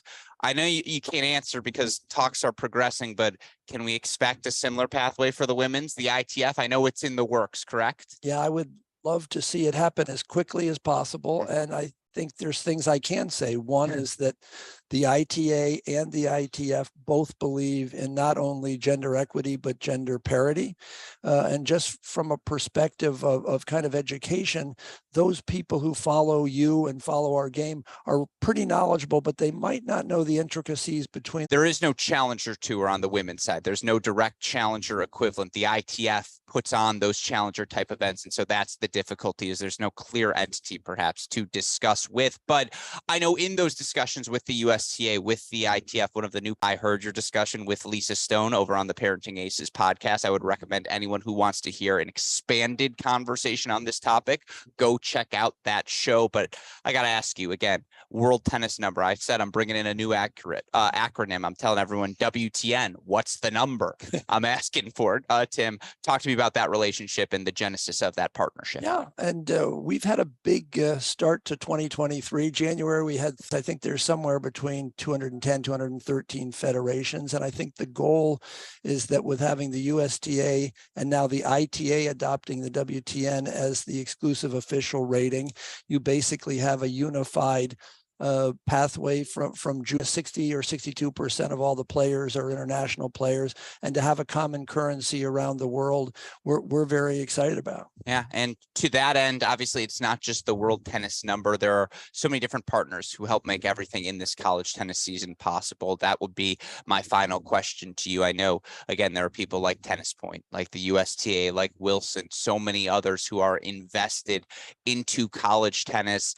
You know, talk to me, how important are those partnerships, and obviously what can we do to help continue to expand, grow this beloved game of college tennis that we have? Yeah, well, as always, Alex, you've got the big picture, and that's what all of us need to be thinking about, because we all love the sport.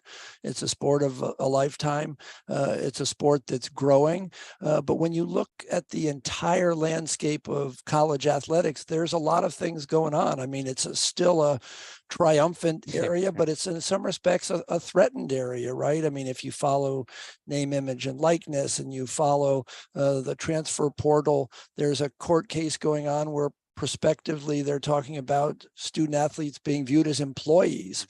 There are certain things that have a little bit of a threatening horizon, but I can tell you the reason we're all doing well is because of what you said. We have so many people coming to work on a daily basis on behalf of our sport. And that's not only college tennis, but that's the entire ecosystem, the national governing bodies, the international governing bodies, partners like Wilson and Tennis Point, but folks like yourselves. And we're thrilled to be partnering, with you as well. Yeah. You say me, but in reality, it's super producer Daniel Westoff. That's you can find a couple of me's. There's only one Westoff in the world, as we've learned. And, again, we appreciate you taking the time to join us here today. You mentioned the ITA team. I have to give a shout out to them as well. Justin, Cody, Corey, Joe, everyone who's tolerated my nonsense for pretty much the entirety of the last 2 weeks. Tim, a shout out to you for putting those people in place because they truly are the best in the business. But with all that said, ITA CEO Tim Russell, thank you as always for taking the time to join us. Thank you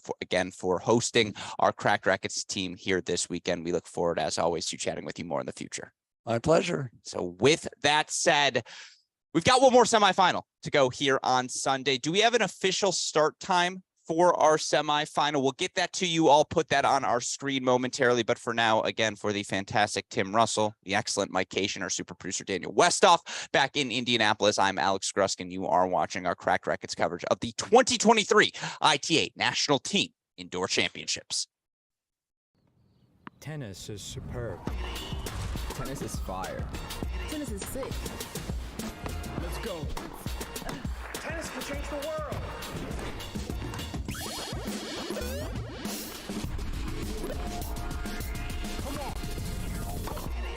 This is tennis too.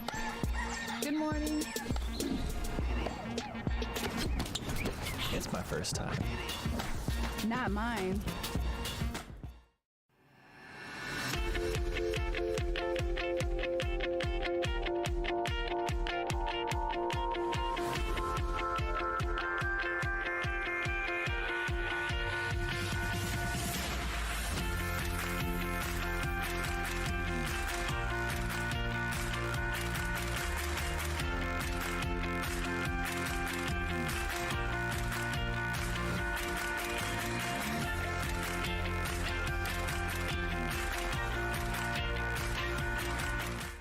It's about time you play tennis like the pros, and now you can.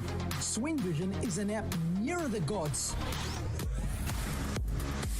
It uses AI to track your shot speed and placement using just your phone.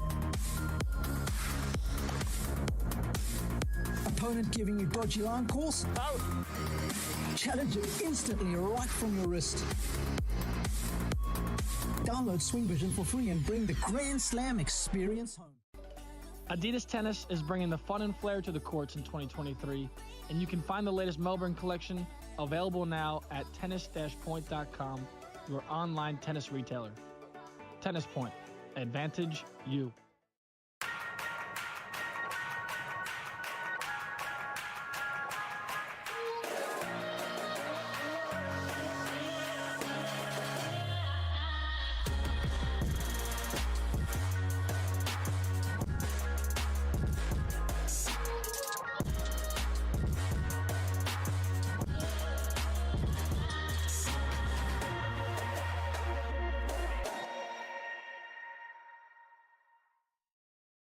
Introducing A-Peak Tennis and A-Peak Coach.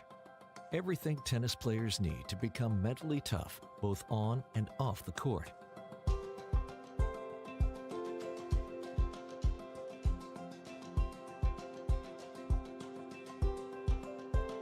And everything coaches need to help players reach their full potential.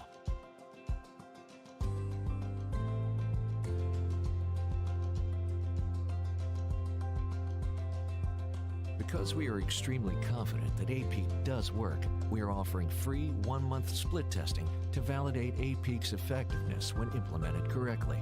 With split testing, we'll have half your players use A-Peak, while the other half does not. Then, we'll conduct pre- and post-testing to demonstrate A-Peak's value.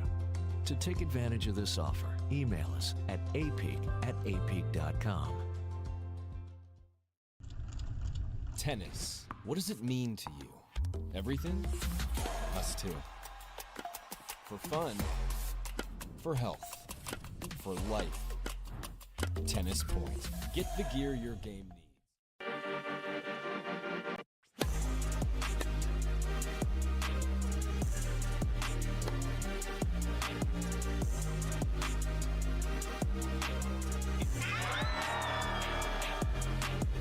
Go to the net, it's easier.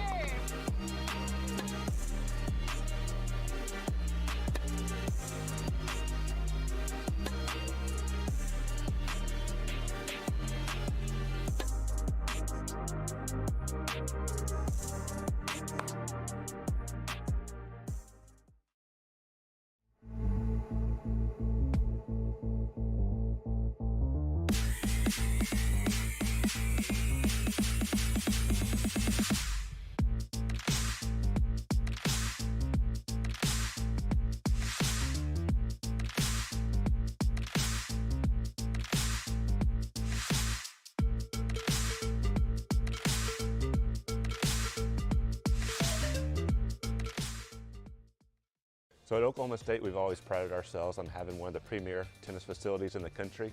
One of the aspects that wasn't living up to that was our indoor lighting, and so we partnered with Schwartz Interiors, who had the reputation of being the best in the business, and they were the easiest for us to work with. Dan and his group came in from day one and gave us a plan that would allow us to have the best lighting. And with us hosting the 2020 NCAA National Championships, that's what we wanted. We wanted to showcase our tennis facility as being one of the best in the country and being a venue that would allow us to host the best championship possible.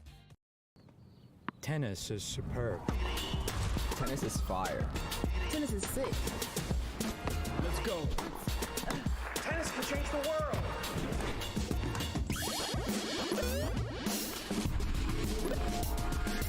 Come on. This is tennis too. Good morning. It's my first time. Not mine.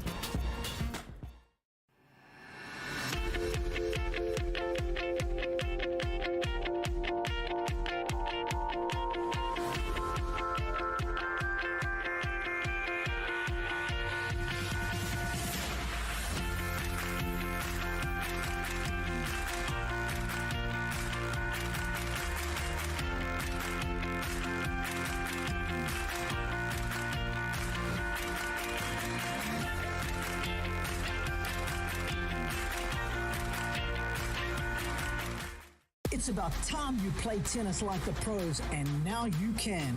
Swing Vision is an app nearer the gods. It uses AI to track your shot speed and placement using just your phone. Opponent giving you dodgy line calls? Out! Challenge it instantly right from your wrist. Download Swing Vision for free and bring the Grand Slam experience home. Adidas Tennis is bringing the fun and flair to the courts in 2023, and you can find the latest Melbourne collection available now at tennis-point.com, your online tennis retailer. Tennis Point. Advantage you.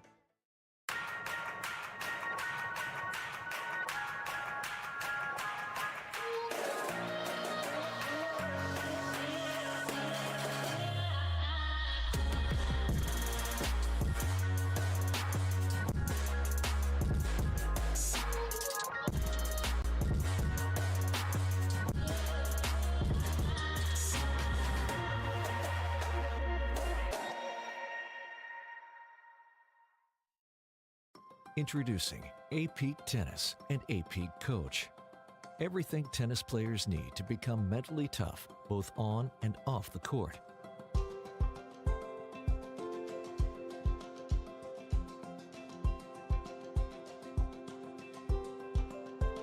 And everything coaches need to help players reach their full potential.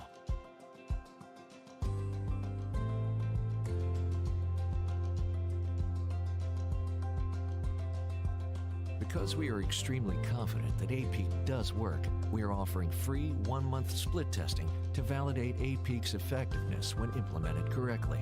With split testing, we'll have half your players use A-Peak, while the other half does not. Then, we'll conduct pre- and post-testing to demonstrate A-Peak's value. To take advantage of this offer, Email us at apeak@apeak.com. Tennis. What does it mean to you? Everything? Us too. For fun. For health. For life. Tennis Point. Get the gear your game needs.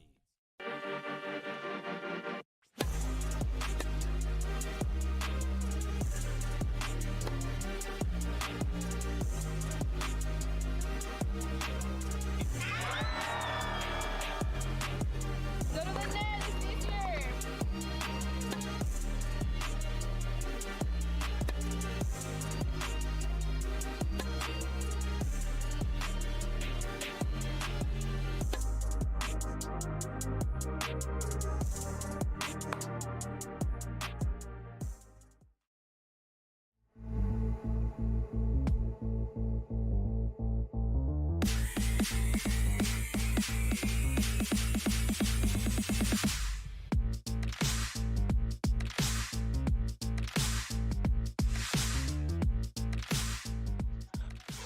And welcome back, everyone, to our Cracked Rackets coverage here on semifinal Sunday of the 2023 Division I Men's ITA National Team Indoor Championships. Alex Preston joined by the Podfather, Mike Cation to my left. Semifinal number 2 underway. It will be 4th-seeded University of Michigan taking on the 8th seed is the University of an NCAA round of 16 rematch from last year. Michigan in Ann Arbor, 4-2, tightly contested victory over the Longhorns. On that occasion, it was Andrew Fenty from 1-4 down 6-4 in the third over P.Y. Bailey. Of course, right now, doubles action underway on all 3 courts. Mike Cation, when I look at what we saw last year, that tightly contested 4-2 thriller, I think that might be what we have on our hands again today. I disagree. Wow. I am, my concern, I think it's within the realm of possibility. Obviously, my concern is very solely on just the physical and mental recovery for Texas. Why? I think they played obviously till 10:45 last night, that dramatic win over Ohio State, 4-3 last night. To turn around and have to play this afternoon, I know that the coaches were trying to get as much time as possible for their players for that recovery. I think it's a next to impossible ask. Yes, these are 18 to 22-year-old athletes, but this is going to be a really tough task against a very energetic Michigan team. And I think if I had to be perfectly blunt here, I would say that Michigan actually, in this doubles point, runs away with it. Your words, not mine. Of course, last year, Wolverines took the doubles point in the battle between these two. It was actually fascinating because after this match for Texas, as some may recall, Texas produced the national doubles champions last year. Cleve Harper, Richard Ciamara. Last year, that duo's last loss, they got blitzed. 6-1. Patrick Maloney and Nick Beaton beat them at the number 2 spot. Styler Bickerstaff clinched 7-6. That was a really fun doubles point. Many college tennis fans will remember, of course, here. Different pairings, different matchups. I will say Richard Ciamara in the house. Is he? He's been here all week long. The NCAA doubles champion last year for Texas, but we've got different pairings everywhere now. Mike, let's introduce the characters. Court number 1, Andrew Fenty and Gavin Young for the Michigan Wolverines. Fenty, the 5th-year senior from Washington, D.C. Gavin Young, 6'4" from Apple Valley, Minnesota, the junior.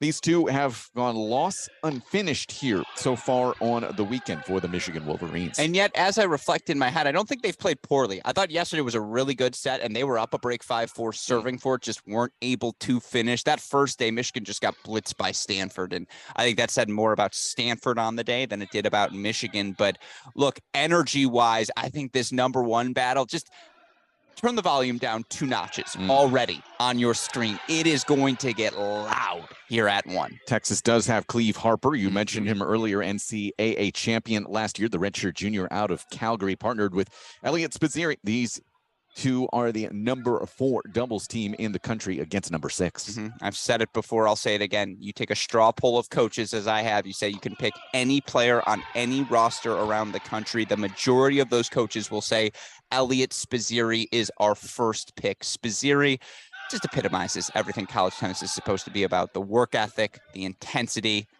one of the kindest kids you'll meet as well. And to partner him with Cleve, they're just a ball of fun energy. Again, they set the tone for Texas here up at the top. This is a really good match. I haven't even mentioned the tennis. Everyone's skilled here at this one court. It's going to be a lot of fun. Yeah, win and a loss for them so far here on the weekend. Moving down to the 2 spot, Michigan, represented by another one of the fifth-year seniors, Patrick Maloney from Oyster Bay, New York, and Andre Styler. These two undefeated on the weekend. And they play to their size. Big weapons for both Styler and Maloney. They just, again, overwhelm you with their aggression, with their firepower, and then their energy. I mean, it doesn't matter where you might be in Ann Arbor right now. Go outside your door, you'll hear Patrick Maloney screaming here from this XS Tennis Center all these miles away. Again, this Michigan #2 doubles team, they're the best team on paper. Regardless of flight, they have played like it here this weekend. Texas, Pierre-Yves Abeli, the hero last night for the Texas Longhorns in that dramatic 3-set victory over Cannon Kingsley, partnered with Sim Woldeeb. They did lose in doubles. They lost, obviously, the doubles point last night, did the Texas Longhorns. But these two, it's not been, incredibly smooth sailing for them, but they've been very solid here over the last couple of weeks. Yeah, yeah, you're absolutely right. And we spoke with PY last night after the victory. I don't know if you saw it in his face. I did. There was just a subtle confidence now to get that big win off the back, that first clincher of the year. I actually really like this duo, PY and Woldeeb. I think it's a nice combination of skills that they bring. But look, if Michigan's going to win the doubles point today, it runs through this #2 spot. I think of all three positions, this might be the only one where I see a clear favorite, and it's just because Michigan's been that good. As we move down to the 3 spot, Michigan represented by Will Cooksey, the sophomore from Grosse Pointe Shores, Michigan, and Nino Ehrenschneider is back into the lineup, popped in yesterday for the first time on the season. The junior from Berlin, Germany, and they picked up a win yesterday. Well, you mentioned it. Guess who's back? Back again. Nino's back. Tell a friend. Nino Ehrenschneider, a former top 10 doubles player in the country. He and Andrew Fenty occupying that spot last year. The lefty is just that missing piece for the Wolverines. The fluidity, the movement. You partner him and his experience with the sophomore Cooksey, who certainly has some firepower and has had himself a heck of an indoors on the singles court.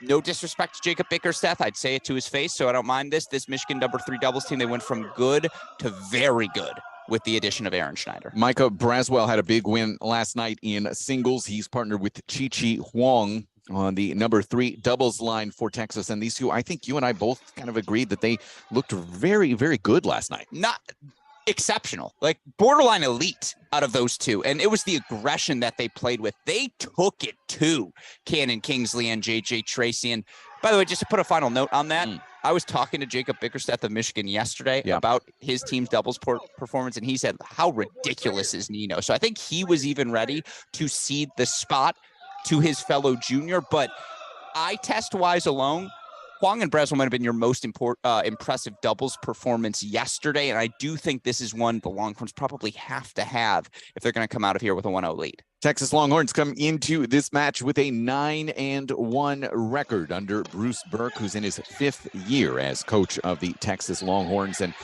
obviously important to note that he was at Michigan for many years, and history being let go, and then immediately went down to Austin and became a volunteer coach for the Longhorns, and eventually got that head coaching job just a couple of years ago, wins the national championship. His associate head coach, Brandon Wagner, in his 4th year.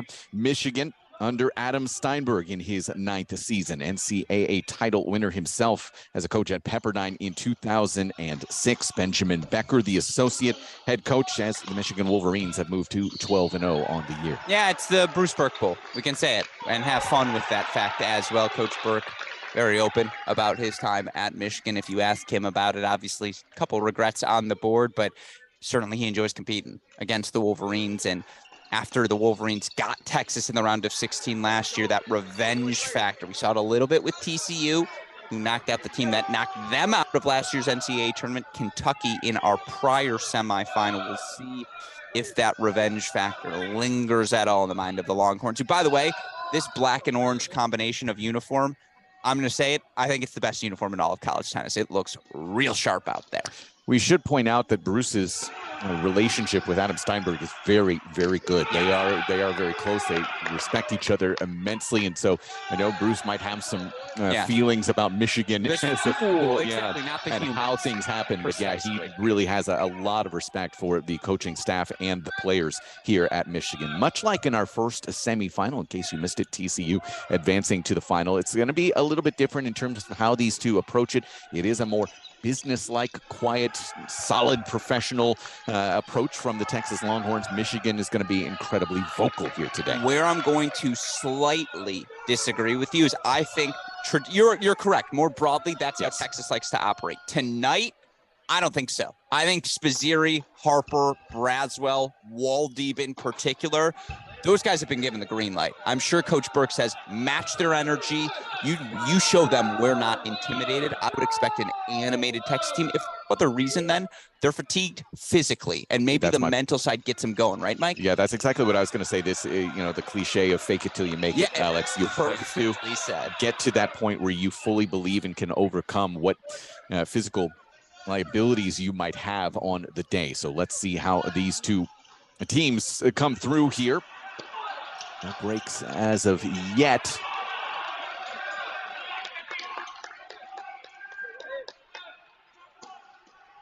Some fantastic interviews as well. Alex Gruskin had in the last half an hour as well. Sebastian Gorsny from TCU joining us, as well as Tim Russell with the ITA to talk about all things college tennis. You put those on a podcast as well, sir? Westhoff is a little stressed right now. Yeah. But Westhoff, get it on the pod. No, super producer Daniel Westhoff will likely, I imagine that Tim Russell conversation will be pulled and it will be available on the Cracked Interviews podcast feed. If not the latest version of tonight, then certainly tomorrow.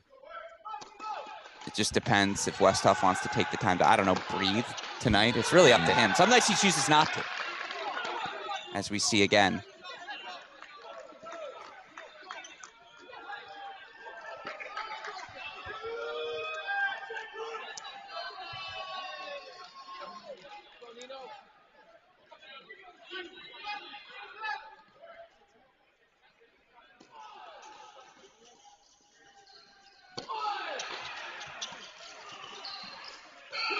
Oh, lands good.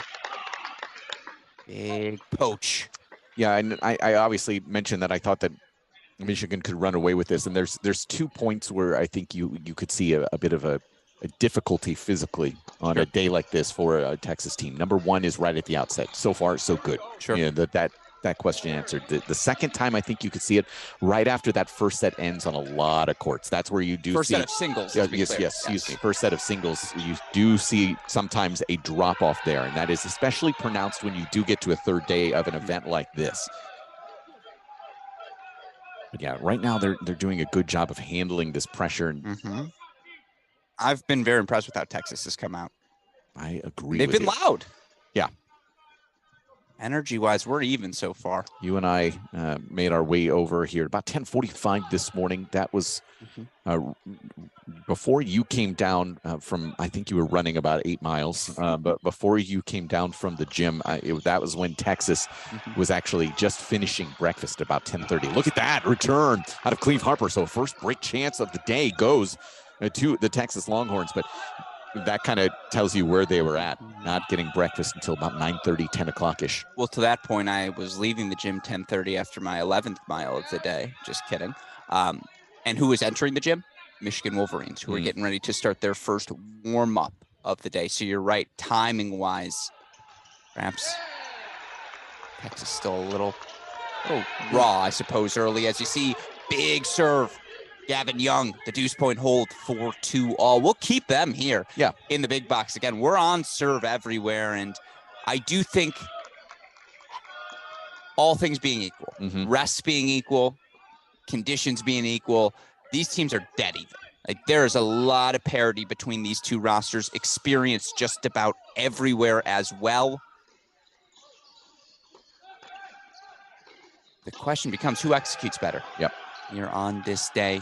under That this and pressure. again, much like we said Yes, just and a then- few minutes ago, well, that exhaustion level. I really think you made the point about the 2 points of the match. Yeah. The 100-minute mark. So Yeah, I right think that's now, right. Yeah, I think that's when we should check in Correct. again. 18 minutes into it right now. I'll start the clock. 82 minutes. Go. Hopefully we could do the simple math and not actually need a stopwatch. I think we can actually just probably do it right now. So it's an hour. I've heard our math this weekend, Mike. 5:30. Not great. 5:30. Yeah. That's 100 minutes. Okay, lock it in. I like it. As they say in my culture, Dianu, my friend. Yeah. So an interesting note, you see Fenty goes high there. I was discussing with the foremost college tennis scholar in my life, who I like to pick the brain of, my younger brother, Nicholas, who's certainly watching right now. Maybe with Elliot Spizzirri's brother on the University of Pennsylvania campus. See, I humble brag there. My younger brother goes to an Ivy League. Shout out to him. It's not a real one, though. Very true. But he pointed out Andrew Fenty has been top 10 in doubles with 3 different partners in his career. No mistake there from Cleve Harper. You just begin to ask yourself, yep. Cleve's now done it with 2. Again, these are 2 of the better doubles players in all of college tennis. When you have success with 1 guy, maybe it's a fluke. You do it with 3, Mike? Yep. Come on now. 15:30 moment here for the Wolverines.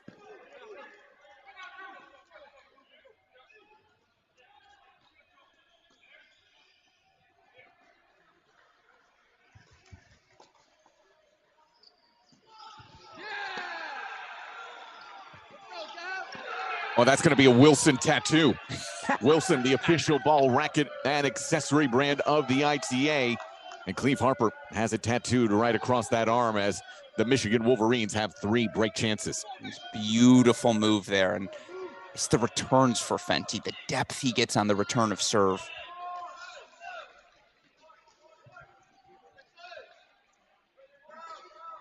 And you got to love the love tap.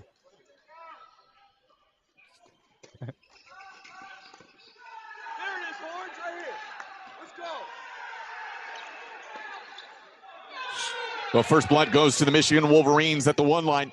It's the first break. It's 3-2. Let's go to court number 3. Cooksey, Aaron Schneider on serve, 2-all, but 30-all as we join you with Wong and Braswell of Texas. And this is a moment where for this Michigan team, they capitalize on momentum as well as anyone. It will translate across courts. That's what Coach Steinberg preaches. Be loud, beat teams, not just on the tennis court, but intangibly with our energy as well. Has had that philosophy dating back to his time at Pepperdine, 2006 national champions. Can you name the assistant on that team? Per Nilsson, head coach of the Pepperdine women now as well. Per, if you're watching, give us the purple hair photo, please. Always fun to throw a little Steiny blackmail out on the screen as it goes wide. So it is a 3-2 hold. Nino Aaron Schneider, big return for this Michigan Wolverines lineup to have the junior back. We go to court 2 now. We haven't put them on the center screen. I agree. Yep. Let's do that. Bailey and Wolde, Maloney and Styler getting battle here. Again, Styler and Maloney, the only team here across our 3 doubles teams with 2 wins on the weekend. Looking to make it a perfect 3 for 3. By the way, it's a little confusion on court number 1. Spizzirri hit a return winner down the line. Andrew Fenty, though, challenged the serve, said, chair umpire, that was out, was it not? The chair confirmed it immediately, which is within the rules. Yes.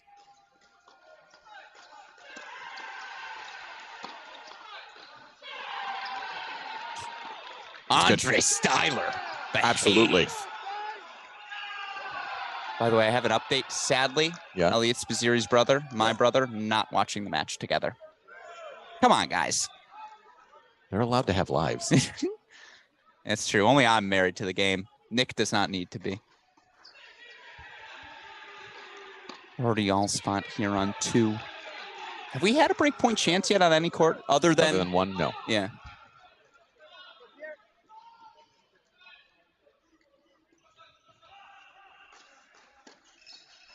We do now.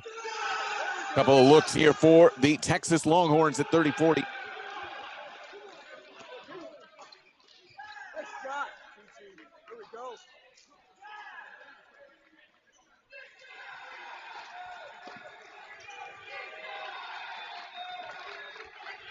Andre Styler, 4th year serving. Far side of your screen.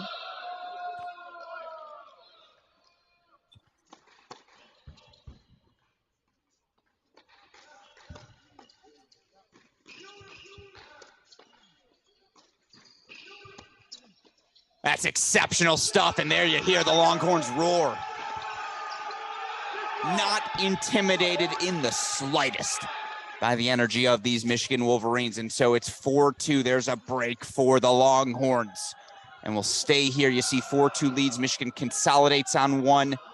Texas looking to do the same. Meanwhile, 40 love, game point chances to stay on serve on court number 3. It's happening fast. Here in semifinal 2. Sorry, Alex, point out that we do have another match that is ongoing here inside the Excess Tennis Village down on courts 7 through 12. It is Ohio State. Did suffer that really difficult loss late into the night. It's kind of the same situation, except in the consolation bracket, right? Ohio State versus Virginia. And it is Ohio State who has already picked up a 6-love set at the 2 line in doubles. The biggest thing to me, look who's in the doubles lineup. Cannon Kingsley's playing tonight for Ohio State. That is a surprise to me, given the condition of his ankle. Agreed. To end yesterday's match. Was so hobbled by the end of his 3-set thriller with P.Y. Bailey. I wonder if we'll see him in singles. And to have that as a consolation match, typically Ohio State Virginia is the final. Speaks to the quality of college tennis this season. If you would like to watch those matches, you can do so on the ITA's website. We are collegetennis.com. Just check out the Track Tennis streams. Track Tennis is an official live streaming partner of the ITA. So all of a sudden, 40 loves become 40-30 on 3.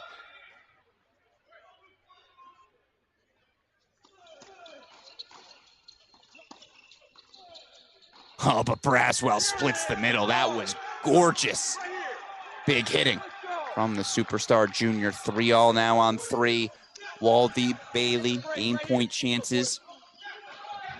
Make it consolidated 5-2 lead for the Wolverines on 2. That's swatted wide there, or long, I should say, from Cleve Harper.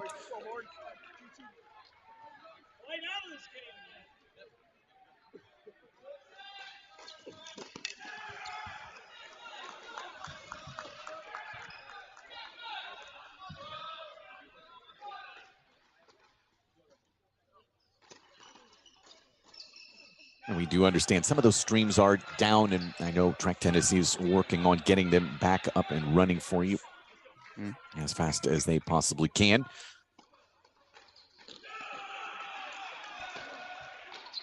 Going to be a couple of virtual match points, it appears here, Alex, for the Michigan Wolverines at the 1 line.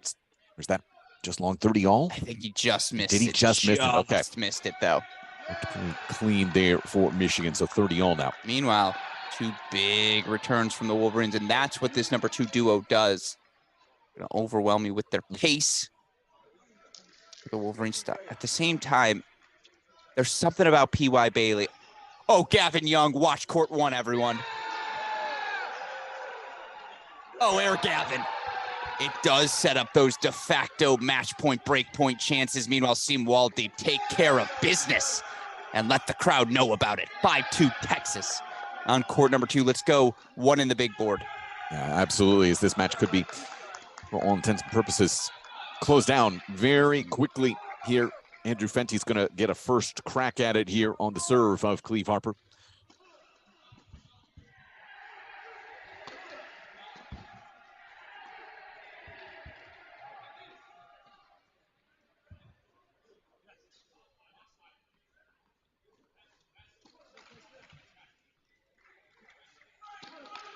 Not going to get a crack at it at all. Look at that sprint from Andrew Fenty. He's got the 5-2 lead to the Michigan Wolverines. They will serve for it at 1 in a moment. And Andrew Fenty is in the ears of Patrick Maloney and Andre Styler.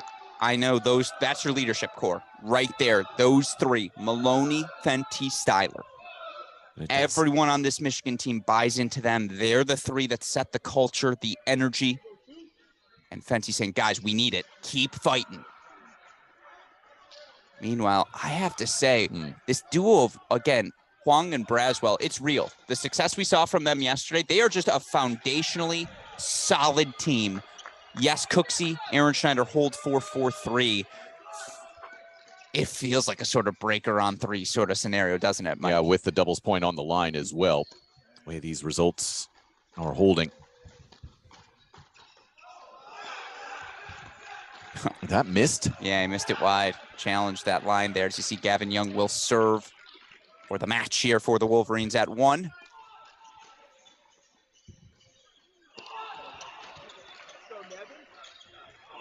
Thumbs up from Fenty. Too good, Cleve Harper. Yeah, taking that ball out of the air, the big risk, but the proper reward for Love 15. I asked Cleve Harper, you get to pick one match. Are you taking Elliot Spizzirri, your current partner, or your fellow NCAA doubles champ Richard Ciamara? When I tell you Cleve, it froze him.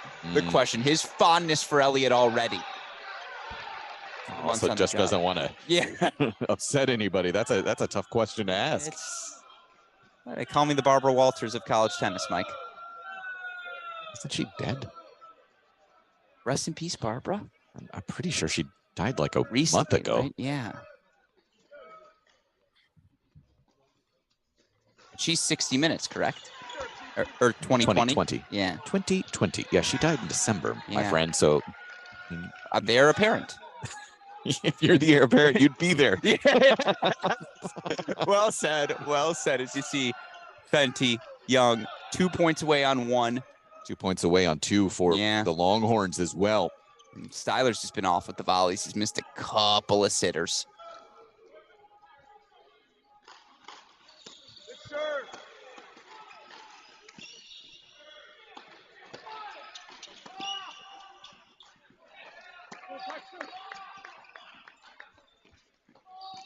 Here it is. Ridiculous hands. Yeah, match points for the Longhorns in the 2 line. They've got 3 looks at it.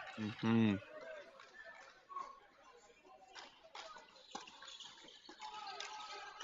looks like we could just get everything focused on one court for a while. Match point Wolverines on 1. Similarly, match points again. Court number 2.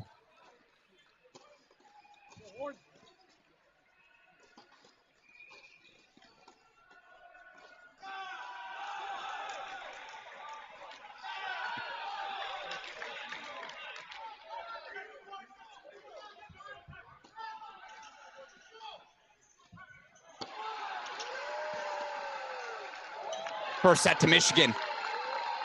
Darn near flawless tennis off the rackets of Gavin Young and Andrew Fenty. 6-2 set to the Wolverines at court number 1. We can go split screen rest of the way. Still 2 match points for the Longhorns on 2. See him wall deep returning on that ad side. Patrick Maloney serving here.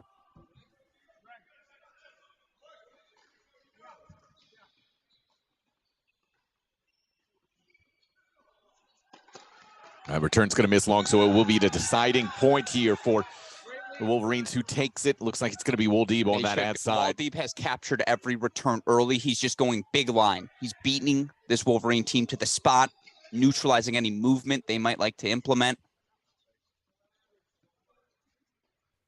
Well, first point Longhorns in the 4-all service game with Nino Aaron Schneider.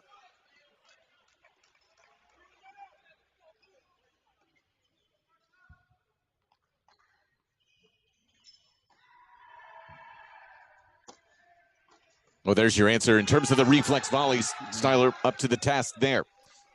Needed that one, got it. 5-3. Serving here. I believe it's going to be Bailey serving to try and close it out. Can I just say for now, shout out to us. It always felt like 3 was going to be the swing set. Felt like 1 and 2 was going to be a split either way. There's a lot of parity between those 2 flights.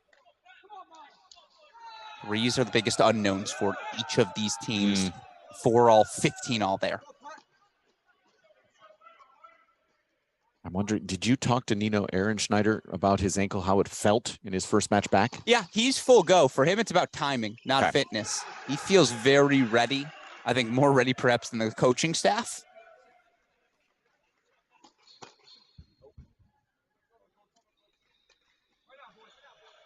Said he recovered well, though, last night. I did ask him, any lingering soreness? He said, no, I feel pretty good.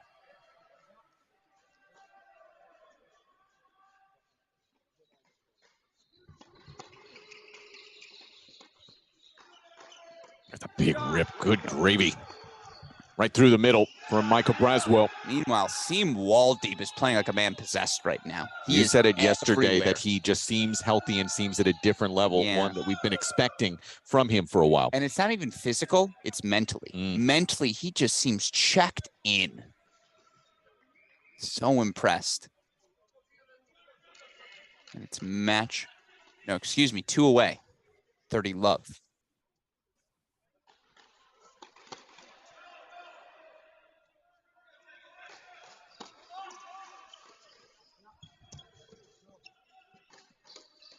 Now you get your match point. There we go. You'll get 4 of them, in fact.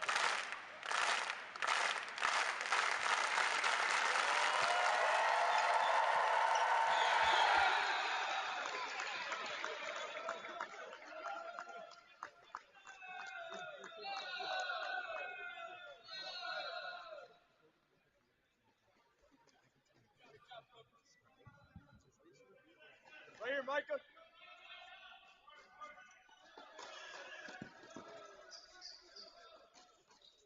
That sailed, and you know, it's interesting to think about what we saw last night from Bailey. If you weren't with us when his back was against the wall, Cannon Kingsley served for it twice against him in what became the deciding match and failed to do so. Bailey stepping up when his back was against the wall. Let's see how he responds in singles as well here. Talk about stepping up. Huge body serve from Nino Ehrenschneider, sets up 2 game points for the Wolverines on 3.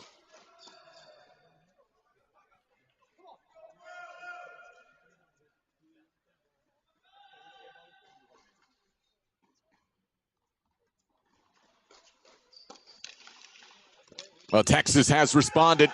They pick up a win 6-3 on the 2 line. It all comes down to the action at 3 doubles.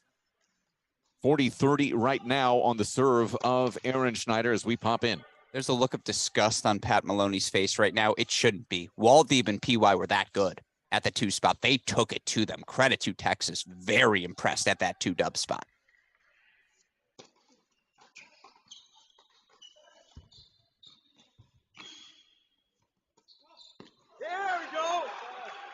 So let's let a deuce point decide things. 4 all deuce. Where are they going to go? Making that decision right now.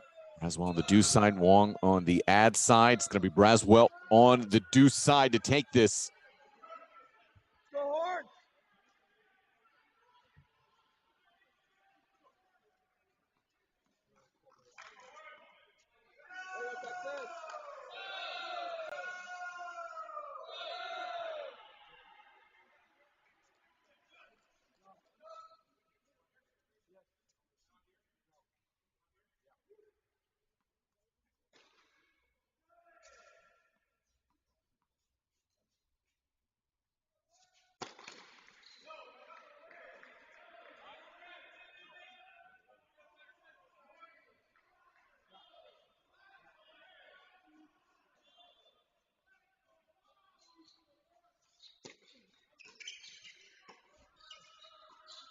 Will Cooksey with the stick. And how about that second serve from Nino Ehrenschneider, Mike? That is gumption at its finest. Well, you talked about the fact that it was his first dual match of the year last year. That was a really difficult volley decision that he had to make. The eyes, you know, is that ball going to go in or out? Without the match repetition there to make that, you know, very solid decision, put that back into play, gets it to 5-4 as we stay on serve. Of course, you know what always helps is to have those Sports Interior lights up on this roof. Of course, Sports Interiors is the official lighting and ceiling liner of the ITA. Of course, all of you seeing beautiful footage of the action here at the XS Tennis Center. That footage provided by our friends at Track Tennis. Track Tennis is an official live streaming partner of the ITA. We appreciate all of their efforts here today. I know some of you on the chat were wondering those streams for Ohio State, Virginia. They're working on them, I promise. You can find those streams on the wearecollegetennis.com ITA website. Right now, though, 5-4 Wolverines, 1 double set apiece.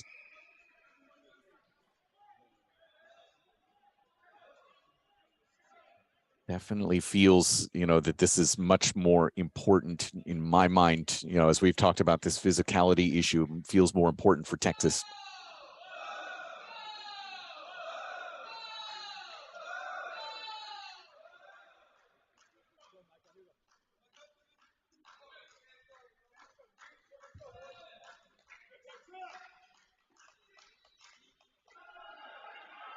It's all coming down, by the way, on that Ohio State-Virginia match to the 1 doubles line. It is a split so far, win at 3 for Virginia, 2 for Ohio State.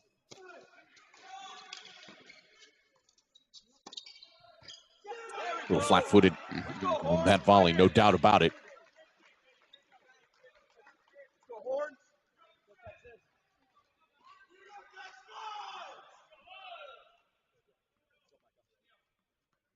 Braswell, 3 wins on the weekend, the 1 match unfinished. Thought Braswell was particularly excellent yesterday. Agreed. 3-set win over JJ Tracy. I'd actually point to that as the swing match. Yeah, that I was the agree one with I thought the Buckeyes had to have. They didn't.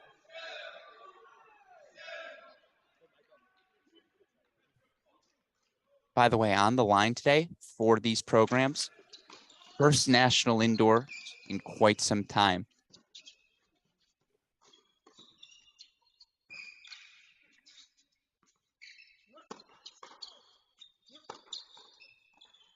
That's much better. Finished with authority from Nino Ehrenschneider. Michigan, 1 national indoor finals appearance, came all the way back in 1975. Believe it was Victor Amaya leading that Michigan Wolverines team all those moons ago. Meanwhile, Texas never made a national indoor final on the men's side. I was finishing my PhD at 75. Yeah. A very good year. Yeah. And this is so stupid. Was Gerald Ford president? No. Yes. Yeah. Yes, he was. So there was a That's Wolverine right. in office.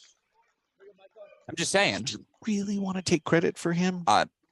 I like the Gerald Ford Library. I spent a lot of time there when I was a student at the University of Michigan. Okay. Best research library, in my opinion, in the country. Illinois just closed one of their libraries, the one that I particularly spent a lot of time at. They're obviously new facilities. It's not like they're closing the library, right? Sure. Yeah, the underground stacks. I mean, Joe, man. On North Campus, there's one at Michigan called the Duderstadt. I mean, come on now.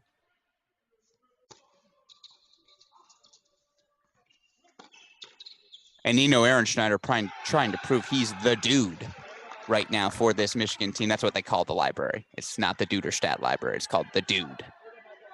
And so right now, 40-30, still 2 more game point chances here. Micah Braswell, the junior, serving on that near side.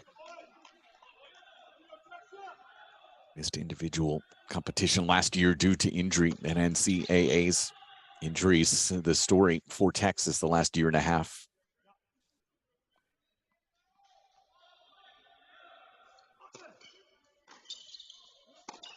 And now it's a deuce point match point for the Michigan Wolverines. They take it, and they'll earn a 1-0 lead.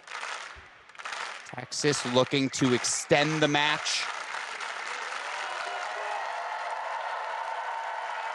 And they're going to Ehrenschneider. Junior on the ad side, going to get a few words from the assistant, Ben Becker.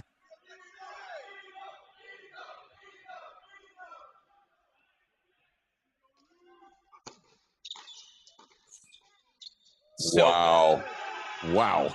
It's a Braswell bomb. Almost turned into a disaster there. That ball did get into the body and almost got redirected. But a nice hold there, fighting off a match point.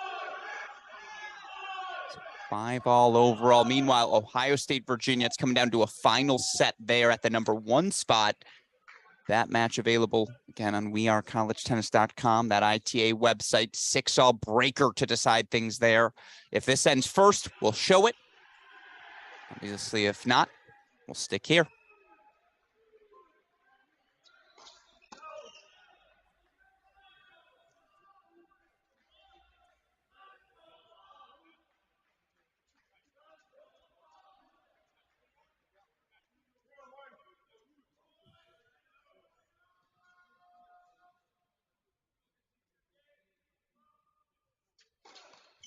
Rough way to start this service game for Will Cooksey. 7-2 now on the season at the 2 and the 3 spots. He'd been partnered with Jacob Bickerstaff to the early parts of the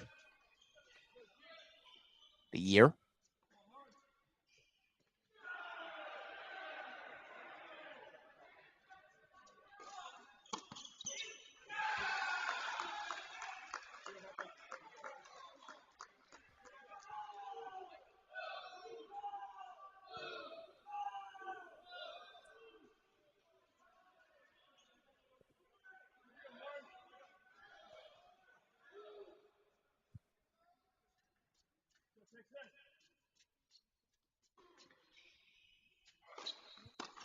That finds a line.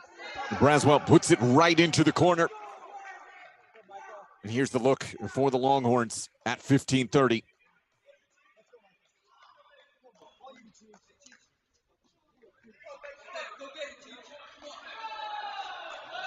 I almost feel like whichever team can make that second shot in the rally, whether it be a first volley, a second backhand. There's from the not a lot of baseline. depth to it. Yeah.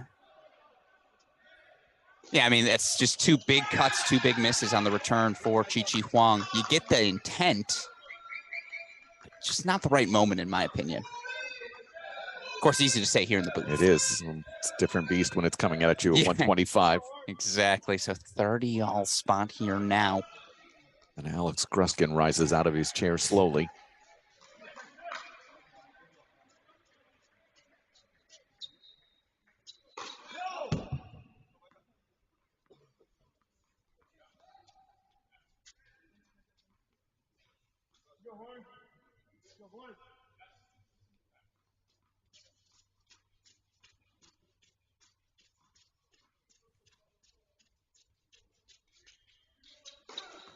Massive cut there from Braswell. Again, to your point, 2 missed returns in a row, allowing Michigan some comfort here. 3 total. 3 total in the game. What has Michigan done to earn a point in this game? Nothing, other than make the serve. And that's something. Yeah, sure. Especially with the tension. And again, it's been since 1975. Yeah, but they don't think about it. Yeah, exactly. You know, they don't think about it that way. But I think we might. It's more about for the team. You're right. They don't think about since 75. Yeah. They just think we want to make the final. And they're 1 game away here in doubles again. Big hold for Will Cooksey.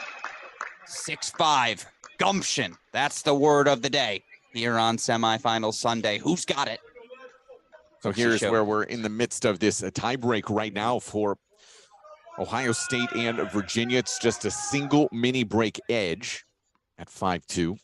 You almost feel like after yesterday's tough loss 4-3, Ohio State needs this just to rally the troops. Yeah, I would be absolutely flabbergasted if Cannon Kingsley's playing singles. Well said. And I don't think Bernard's going to play either. Well, he was ill yesterday. Yes. So we saw him today. It was similar Not look conditions. great. Similar conditions. Yes. The question is, what about Anthrop? What about all these other pieces for this Ohio State puzzle, taking on the defending national champs as well? Yeah, listen, it means so much in terms of the seeding, right? Yeah, I mean, it's a big match. And although, can I nerd out for a second as we go Yes. back to court number 3 in Michigan, Texas?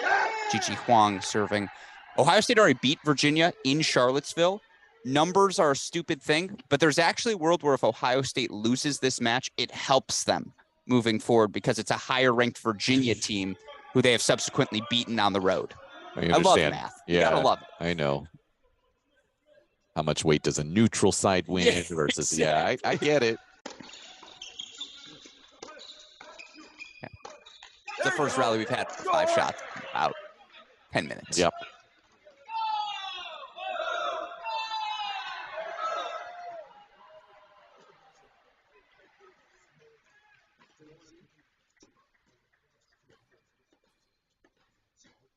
And interesting, right now in court number 1, all those Longhorns who play doubles, Yep. they're back on court getting loose.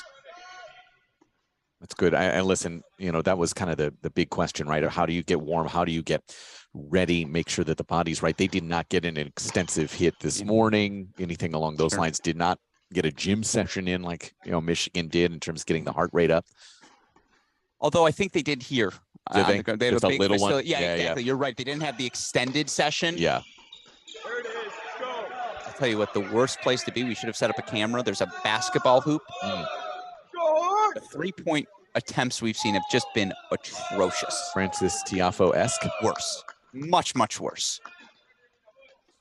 I think Francis had like 4 buckets. I know, but we're shooting like 7% for the weekend. Okay. It's not great, Bob. You see 30 love here now. Chi Huang, a veteran's veteran, serving on the far side.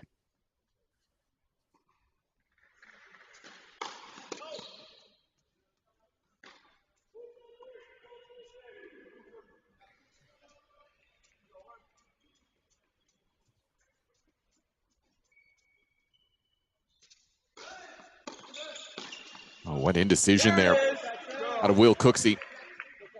It almost looked like he was, I mean, I felt very comfortably inside the baseline. No, I mean, I'm not sure that hesitation, but it's also pressure moment.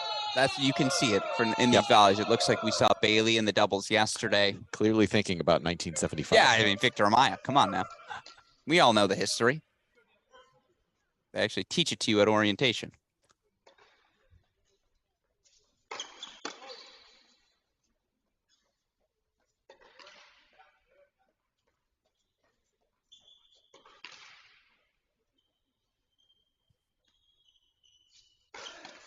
Double fault there.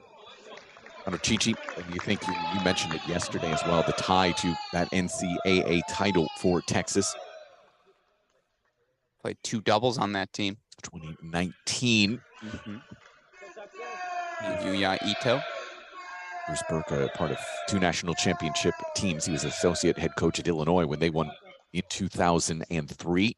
A very good dog sitter. Was it you? It was me.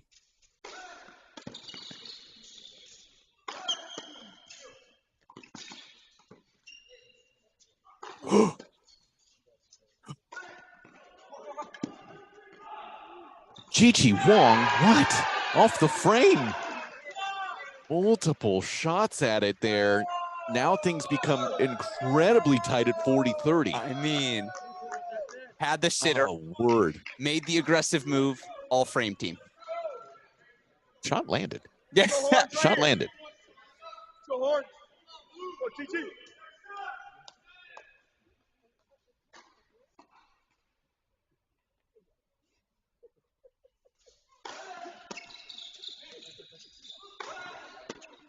Oh my gosh. No, the sitter.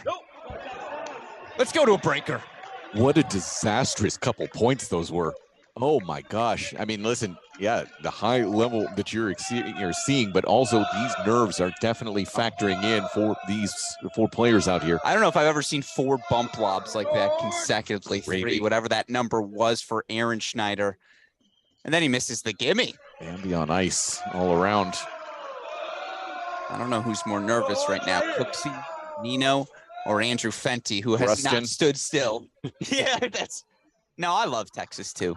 Well, I know. I mean, just the nerves of. Yeah. I know you are so passionate about this sport at this collegiate level.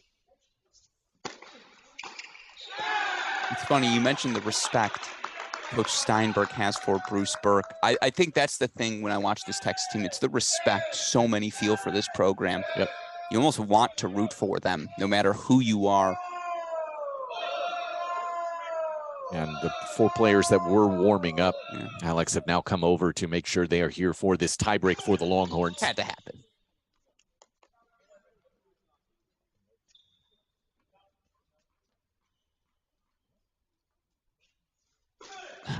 Straight long. Yeah, it's just there's not a lot of continuity.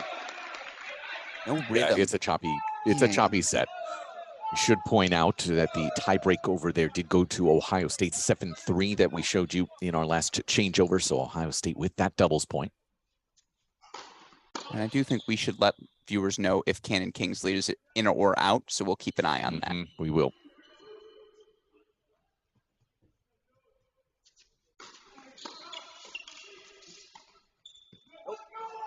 Both of those swings were not clean.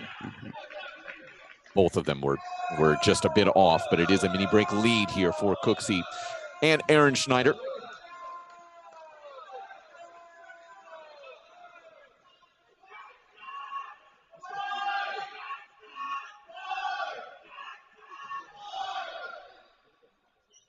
Go, Chi-Chi.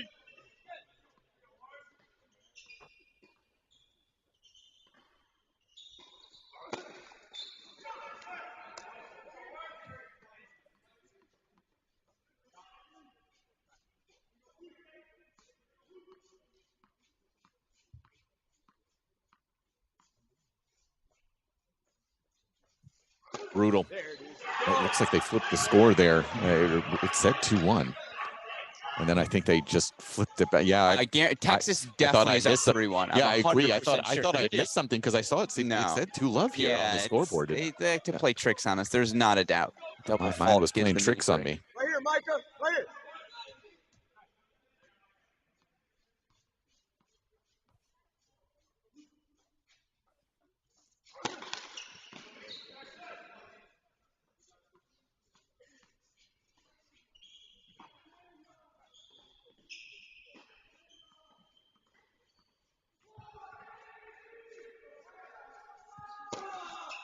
What a brutal 10-minute stretch here. Capped off by 2 doubles from Will Cooksey. 4-1 Longhorns. What a gift. It's a gift. Absolutely. And this is where it's worth mentioning Micah Braswell, Chi-Chi Huang. Chi-Chi obviously part of the national championship team. Braswell was part of the 2021 team that made NCAA semis. I know Michigan made the quarterfinals last year, but Cooksey and Aaron Schneider, this is a different sort of situation for each of them.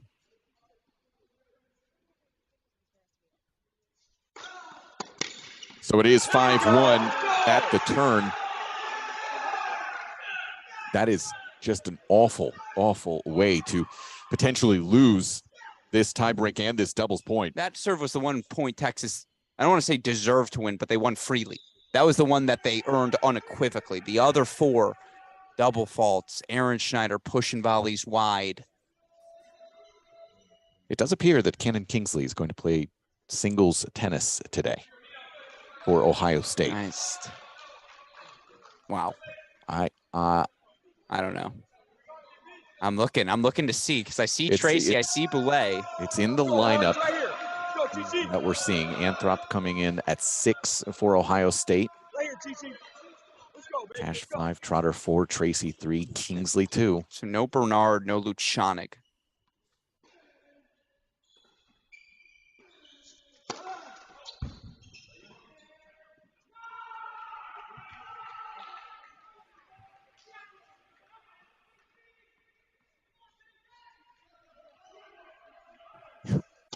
A third straight double. I mean, the quality here, Alex, over the last 10 minutes, not there. Nishkit. Again, just good. Belying the we're here of this doubles point. Everybody yelling at you in Texas. They were under the thumb all of last night. Goodness gracious.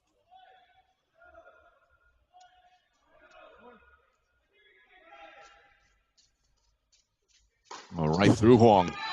Caught the service line there. By 3. I see Cannon Kingsley on court. I don't understand why.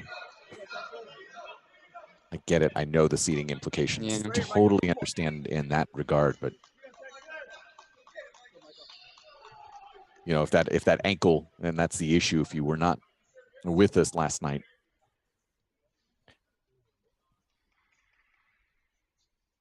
So 3 double faults, now 2 aces off the racket of Aaron Schneider. Sure. That's what we expected, right? No returns made in 5 straight points.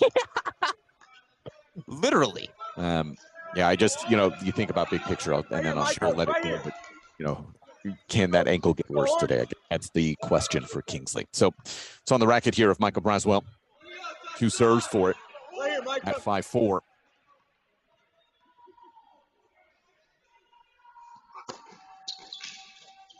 Finished easily. Chi-Chi Huang, although nothing easy right now for these 2 teams. 2 points for the Longhorns.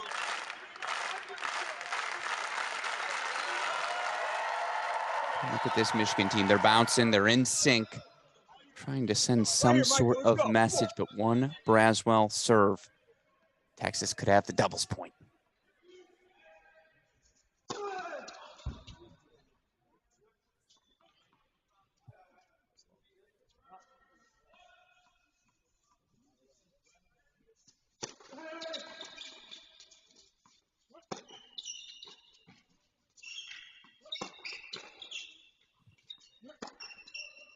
Texas grabs the doubles point.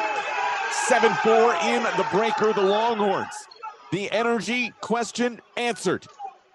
1-0 Texas. They needed it. They got it. It wasn't pretty for either of these teams, but Texas, the 1-0 lead, winning ugly. Someone wrote a book described by that. I believe it was Andre Agassi? Brad Gilbert. Brad Gilbert. Similarly, I mean, he did coach him. Yeah, they got the job done. 1-0 Texas. And now 6 singles matches to come. I mean, again, you mentioned it from an energy perspective. It felt like Texas needed that way more, right?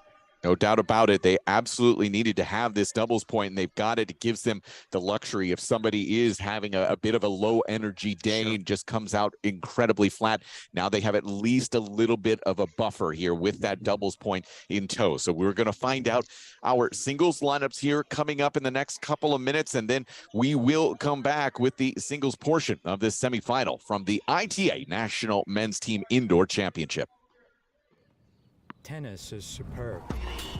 Tennis is fire. Tennis is sick. Let's go. Tennis can change the world.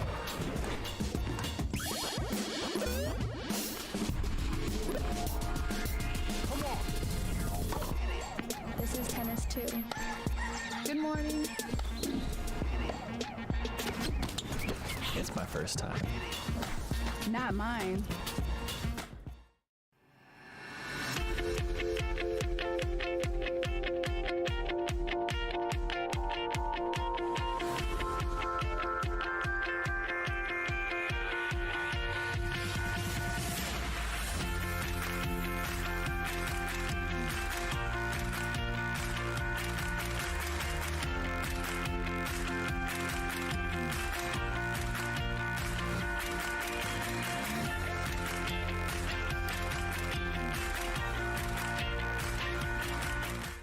It's about time you play tennis like the pros, and now you can. Swing Vision is an app nearer the gods. It uses AI to track your shot speed and placement using just your phone. Opponent giving you dodgy line calls? Out. Challenge it instantly right from your wrist. Download Swing Vision for free and bring the Grand Slam experience home. Adidas Tennis is bringing the fun and flair to the courts in 2023, and you can find the latest Melbourne collection available now at tennis-point.com, your online tennis retailer. Tennis Point. Advantage you.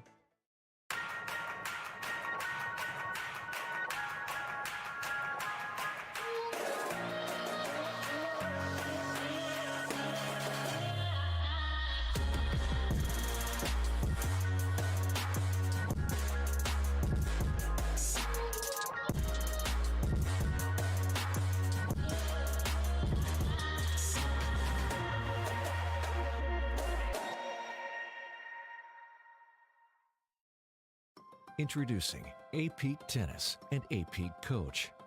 Everything tennis players need to become mentally tough, both on and off the court.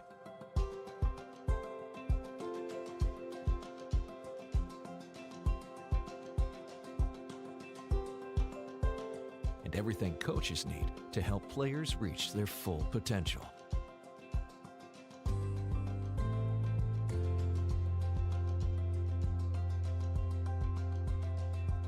Because we are extremely confident that A-Peak does work, we are offering free 1-month split testing to validate A-Peak's effectiveness when implemented correctly. With split testing, we'll have half your players use A-Peak, while the other half does not. Then, we'll conduct pre- and post-testing to demonstrate A-Peak's value. To take advantage of this offer, email us at apeak@apeak.com. Tennis. What does it mean to you?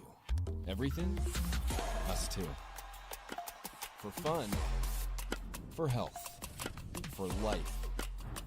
Tennis Point. Get the gear your game needs. Go to the net,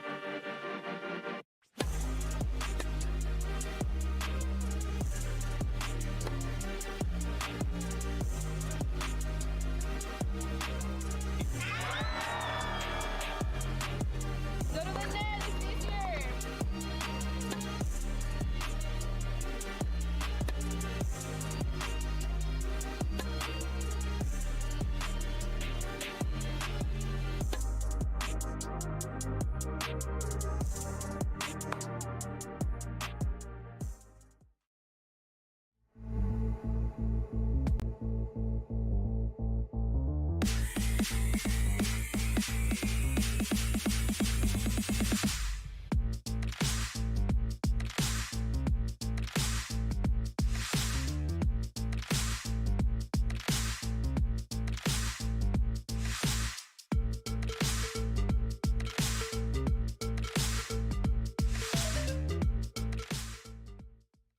So at Oklahoma State, we've always prided ourselves on having one of the premier tennis facilities in the country.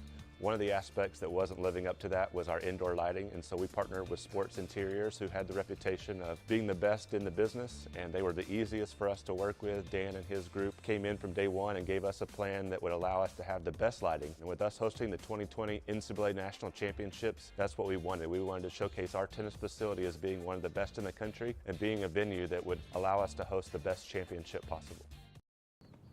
Tennis is superb. Tennis is fire. Tennis is sick.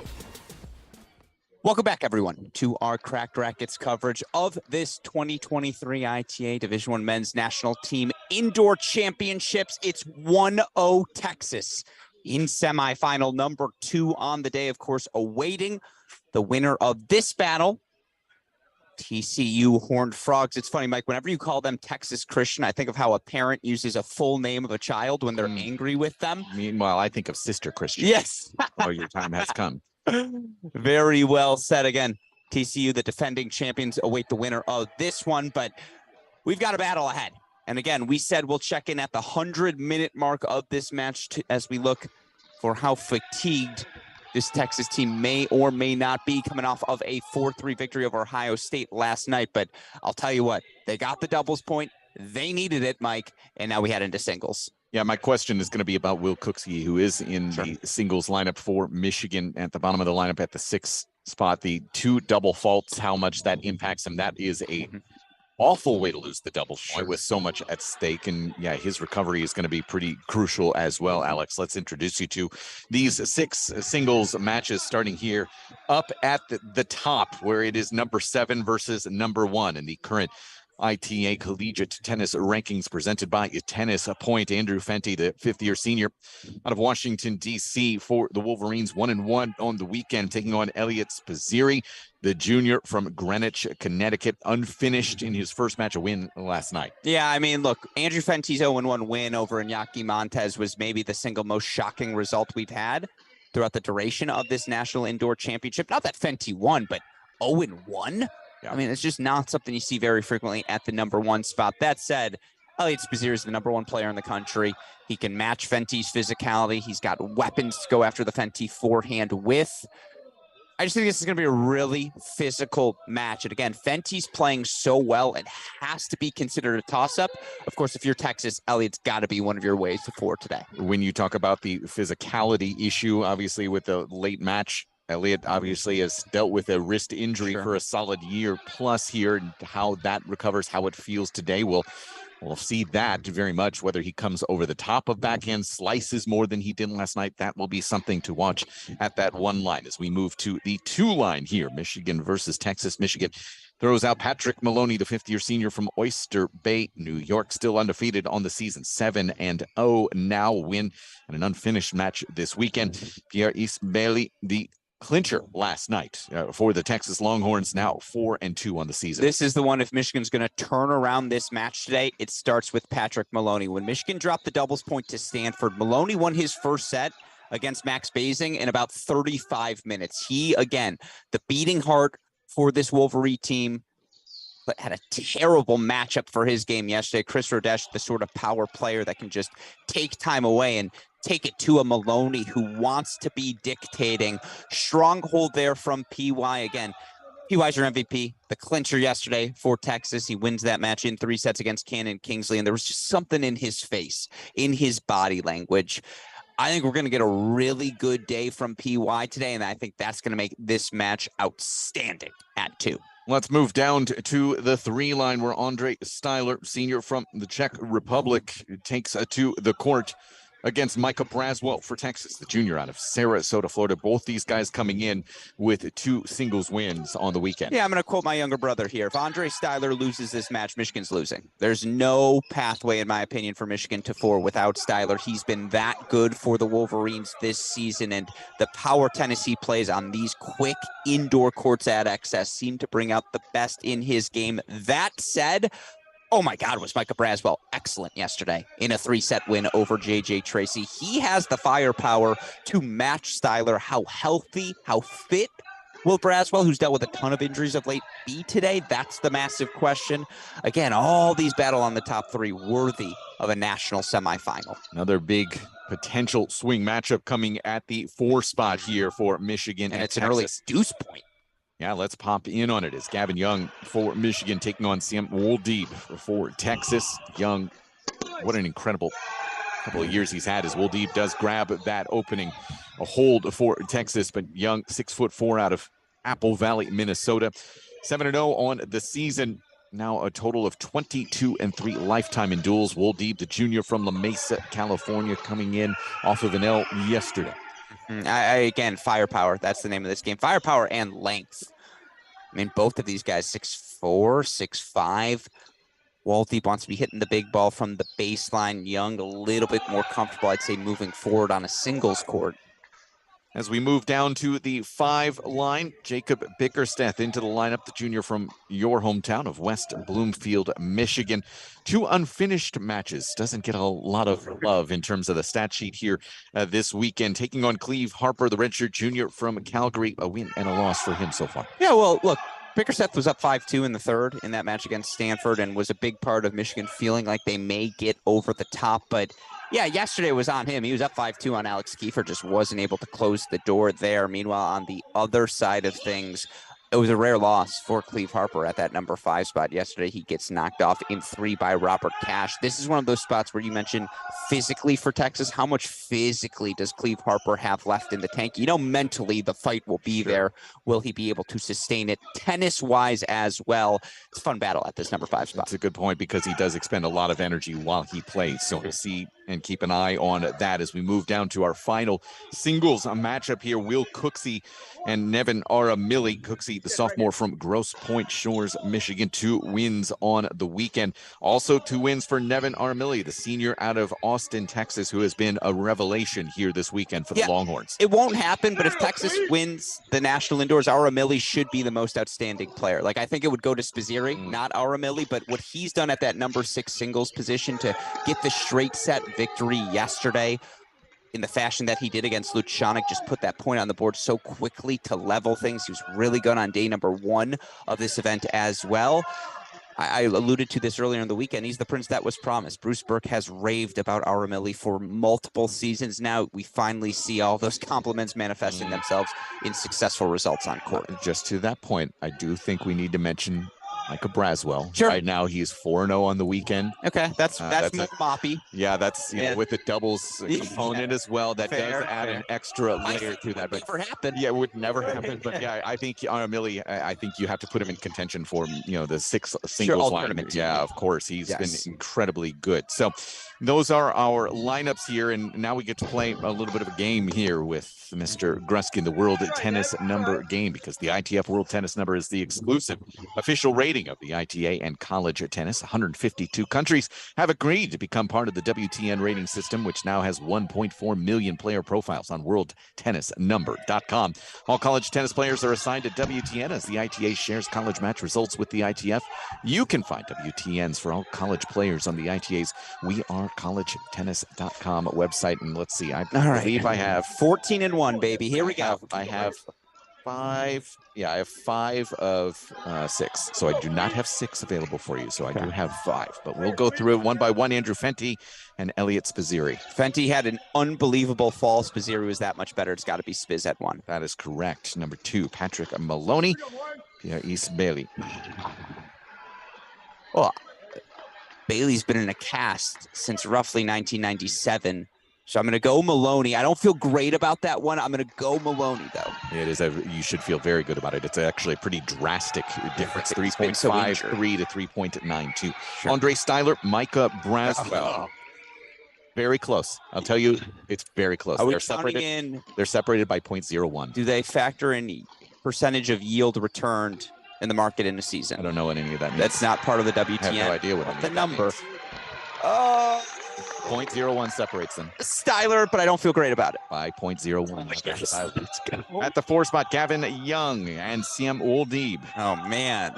They were both unreal in the fall, too. I'm going to go Siem just because I think he had more national success. You are a perfect 4-0. And our final spot here, also incredibly close, separated by 0.02, Jacob Bickersteth and Cleve Harper. Well, they call court number 5. The Brad Dancer Memorial spot. That's where he rocked his days at Michigan State. Did he die? Did we miss that? His 5 singles career did. That's true. As he's standing over us here in the broadcast booth. Bickersteth just because he plays more. Incorrect. No!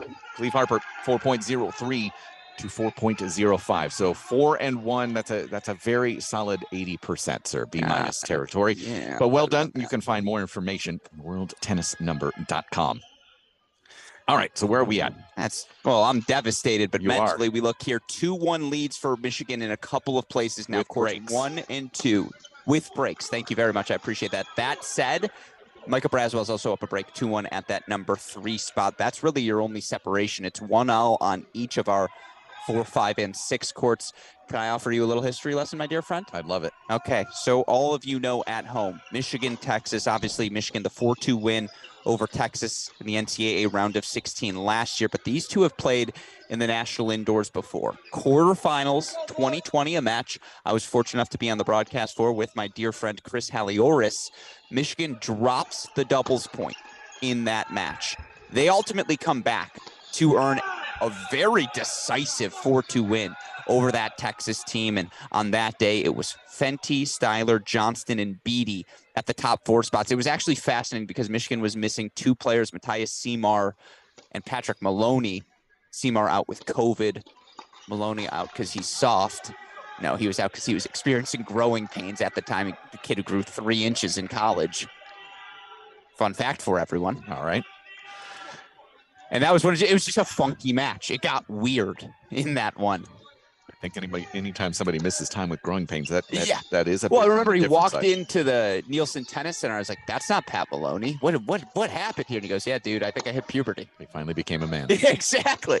And now he's got a mustache and everything. When it's time to change, you have to rearrange. I like that. Meanwhile, that's from the Brady bunch. Very. Yeah, I wouldn't have known. It's when Peter Brady went through the change, his voice started to change. So that's. And they did it live? No, that was just part of the show. I mean, yeah, Lauren Henderson, obviously. It's not why you're here. Breakpoint chances for Styler. 15:30 opening for PY.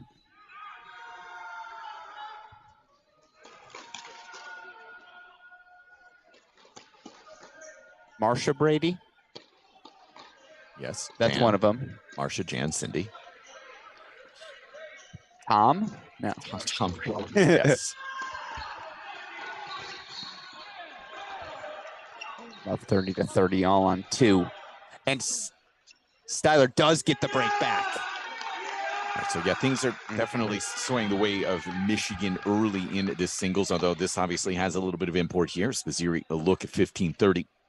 What was the magic number we said to check for an update? 100 minutes from the start time? Well, 5:30, but yeah, 5:30. I don't know that we need to necessarily go at the exact moment. I was thinking end of first, early second. Okay. We didn't really talk about your pathway yet as well in terms of where you think these points are going to come I've from. been filibustering. Yeah, for Michigan. Where are the points going to come from for Michigan here today to get to 4? Well, it's the heart of the lineup, and we saw it against Stanford as well. 2, 3, 4, and 5. Now for Stanford, 6 was obviously the one that put it over the top, and boy, would it be nice to get Cooksey as well, but I will never pick against Elliot Spizzirri in my life. Not ever. The 4th year for Texas, #1 player in the country, has earned that benefit of the doubt as well as Andrew Fenty has played this weekend. But if you're banking on one and beating Elliot Spizzirri, you've already lost the match. So I think it's the nucleus. It's Maloney, it's Styler, it's Young, it's Bickerstaff. They've got to be the guys to get the job done. You win anything on the corners, you consider that a bonus. So in that relation, you say for Texas, you believe it's going to be 1, it's going to be 6. Where does their 4th point come from? I actually am not sure that is what I would say. I think it's strength on strength. I think 4 is a 1 for them because it's Wall Deep Young. I think whoever takes that first set breaker, much like the Jong body match, right? Like I think 4 is the one that probably doesn't finish. Okay. And that's the 4-3 swing match. Okay. 1, 6. Okay. Yeah, you only need 3. Yeah, let me think. Okay. 1, 6, 4. I think 4 is the swing. It is down in pen on my sheet. Bailey does. I was gonna say I don't need pencil. You can put that bad boy in pen. Looks like Bailey just got the break back for the Longhorns at the 2 line. So back on serve in both 2 and 3. And deuce point here on 1.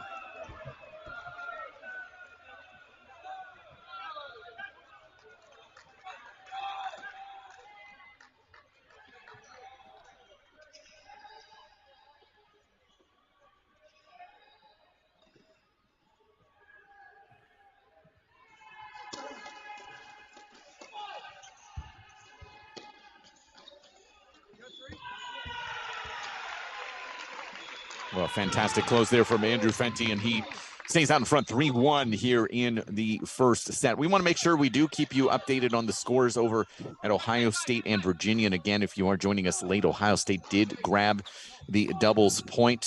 Let's see, they are up breaks at the 2 line behind him and Kingsley.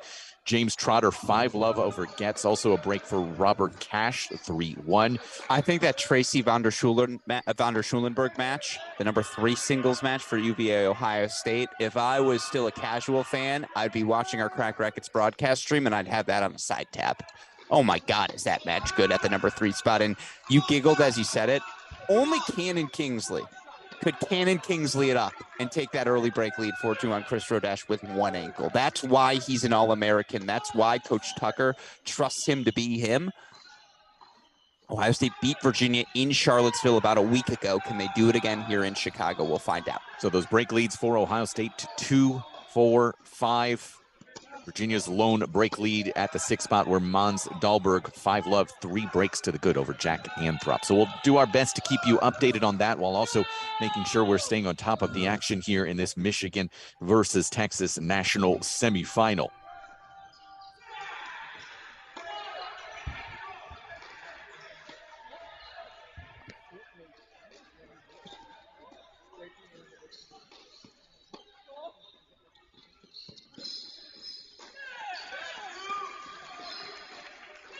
Andrew Fenty is on 1.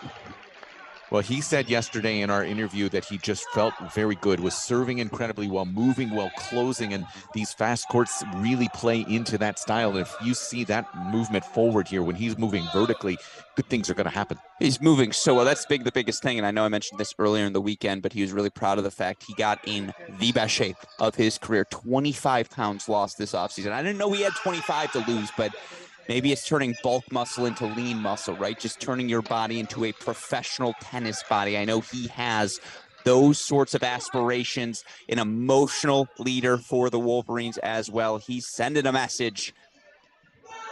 Break point chances for 4-1 for Fenty. Wow.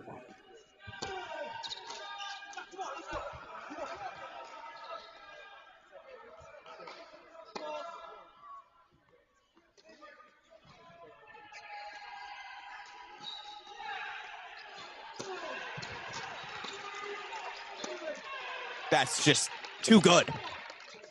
And Andrew Fenty, who helped propel this team to the semifinals in 2020, he wants to take them to the next step. He wants a final for the Wolverines. 4-1 lead. Let's go full on. Let's go to 4, excuse me, on the big screen. 4 on the big screen. Gavin Young does have a break there, 2-1, but in some trouble here, 30-40. Sam Woldeeb, 2 break chances. Actually, a deuce point coming up now. Big serve from Young to get us to deuce. It happens so fast here, Mike. It really does.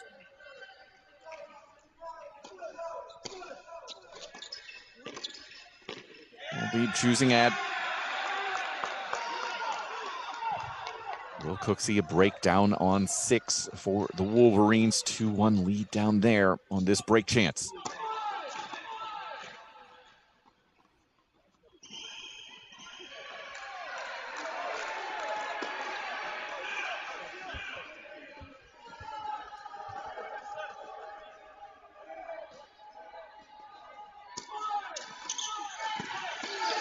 A perfect placement there at the feet, and Woldeeb does get the break back. So lots of swinginess here early for Michigan and Texas. I do want to point to court number 6, and we'll replace 4 with 6 because there was even on the bottom, and I think we both gave each other a look after the singles portion of the match. Would you play Will Cooksey today, particularly with the double faults down the home stretch of the 3 double spot? Well, Will Cooksey has responded, at least early. It's a 3-1 break of serve lead, and it's too early to make a grand scale assessment, but you know, you're looking at 10 to 15 minute batches of energy, and Cooksey has won this first 10 minutes of singles.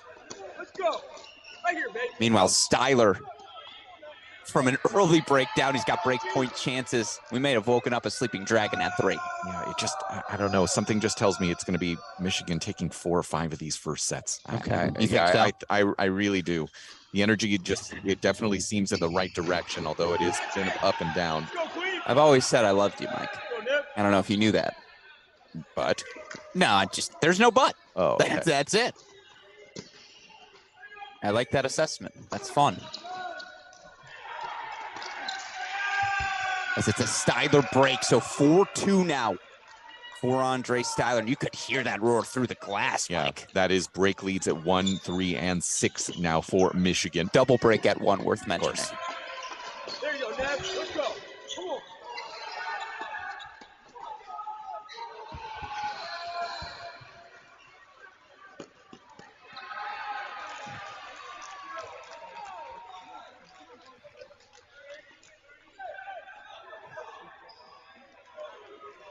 And it is worth noting, and here's an interesting switch in tactics. Head coach Adam Steinberg, he's now on courts 1 and 2. He has not been there all weekend long, and yet after dropping that doubles point, maybe that's a little message to the senior leaders. Hey, it starts up here at the top. I need you guys at your best today.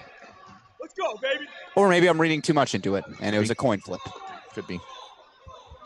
I think you might be right, though. Yeah. We do have break chances for the Wolverines also now on 5. What's so funny? Who's texting you? My little brother. I mean, does he not know that you're on the air right now? What kind of unprofessional thing is that? Listen, you just... Well, here's the thing. I turned to him to keep us observations. We're watching the 3 courts. He's watching the court. We're hired here. Oh, come on. Unpaid intern, baby. Got it. Jeez.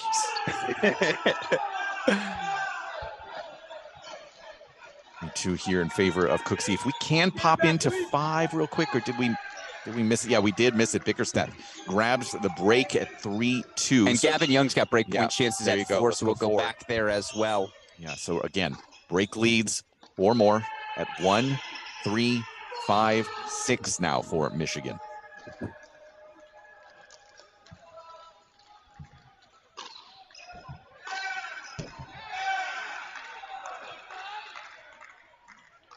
Oh, we missed this too. Gavin Young gets the break. So okay, 1, 3, 4, 5, 6, all breaks. And you see 2 and 3. We're gonna keep those there. Styler in that 3 spot in particular, but can we put court number 1 on the big screen? Because for the 2nd straight day, I don't know what's in the water that Andrew Fenty's drinking and what brand he's going with. I think we all could use it.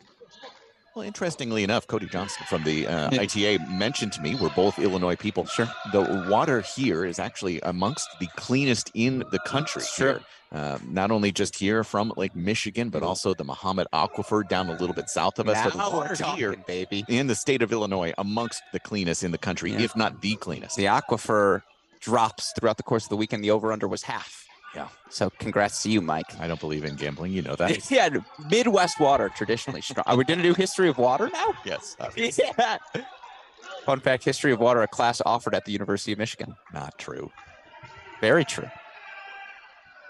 That's a very odd. It's about resource allocation. Okay. We're not going to get into it right Environmental now. sciences type of situation. Yeah, exactly. Okay.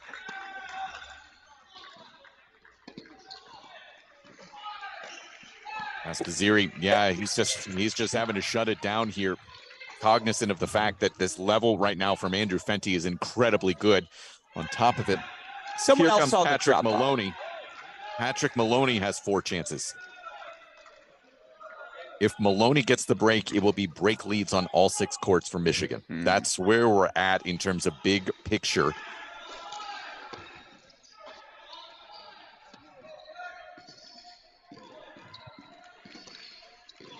Slicing and dicing. Andrew Fenty sprints out the first 2 set points of the match in singles belong to the Wolverines.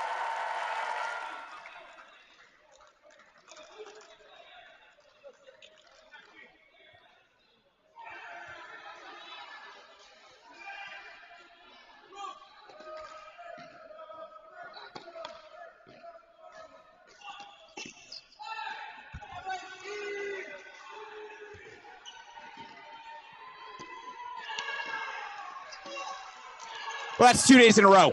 Andrew Fenty has sent a message to his teammates. We are here to win. And Fenty, the breadstick, 6-1 on court number 1. Let's move 3 to the big screen, please, as Andre Styler, the 5-2 lead.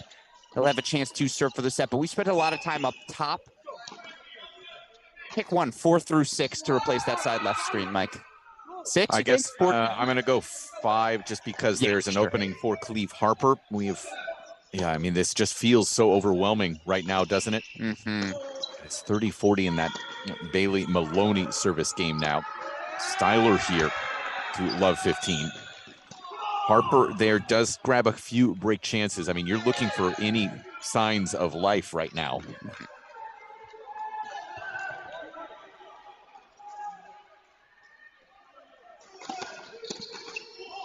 Bailey gets the free point there.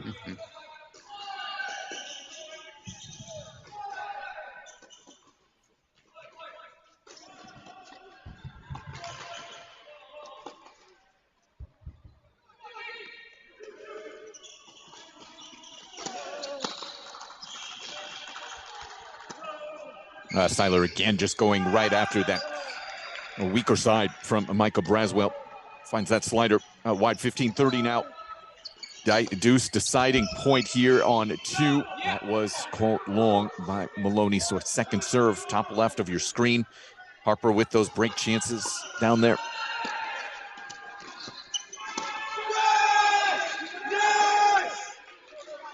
That is Bailey who does get that hold to 4-3. And again, with any signs of positivity right now for Texas, it's coming at the 2 and the 5 spot where things stay level or get level on both of those courts. Andre Styler, set points for him here on the Michael Braswell serve.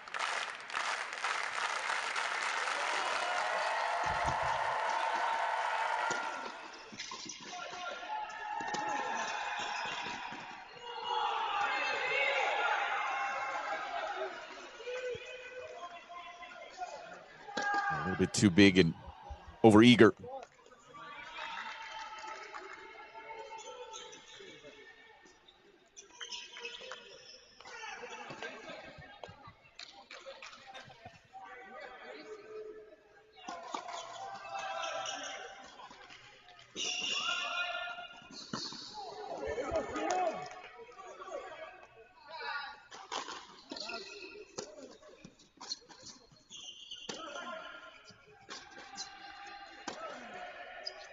Well, a second first set is in the books for the Michigan Wolverines. Behind Andre Styler, 6-2 in the first over Micah Braswell. So things looking very good here for Michigan. Early, not trailing in any particular set so far. Want to make sure we do give you an update on this Ohio State-Virginia matchup. 1, 2, 3, 4 first sets are in the books so far. 3 of them going the way of Ohio State at 2, 3, and 4. Virginia picking up a first set at the 6 line. Ohio State very much in control at 5 and on serve at 1. So 3-1 in terms of those first sets. Another one looks very comfortable for Ohio State and 1 TBD. And I do think big picture, it's a massive moment for this Ohio State team. And I think this response is indicative of what we're going to see from them throughout the course of the season. I know yesterday's loss was disappointing. I can't remember the last time they lost before the semis at the national indoor event, but do not write off that Ohio State team. If you do, you're doing so at your own peril. Yeah, that was out. Long, yeah. Yeah. Bickerstaff with another opening for Michigan. Young with another. I mean, this is kind of what we've been talking about for the last Well, I hour think and this a is half. what you anticipated, if I may be so bold.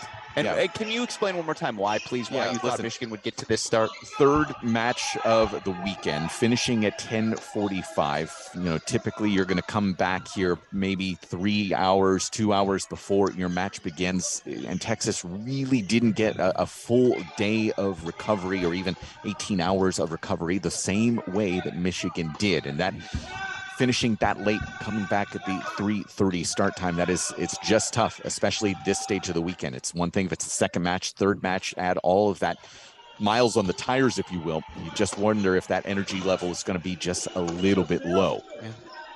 And it's understandable, right? These kids are human. Yeah, sure. And, you know, they can't be robots. Not every performance is going to be the same from day to day. And this is kind of what you do worry about. Mm-hmm. It's funny you mentioned miles on the tire. I do have to give a shout out to Miles Shallett here today, Michigan alum. Richard Ciamaro, who we talked about earlier, he's in the house as well. Plenty of Michigan, Texas players of days past coming to enjoy these two teams doing battle.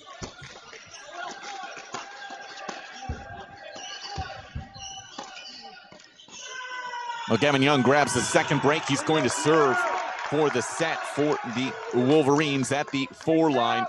Cooksey also 1 game away. Bickerstaff, that break chance, a couple of break points down there at the 5 spot. Let's throw 6 in the big screen, please. Fair Gavin enough. Young will get back to, of course, as soon as he serves for that set. Meanwhile, Elliot Spizzirri, 3 break point chances in Fenty's opening service game on court number 1. Anyone who thought Elliot Spizzirri is going to go away without a fight, you've just clearly never watched the 4th-year Longhorn compete. Would not shock me at all to see that match have a second act, which is why the leads for Michigan everywhere else are so important.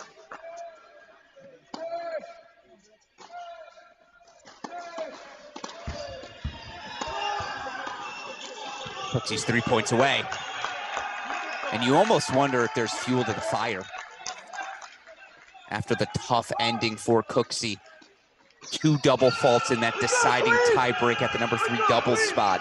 Well, these guys clearly take it very personally in terms of that team aspect, right? And how, you know, that's one of the running themes in all the interviews that we have done through the week of people who have clinched and say, I just want to make sure I'm there for my teammates. And I know that that's how Cooksey feels after what was such a disappointing tiebreak on that doubles side. We also can agree that's just great media training by these sports information directors. Come on, they gave that sentence to all of these players. Mention the team training at its finest.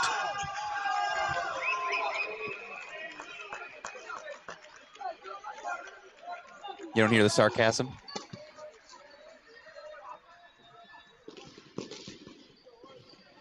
There we go, Nev. That's a choice. Right here, Nevin. Let's go. The full sprint bump lob. I don't know that that's more desperate than a choice. I don't know that you have too many opportunities there. John Parsons doing the research for us, saying that 2018 was the last time OSU lost before the semis, other than 2021, where they didn't make the final site. But of course, that was the abbreviated national indoor format where Virginia knocked them out at home.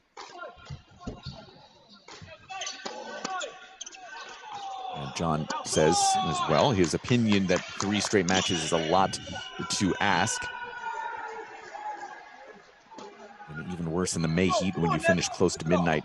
His opinion that you need a buffer day in these events. And yeah, I'm certainly not opposed to that at all. Yeah. You know, maybe do 2 days and then 1 day off and go from there. I don't think that's necessarily a bad thought process. It also depends. It's tough, right? Because I think the 4 matches on this weekend is the particular grind. NCAA is now going to that super regional format. Quarterfinals is when all teams go to a final site. Yeah, I'd say 2 matches, day off final, or first match, day off back to back. The trick you have is obviously the infrastructure that's in place. You're asking a lot of the host sites, right? And making sure all the staff is paid.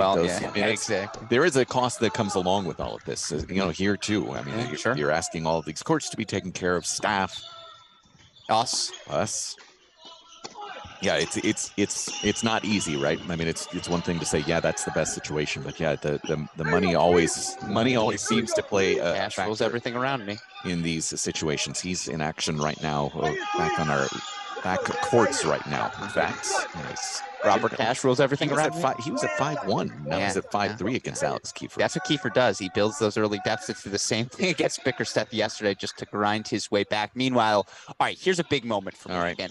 Gavin Young, 5'2", 1530, bottom left of your screen. You also have Will Cooksey serving for it up 5-4.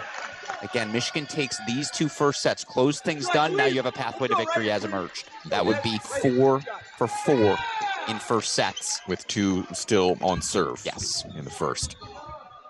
And I'm telling you, if Bickersteth Harper finishes, it means we're here till 7:30. I got a rental car to pick up. Yeah. Around 8 o'clock. I got pods to record, 12 of them. Andre Styler has just broken and has a set and a break lead over Michael Braswell. Said it was a must. Yeah.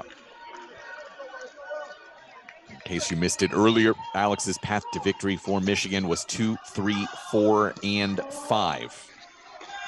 1 and 6 right now are looking to be a bonus for Michigan. You got it, man. Come on, right here. A 15 to start here for Cooksey. 1 break point fought off by Gavin Young. Still 2 more chances for Seam Waldeep. It's interesting to note, again, these 2 teams faced off in the NCAA round of 16 last year. Mike, there's not a single rematch on the singles court. It's nice from Will Cooksey.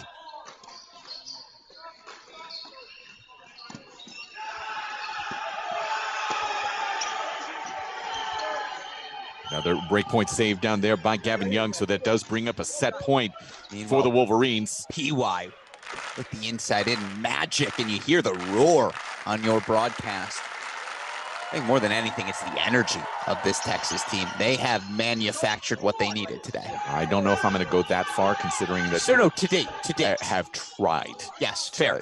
I don't. Yeah, listen. The effort is there. That's the effort well is said. there, It's but very you're well looking said. at 1-2 sets already in the books. Sure. You know, Michigan 2 points away from having 4 first sets already in the books. They are giving effort. It's not going to be enough, I don't think, that for early in this singles portion. That is a fair assessment. Meanwhile, Seam Waldeep does break for 3-5. Gavin's going to have another shot to serve for the set, but there's that Texas fight. Texas fight. You'll hear it throughout the course of the dual match today. Now we see it on our screen.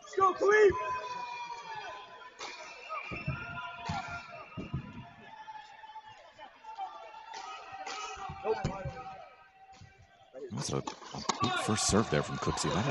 That looked like it had some heat. Gruskin. It's got some weapons. And there's the double fault. Well, yeah, considering we saw consecutive ones just a couple minutes ago in that tie break, this becomes a scary moment for the Wolverines. Break chance for Aramili. Right here, Ned. Steve Harper with a break chance for Texas as well right now at the Bickersteth 3-4 service game.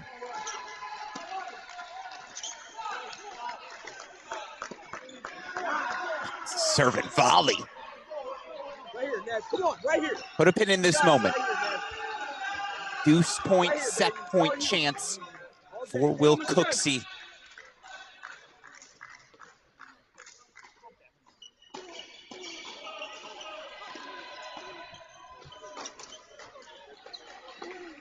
He's going to take this serve. You go back to where the double fault was, I think would be the play. Indeed, that's what we're going to get. Cooksey tried to go. Oh, no, he changes it. It's going to go to the ad side. All right.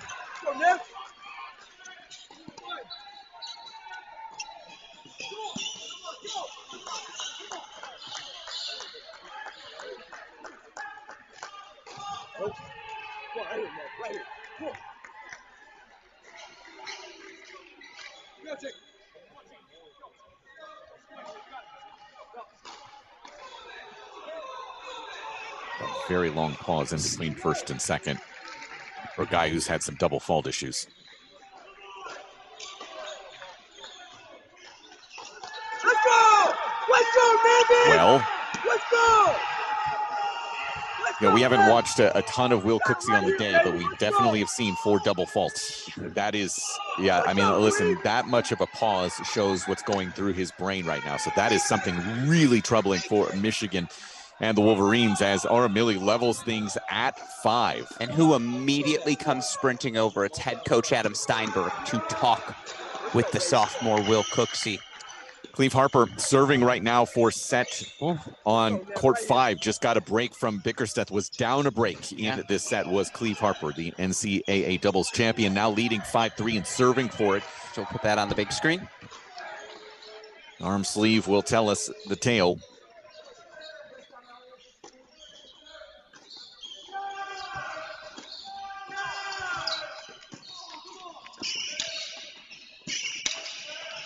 As will those hands perfectly placed into the deuce corner from Harper and 30 love. It's a deuce point break point chance for Spizzeri on 1. He gets it. Interesting so it's a couple of minutes Texas here. Push. Interesting couple of minutes here, huh?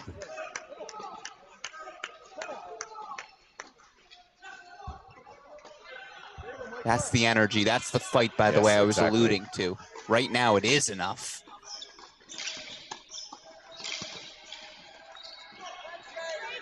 That's well done. That was well done. Well sniffed out. By the way, Andre Styler, 6'2", 3 love over Micah Braswell at that 3 spot. Going to be close to finishing out the match before some of these first sets are done. That's the way he is playing. And that's his game. It's, okay, you do you. I'm going to play big regardless. And Gavin Young now will serve for the set, up 5-4 at that number 4 spot. Maloney serving live to stay in the set on court number 2. And now it's set points for Cleve Harper. Excuse me. Harper too. Yeah, no. I'm getting Hark the Herald Angels sing. That's Bickersteth, Harper, associated all together. Seamwaldy does not love a Gavin Young call. Not going to do much help. At that number 4 spot, again, Young serving for the set.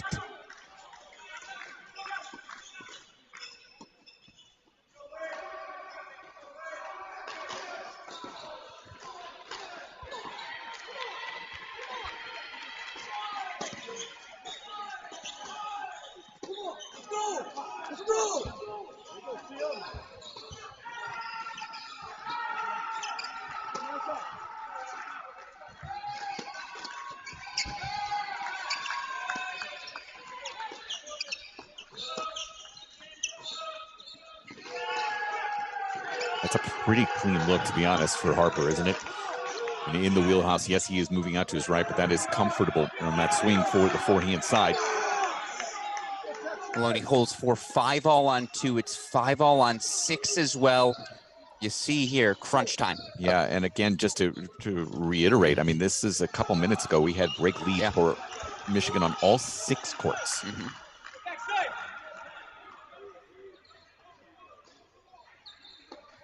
Old Deep's going to have another look here. It's 15:30 down there.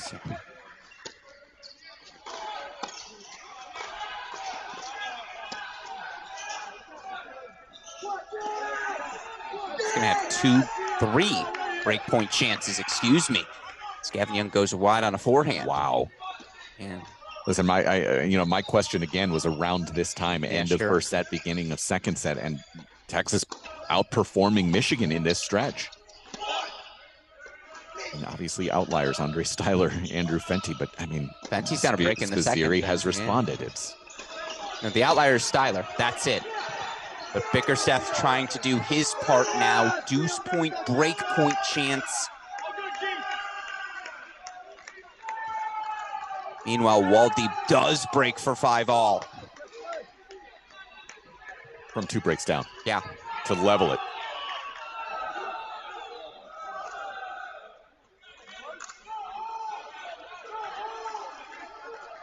Break point, deciding point, set point here on court number 5, the triple threat.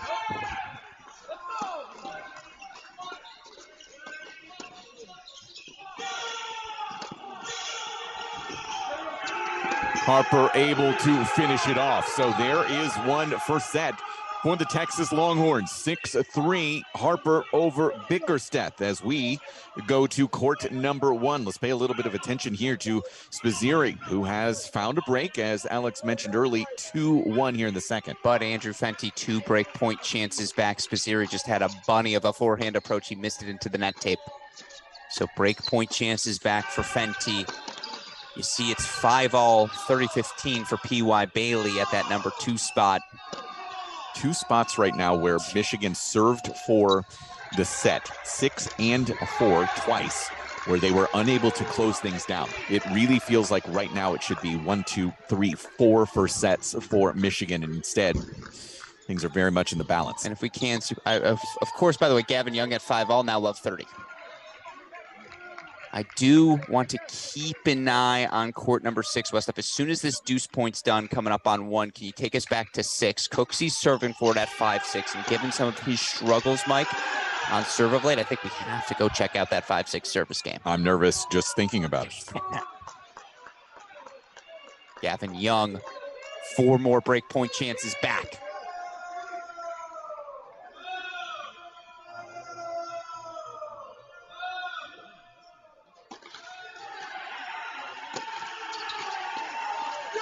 The Spiz hold for 3-1. And quiet and rather understated about it right now. Knows he's got a long way to go, obviously. But yeah, he has stunted this big rush from Andrew Fenty. So yeah, if we can, do you want to go there, or do you want to keep an eye on? We'll keep an eye on everything. Okay. Let's go to 6, though. Let us go to 6 on the big Because straight. Aramili now 2 points away from this set for Texas. Love 30 in the Cooksey 5-6 service game.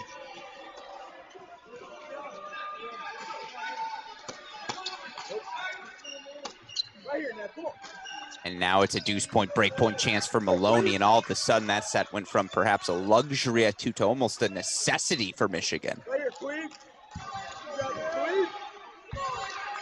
Let's go, Ned.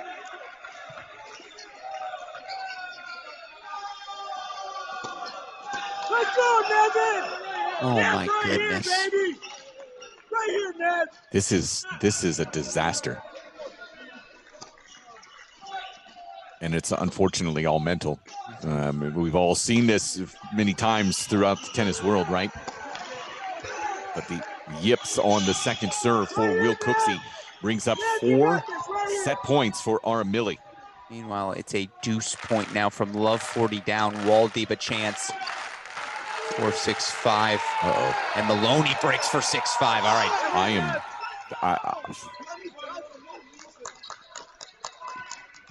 Thoughts and prayers.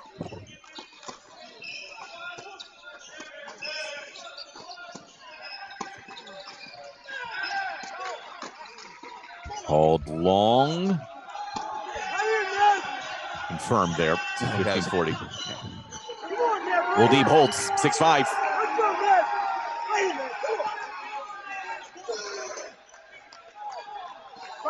I need to reiterate here, it should be 5 first sets done and dusted right now for Michigan. Absolutely should have taken advantage of that lack of energy in the start. I'd say 4. That Harper is the one I would throw out.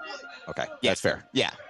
I agree. It should be 1, 3, 4, and 6 should have been done. Yes. Now Patrick Maloney has the opportunity to close it out. That was kind of my point. That the idea that, and that would have been the lingerer. I couldn't agree with you more. It felt that way for the first 30 minutes. It really did. But a really disappointing performance for the Wolverines at that 4 and the 6 spots, not able to close things out, and it could end up costing them the national final.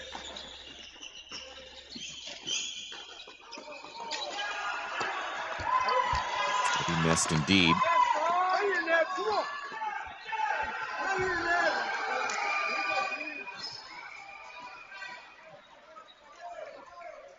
Right here.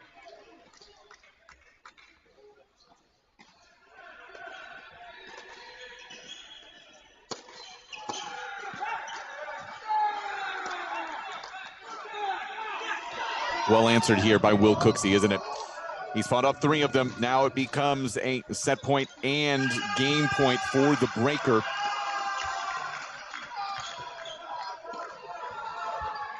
Ned, right here, Ned. Come on. Let's go. Fire it up, Ned. Come on.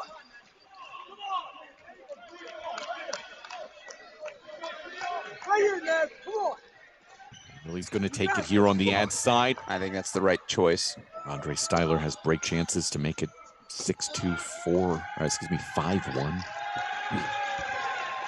We really are going to finish over there before we finish some of the other. I said it had to be.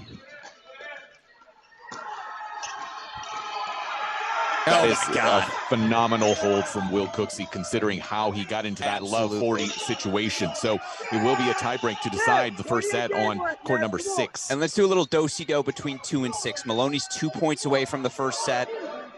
Guard your ears. If you're watching at home, it might get real loud real quick. Thought you were talking about jardiniere, a Chicago tradition with your Italian beef. Of course, the best hot peppers in the game, correct? No, but they are the hot peppers. Well, you've also got, there are other vegetables that are included. Okay. You've got some cauliflower, you've got some carrots. I mean, there's a lot that goes into a jardiniere. A lot going into this. You need to have some tomorrow. I will. First set points. Wolverines at 2. Maloney thought that serve was long. That's what he is arguing there, but he is rebuffed. Also 6-2-5-1 now for Andre Styler, but you see it at the bottom left of your screen. See him wall deep from 5-2 down. Now 2 points away from the set. That should have been 6-2 for Gavin Young. I'll get to the Ohio State scores in just a minute. Right here, Ned. Right here. Come on, get it back.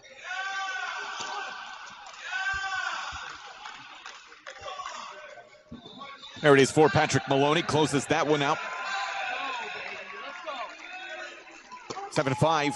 And another first set going the way of the Michigan Wolverines as Andre Styler is now 3 points away from a match. So let's put that on the big screen now. Andre Styler, court number 3, 6-2-5-1 lead. Make it 30-love for the Wolverine. And Patrick Maloney, you see, the yelling came after the set. He's going to the bench. He's going to Styler.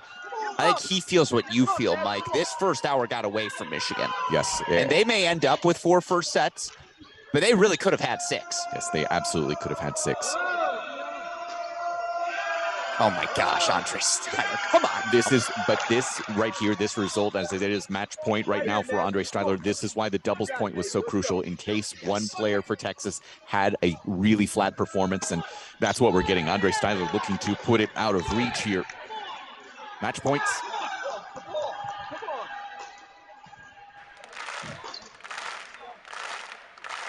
Set points wall deep on 4. Unbelievable for Texas. Come on, Ned, right here. What a way to finish. Yeah, too good from Andre Styler. And Michigan levels things at 1 apiece. What a performance.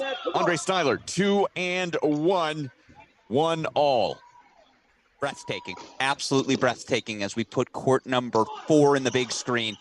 See him wall deep, set point chances. Will Cooksey has won 9 straight points. Really? 5-0 in that breaker from 4 set points down. But see him wall deep takes the set. 5 straight games for the 4th year. And it's a 7-5 first set. Is that Texas's? That's not their first set, is it? No, it's their second set. Cleve Harper also who has a break to start the second as well. So Cleve Harper is setting a break to the good. So let's go 6 on the big screen now. Court 6 on the big screen, please. Put court number 1 in place of Cooksey.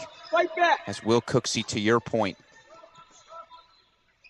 9 straight points.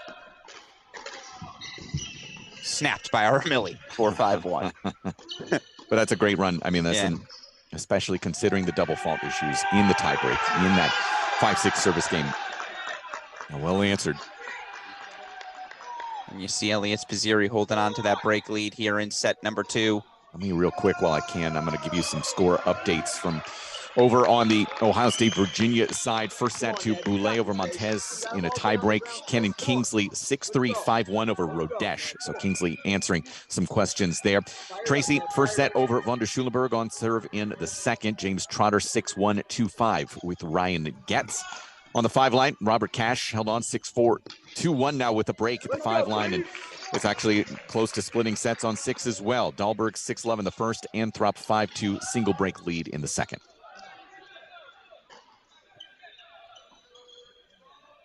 One more here for Cooksey on the far side. Oh, no, another. And he was ready to destroy the racket. Sophomore from Grosse Pointe Shores, Michigan is... It's one of those days. Going through it, and he still might win the set. Still might win the set. There we go, Cleve. Right here, Ned. Right here, baby.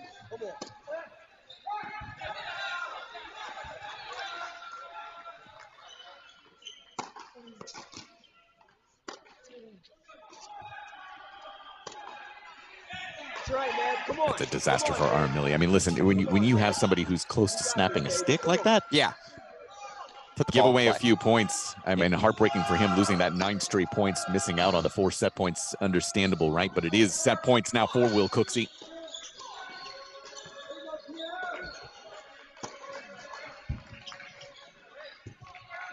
I don't love the fact that Aaron Millie keeps looking to the right after every single miss.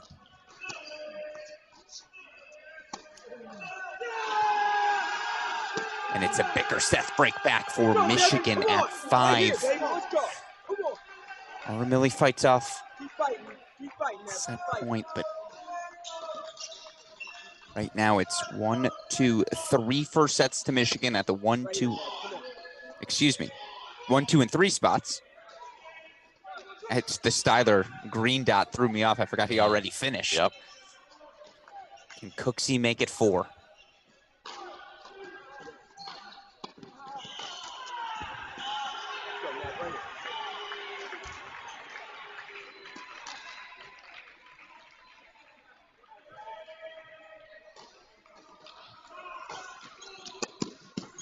Well, every second serve right now is an adventure, but that winding road ends up with success. Will Cooksey grabs the first set in a breaker 7-3. So indeed, that is now 4 the first sets going the way of Michigan, 2 of them going the way of Texas. Put 4 on the big screen, please. Again, see him wall deep. I've been harping on this, Cleve harping on it all day long. See him wall deep's ability, the focus he's brought here today.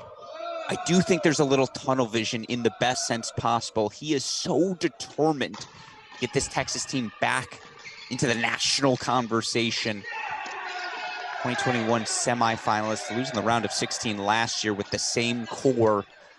Had a lot of injuries, but that just was unacceptable to this Longhorn program. And I really do think that fight, Mike, that's what we've seen today. That's the thing that has struck me the most.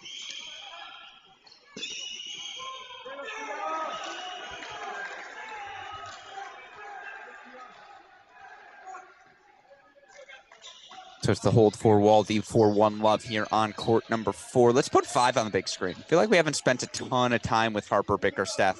Probably the most physical match we've got on the board here today. 15-30 right now for Harper. After Bickersteth just got the break back 4-1-0. And if memory serves, he was up Bickersteth 3-1 I think that was where the break lead was. So it was 5 straight games for Harper to close things out, and then a 6th straight game to get to a 1-love break lead here. But that would mean that Bickersteth hasn't held in what, 4 service games? Is that been a 4 while. service games? So 3-1. And the same thing for Gavin Young, right? Yeah. 3 straight service games that he's not been able to hold there, and he's about to serve for the first time in set number 2 on that 4 line.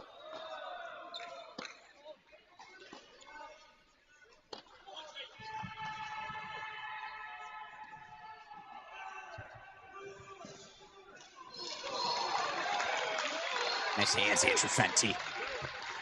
Little flick of the wrist. Meanwhile, P.Y. Bailey, the love 30 hole. 15-30 after a nice Maloney serve.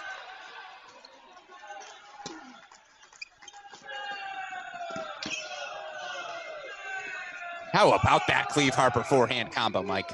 Yeah, and on top of it, just again, the recognition. He loves that transition game, using the hands very well. Going to grab himself another couple of break chances.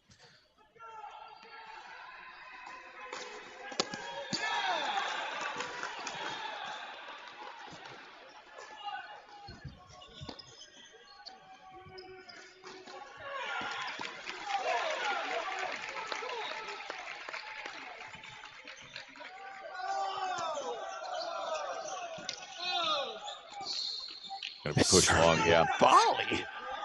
Well, listen, again, the fact that he hasn't held serve. Yes. In at least 30 minutes now. I mean, up against the wall in it. So he has to disrupt the process right now. Has to look for those opportunities that are just a little bit different. And you need to keep Cleve on that back foot, right? Yes, 100%.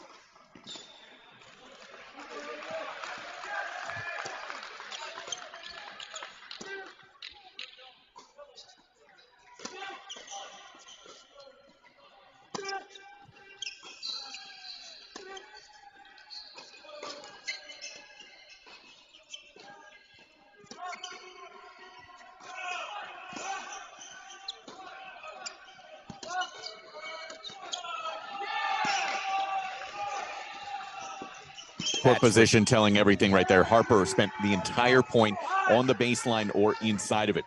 And he is well rewarded with the break again on the Bickersteth serve. 2-1 now in this second set. It's elite spreading of the court. I mean, he found every inch of that, Mike. Had Bickersteth, to your point, outside the camera view. So 2-1. Let's make court number 1 the big screen now if we can. Court number 1 on the big screen. And put 6 up on... Yeah, it's a break lead for Aramilli to start the second for Texas at 6.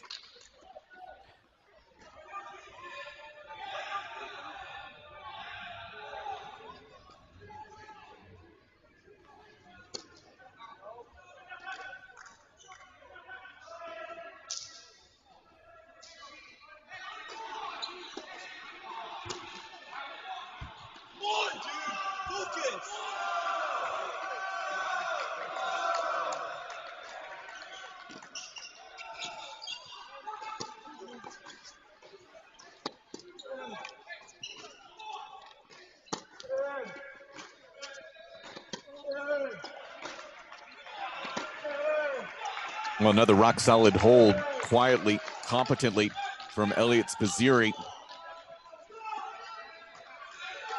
And now we hear from him as he stretches his lead to 5-3 in the second, 1 game away from a third set.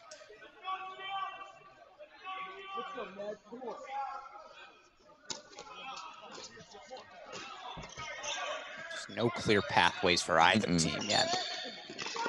No calculus update for all of you.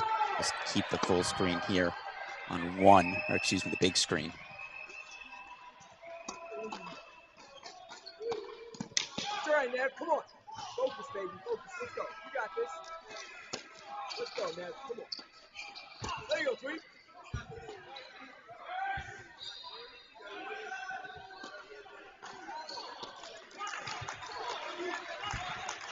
The aggressive look, huh?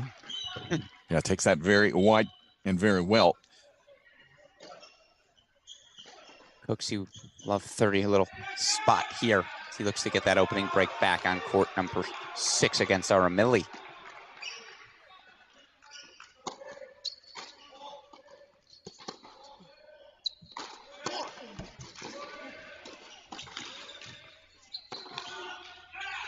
Try, man. Come on. Try, buddy. You got this, baby. Come on. Let's go. Fight, baby. Fight. Come on.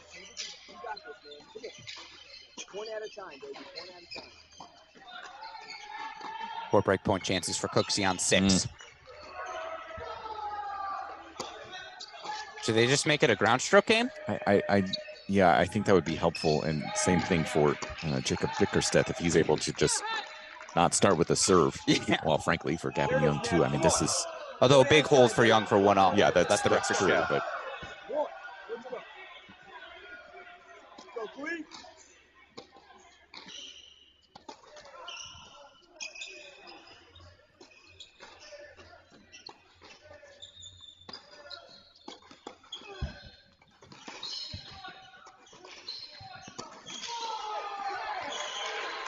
great attacking there and a smart target decision there from Fenty when he was stretched a little bit with that volley, right? Love his decision to pinch forward as well. Take that out of the air. Don't give Elliot Spizzirri an extra half second if you don't have to.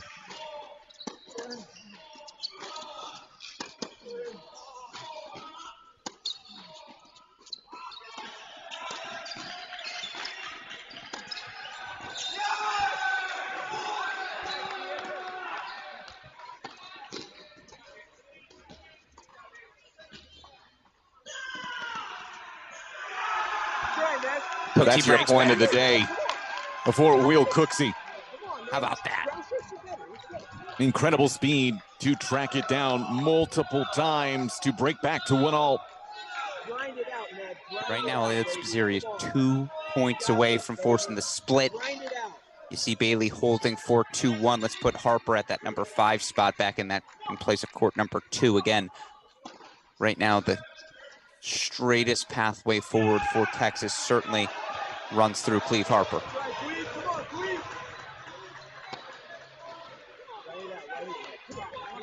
Serve from Andrew Fenty, game point chances to ask the question of Spizzirri.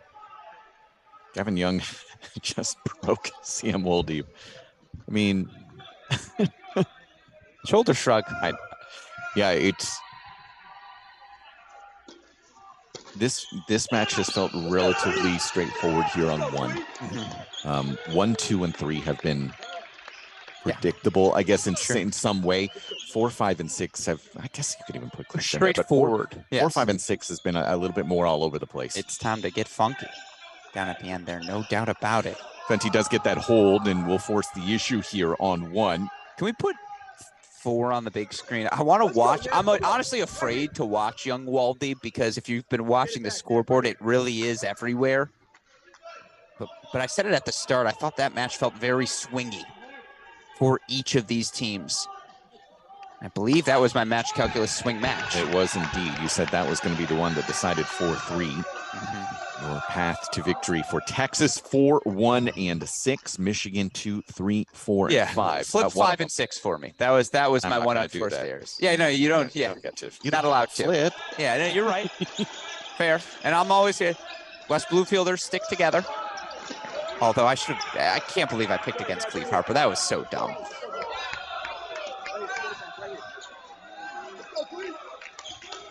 Cleve Harper beating his chest. 6-3, 3-1 lead now for the 5th year. Longhorn defending NCAA dubs champ. Meanwhile, okay, let's put 4 actually into the 5 box and let's go big screen 1 as Elliot Spizzirri serving to force a third against Andrew Fenty. Actually a first ball forehand error from Spizzirri. Love 15 now for Fenty.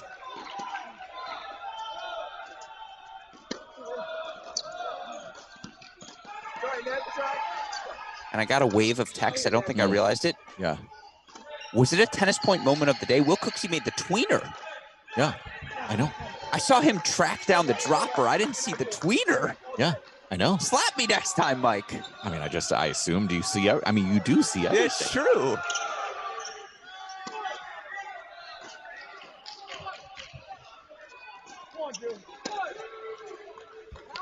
Yeah, he's going to ask the chair. It was just long off the racket of Elliot Spizzirri. So because, of course, 5-4 love 30. that's ultimately the story of the day for me, is that closing out. Who's able to do it just a little bit better at this stretch. A mission failed multiple spots in the first set. Nice serve there from Spazzeri in a tough spot to 15-30. Gavin Young, I mean, there's another double fault from Young.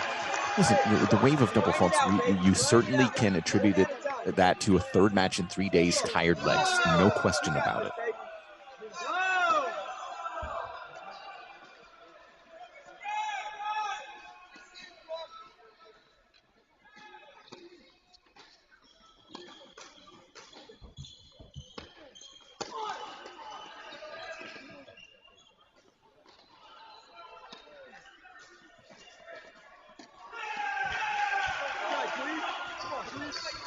I really like that point too from Fenty, just going very high and heavy to the Spazzeri backhand, asking that question of whether he was going to try to come over the top there with that weary wrist.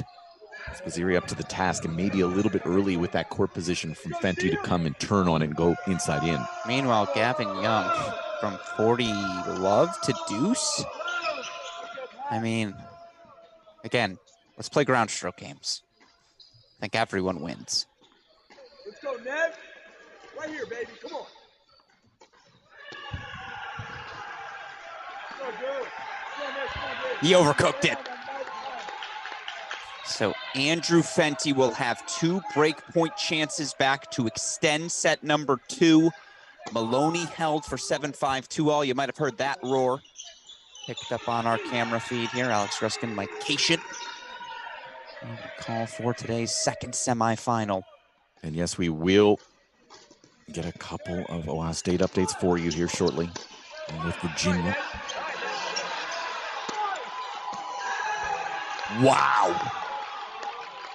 Elliot Spazzeri was in control from the start of this second set, and yet Andrew Fenty has just had one of those weekends. Now 6-1, 5-all at the number 1 spot. Cooksey with the 7-6, 2-1 lead now. He's making tweeners. Can he make serves, though? That's the question. On our backcourts right now, Ohio State, Virginia 2-0 in favor of the Buckeyes. Cannon Kingsley 3-2 over Rodesh. Robert Cash is very close, 6-4, 4-2 at the 5 line for the Buckeyes. Tracy 6-4, 4-all with von der Schulenberg. It is a deciding point over there. So that is a pretty clear path right now, 3-5 for the Buckeyes if they're able to get it. 4 has split, 6 has split on serve early in the second at the 1 line. So Ohio State a little bit clearer path right now, but we'll keep you updated on that just after 6 o'clock here local time at the Access Tennis Village on the south side of Chicago. Yeah, that volley's not going to work. Too good. And you see Will Cooksey, the 15-30 opening. Bickersteth, ready for some breaking news, Mike? Yeah. Are you holding on to something? No. Bickersteth held serve. Holy cow. So Jacob Bickersteth keeps it a 1-break deficit. Can we put that? Can we replace court number 4?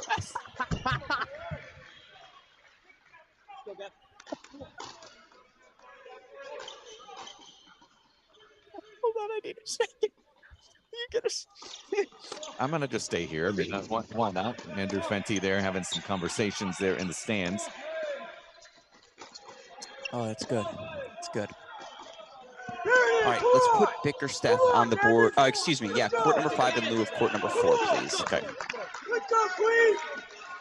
Let's go! We're able to hear actually from Tony Bresky back behind us that it's a game away right now. Is Ohio State indeed 5-2 at both the 3 and the 5 lines.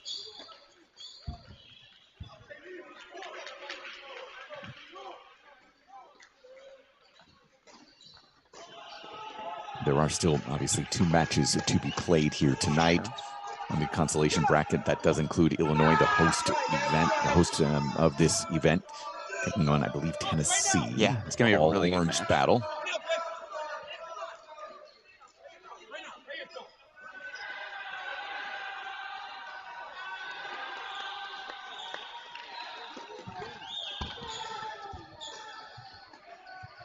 Right here, Ned. Come on.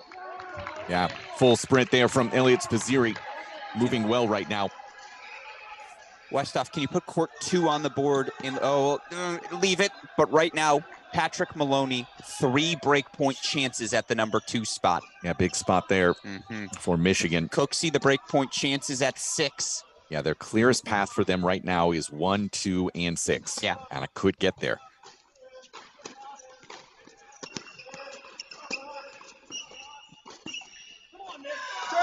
Cooksey breaks. So get us to 2 there quickly, please. Will Cooksey with the break of serve. And Patrick Maloney breaks as well. Let's go, Cleve. Now there is an actual... Well, yeah, I know. It's the problem is on 1. Yes. Yeah, exactly. I'm not willing to go there yet. A rare moment, Mike. I'm more hesitant than you.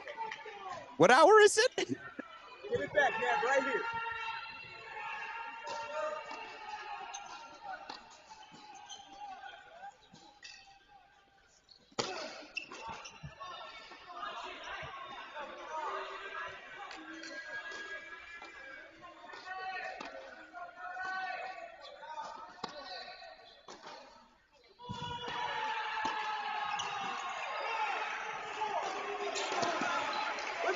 And that's why you should be hesitant. Elliot Spizzirri, to the delight of his teammates there, grabs a break chance. Let's go, Ned, right here. Come on.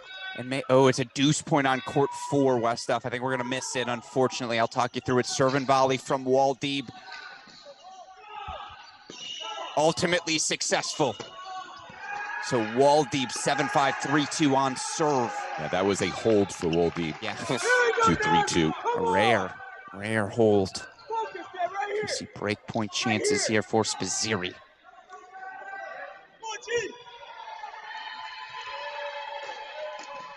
Right here, come on.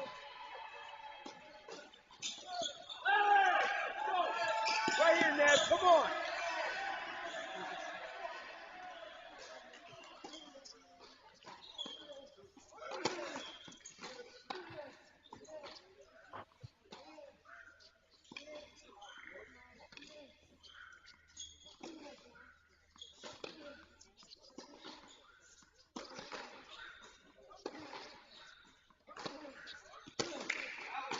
Let's go. Cook it, baby. Cook it.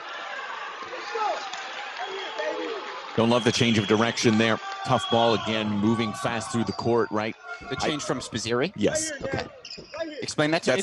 That's a tough angle to do it when it is coming hard right there, to be able to change and go inside out with not much of an angle through the middle of the court. That's a really difficult ball to do it with, again, on these faster courts.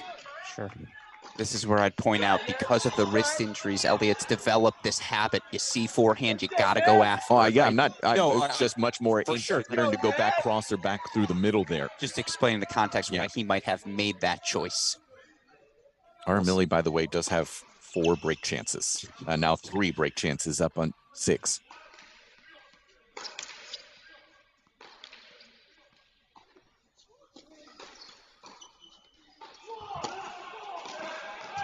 It's all right, Ned, right here. Come on. Ned, come on. It's all right, Ned. Take it off. Let's go. Ned, right here. Right here. Cook it, baby. Cook it.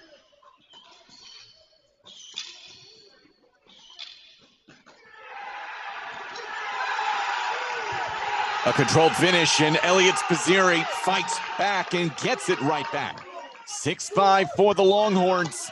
Spizzirri going to try for a second time to shut down this second set. Meanwhile, 2 break points fought off by Cooksey, so it's another deuce point coming up. Bailey with the love 30 deficit. Harper holding on to that 6-3, 4-3 break of serve lead at 5. It is tight everywhere.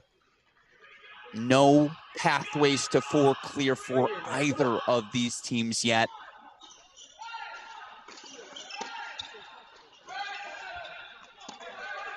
Slowly but surely, this #1 singles battle feels like it's becoming perhaps the defining matchup of this one.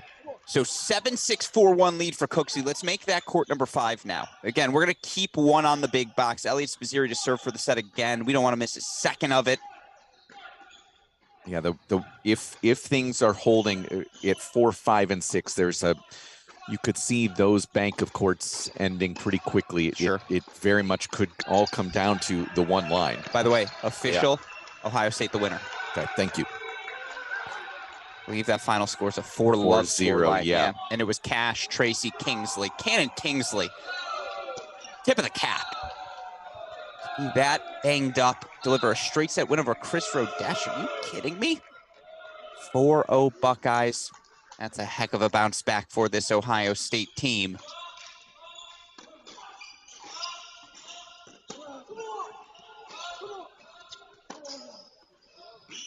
So here we go. Elliot Spizzeri will serve to force a third. Maloney from love 30 to 40-30. Cleve Harper, meanwhile, again, setting a break lead there. Gavin Young's in some trouble, and another service game for Michigan.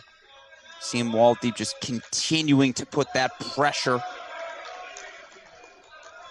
on the sophomore, who I believe is undefeated still this season. I say believe, I'm 100% certain, Mike.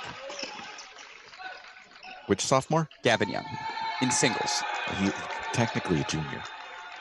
Oh, yeah, because the first year of Minnesota. That's right. Yeah, 6-0. You are correct.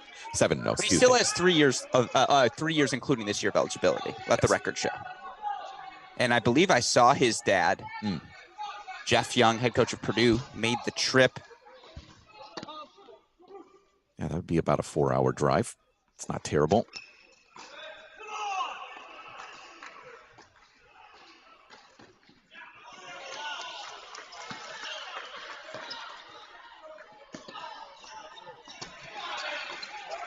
Yeah, patient, controlled aggression. And, you know, I made that point earlier when it wasn't the time to change directions with that inside-out forehand. Obviously, he hits it incredibly well, so he has a lot of trust in it.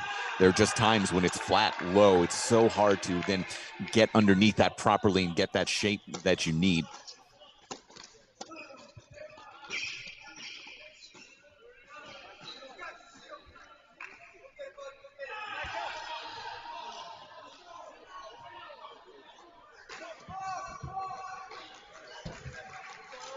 An ace to boot, flat up the tee.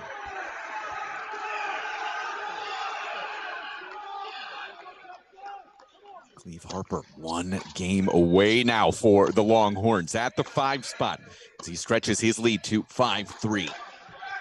Cooksey 2 points away from a similar 7-6, 5-1 lead. The Wolde break points on the Young serve right now. He's able to get it. So Wolde setting a break lead now at the 4 line. So yeah, now at 4, 5, and 6 spots, all setting to break leads. Texas on 4 and 5, but Michigan on 6. I apologize. They go the distance on 1. Elliot Spizzeri, ace T, we're going 3. And expect anything different from the #1 player in the country. Elliot Spizzeri does the job. For the Longhorns, we play on at 1. So what goes into the big box? Now let's put Harper in the big box. He's 1 game away. We'll make a court number 5, court number 6, please, on that side screen. And Alex Gruskin, Mike Cation here, semifinal number 2. Winner of this gets a date with TCU in tomorrow's final, 12 p.m. Central Time.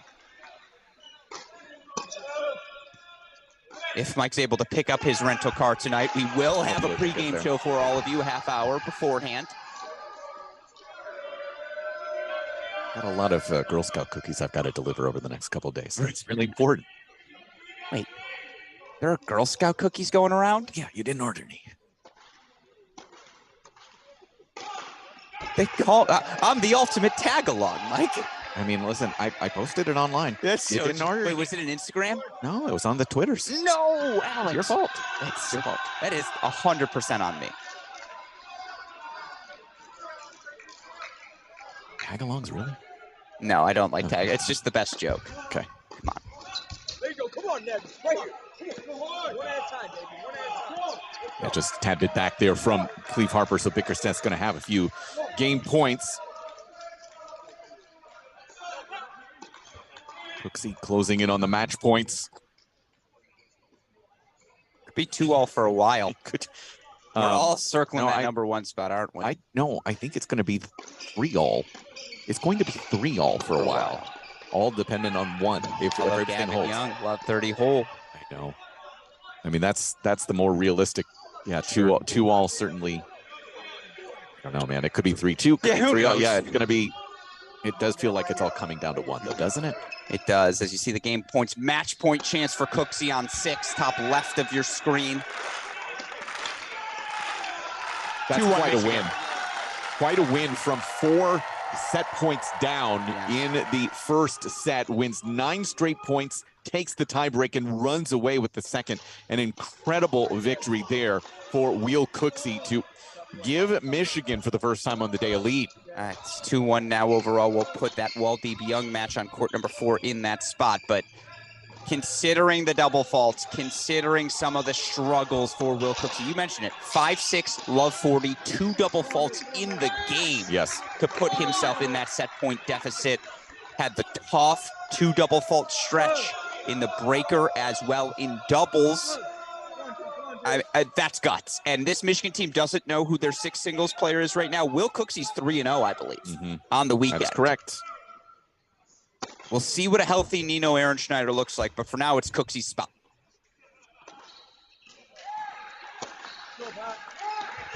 Yeah, that is good. Yeah, Harper confirming it. Yeah, it was inside of the line. So Bickerstaff survives that moment. He's going to be on the wrong end of it, though. Harper serving for that match in just a moment. And you hear a roar from Gavin Young. He gets the break back. Now, breaking serve hasn't been the problem for Gav. It's been about the holding serve, and that's credit to Waldeep, who's just in rhythm right now on the return of serve. Only to 5-3. This one's getting fun, Mike. Yeah, so listen, we're just getting started right now. I believe, did Andrew Fenty just put on a leg sleeve? I believe that leg sleeve's new. Yeah, so he just left the court to get a leg sleeve. It is now on the right leg. Which is where it was yesterday, I believe, correct. as well. That's exactly right. It was all right arm and right leg for him. So that's why we have not even actually started points in that third set of Fenty Spazziri. Yeah, I mean, look, with the scores as they are, as you can see, with the exception of that one at the 4 line, you've got 2 matches here that could finish within the next couple of minutes. 3-2. Who knows what's going to happen in that 4th spot? The tricky serve right now of Gavin Young. Third set now officially underway for Fenty and Spazziri, which could be ultimately the decider. And one begins to wonder. I mean, credit to this Texas team who have responded with their backs against the wall legitimately at every moment that it's been called for here today. But you wonder from a scoreboard perspective, they got to get Harper off the court now. It does look like Maloney's going to get there. 3-2, 2 matches left to play. Yeah. Hot take, Mike. Brace yourself. Yeah. You'd rather be the team with 3. Spicy. Spicy stuff right there. What's the name of the peppers? Giardino's? That is not a pepper. Okay. Giardella is chocolate. Giardelli. Jardiniere is the spice. It's not a it's a pepper mix, not a hot pepper mix, but a pepper mix. A pepper mix. Yes. It's a Chicago specialty. You get it on your Italian beef. Get the beef really soaked on that roll. Put some jardiniere, which also has carrots, cauliflower, peppers. It's healthy for you. It is very much not that. That is a lot of oil in that jardiniere. And salt. It's delicious, though. Oily forehand. Beautiful. From Cleve Harper. 2 points away for the former NCAA champion, the reigning NCAA doubles champion.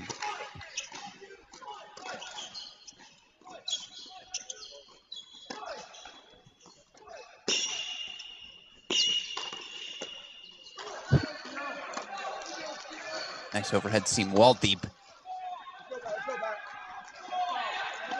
All right, Maloney's 2 points away. So is Harper, so we're going to keep the format as configured.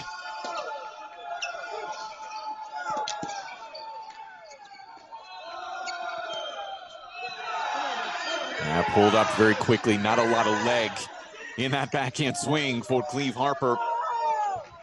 tight moments. It has been very difficult for people to finish out sets here already on the day. Come on, Pat. Come on, Pat.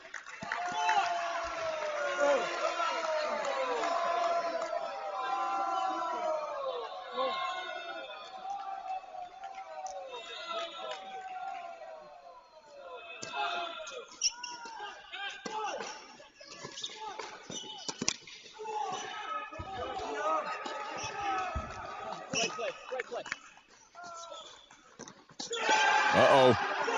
Bickerstaff grabs the break points. That oily forehand starting to leak. 2 chances, Bickerstaff. And match point number 1 fought off by P.Y. Bailey. Still, it'll be a second one coming up here. Yes, the double box as well.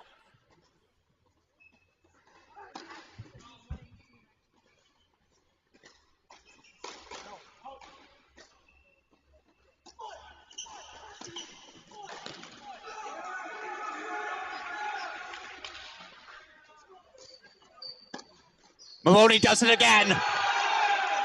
And he's going to look to his teammates to embrace him. Patrick Maloney, 7-5, 6-3. Point number 3 on the board for the Wolverines. And honestly, I'm waiting for the roar. Nope, Maloney knows it's too tenuous right now. Because it is a match point right now for Cleve Harper. Able to survive that first break chance. Now it's on his terms.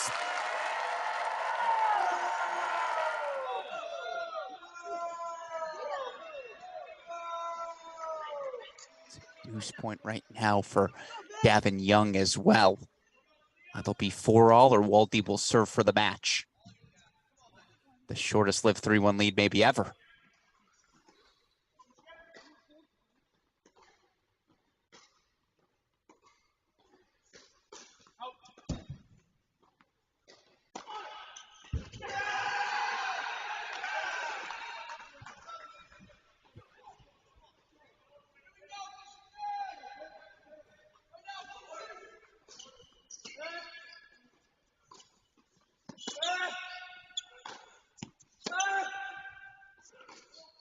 Texas and Cleve Harper respond quickly. Straight set win for Harper, 6-3, 6-4 over Jacob Bickerstaff.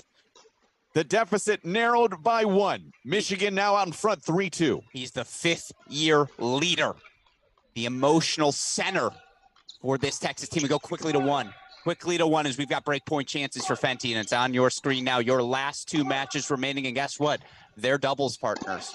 The number 1 duo, Fenty Young, taking on the nucleus. These two came in together. If you're to think about the Bruce Burke era of Texas Longhorn tennis, it's Spaziri and Waldeep. This is how you draw it up if you're a Longhorns fan.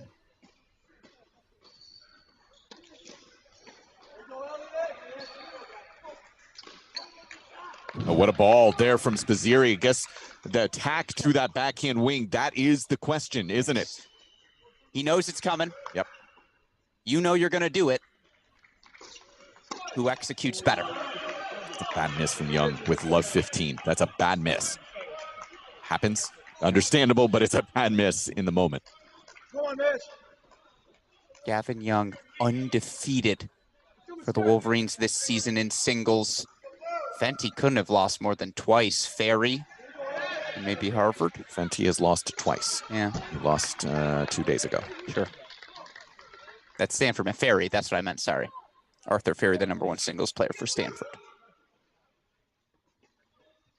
So it's a deuce point early on 1. Dude, just missed wide from Waldeep. And T similarly, the long easier life becomes for Elliot Spaziri. Come on, guys.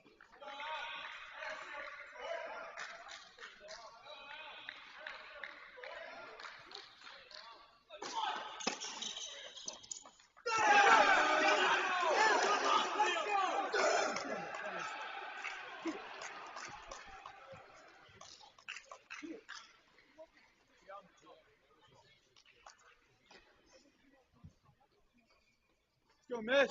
Come on, guys. Let's go, Bjorn.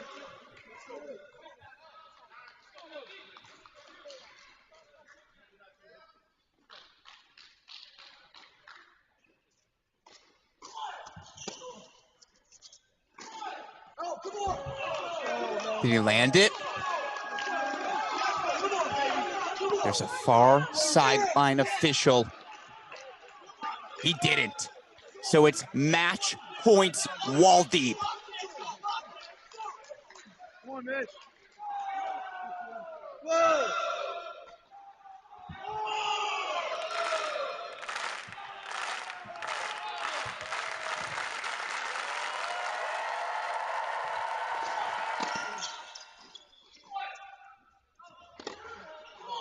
That one sprays wide.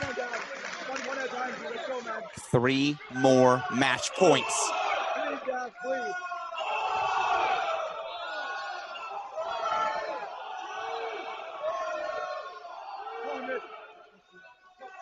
Let's go, Jay.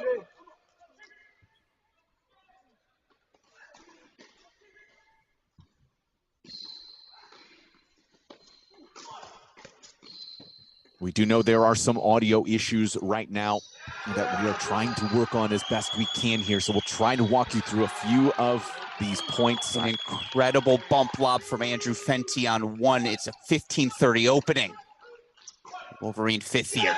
The backhand sprays long from Gavin Young. So it is CM Waldeep who has leveled us at 3 with a straight set win over Gavin Young, 7-5, 6-4, and it's all coming down to court number 1. Fascinating. Andrew Fenty, Elliot Spizzirri each look up at the scoreboard and each take a deep breath as that match point comes off. It's all down to the number 1 spot. And interestingly, and again, we do know there are some technical video issues for you right now. The audio is there, but as that match ended, it is Spizzirri serving 1-2, 15-30 when that pause happened. And Spizzirri calmly finds a nice serve.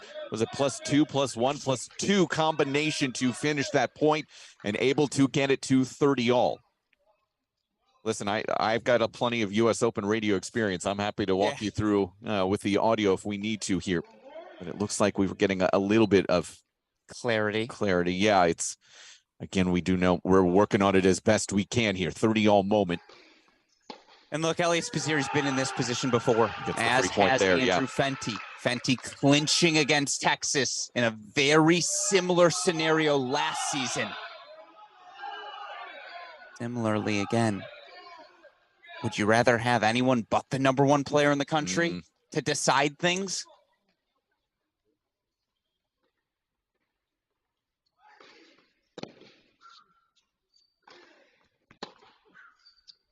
Working our way through a 40-30 point. Spizzirri, big, long forehand, does catch the baseline. Now goes inside in. Fenty forehand to Spizzirri, forehand again. Long and confirmed long. So it's a break chance right now for Andrew Fenty of Michigan.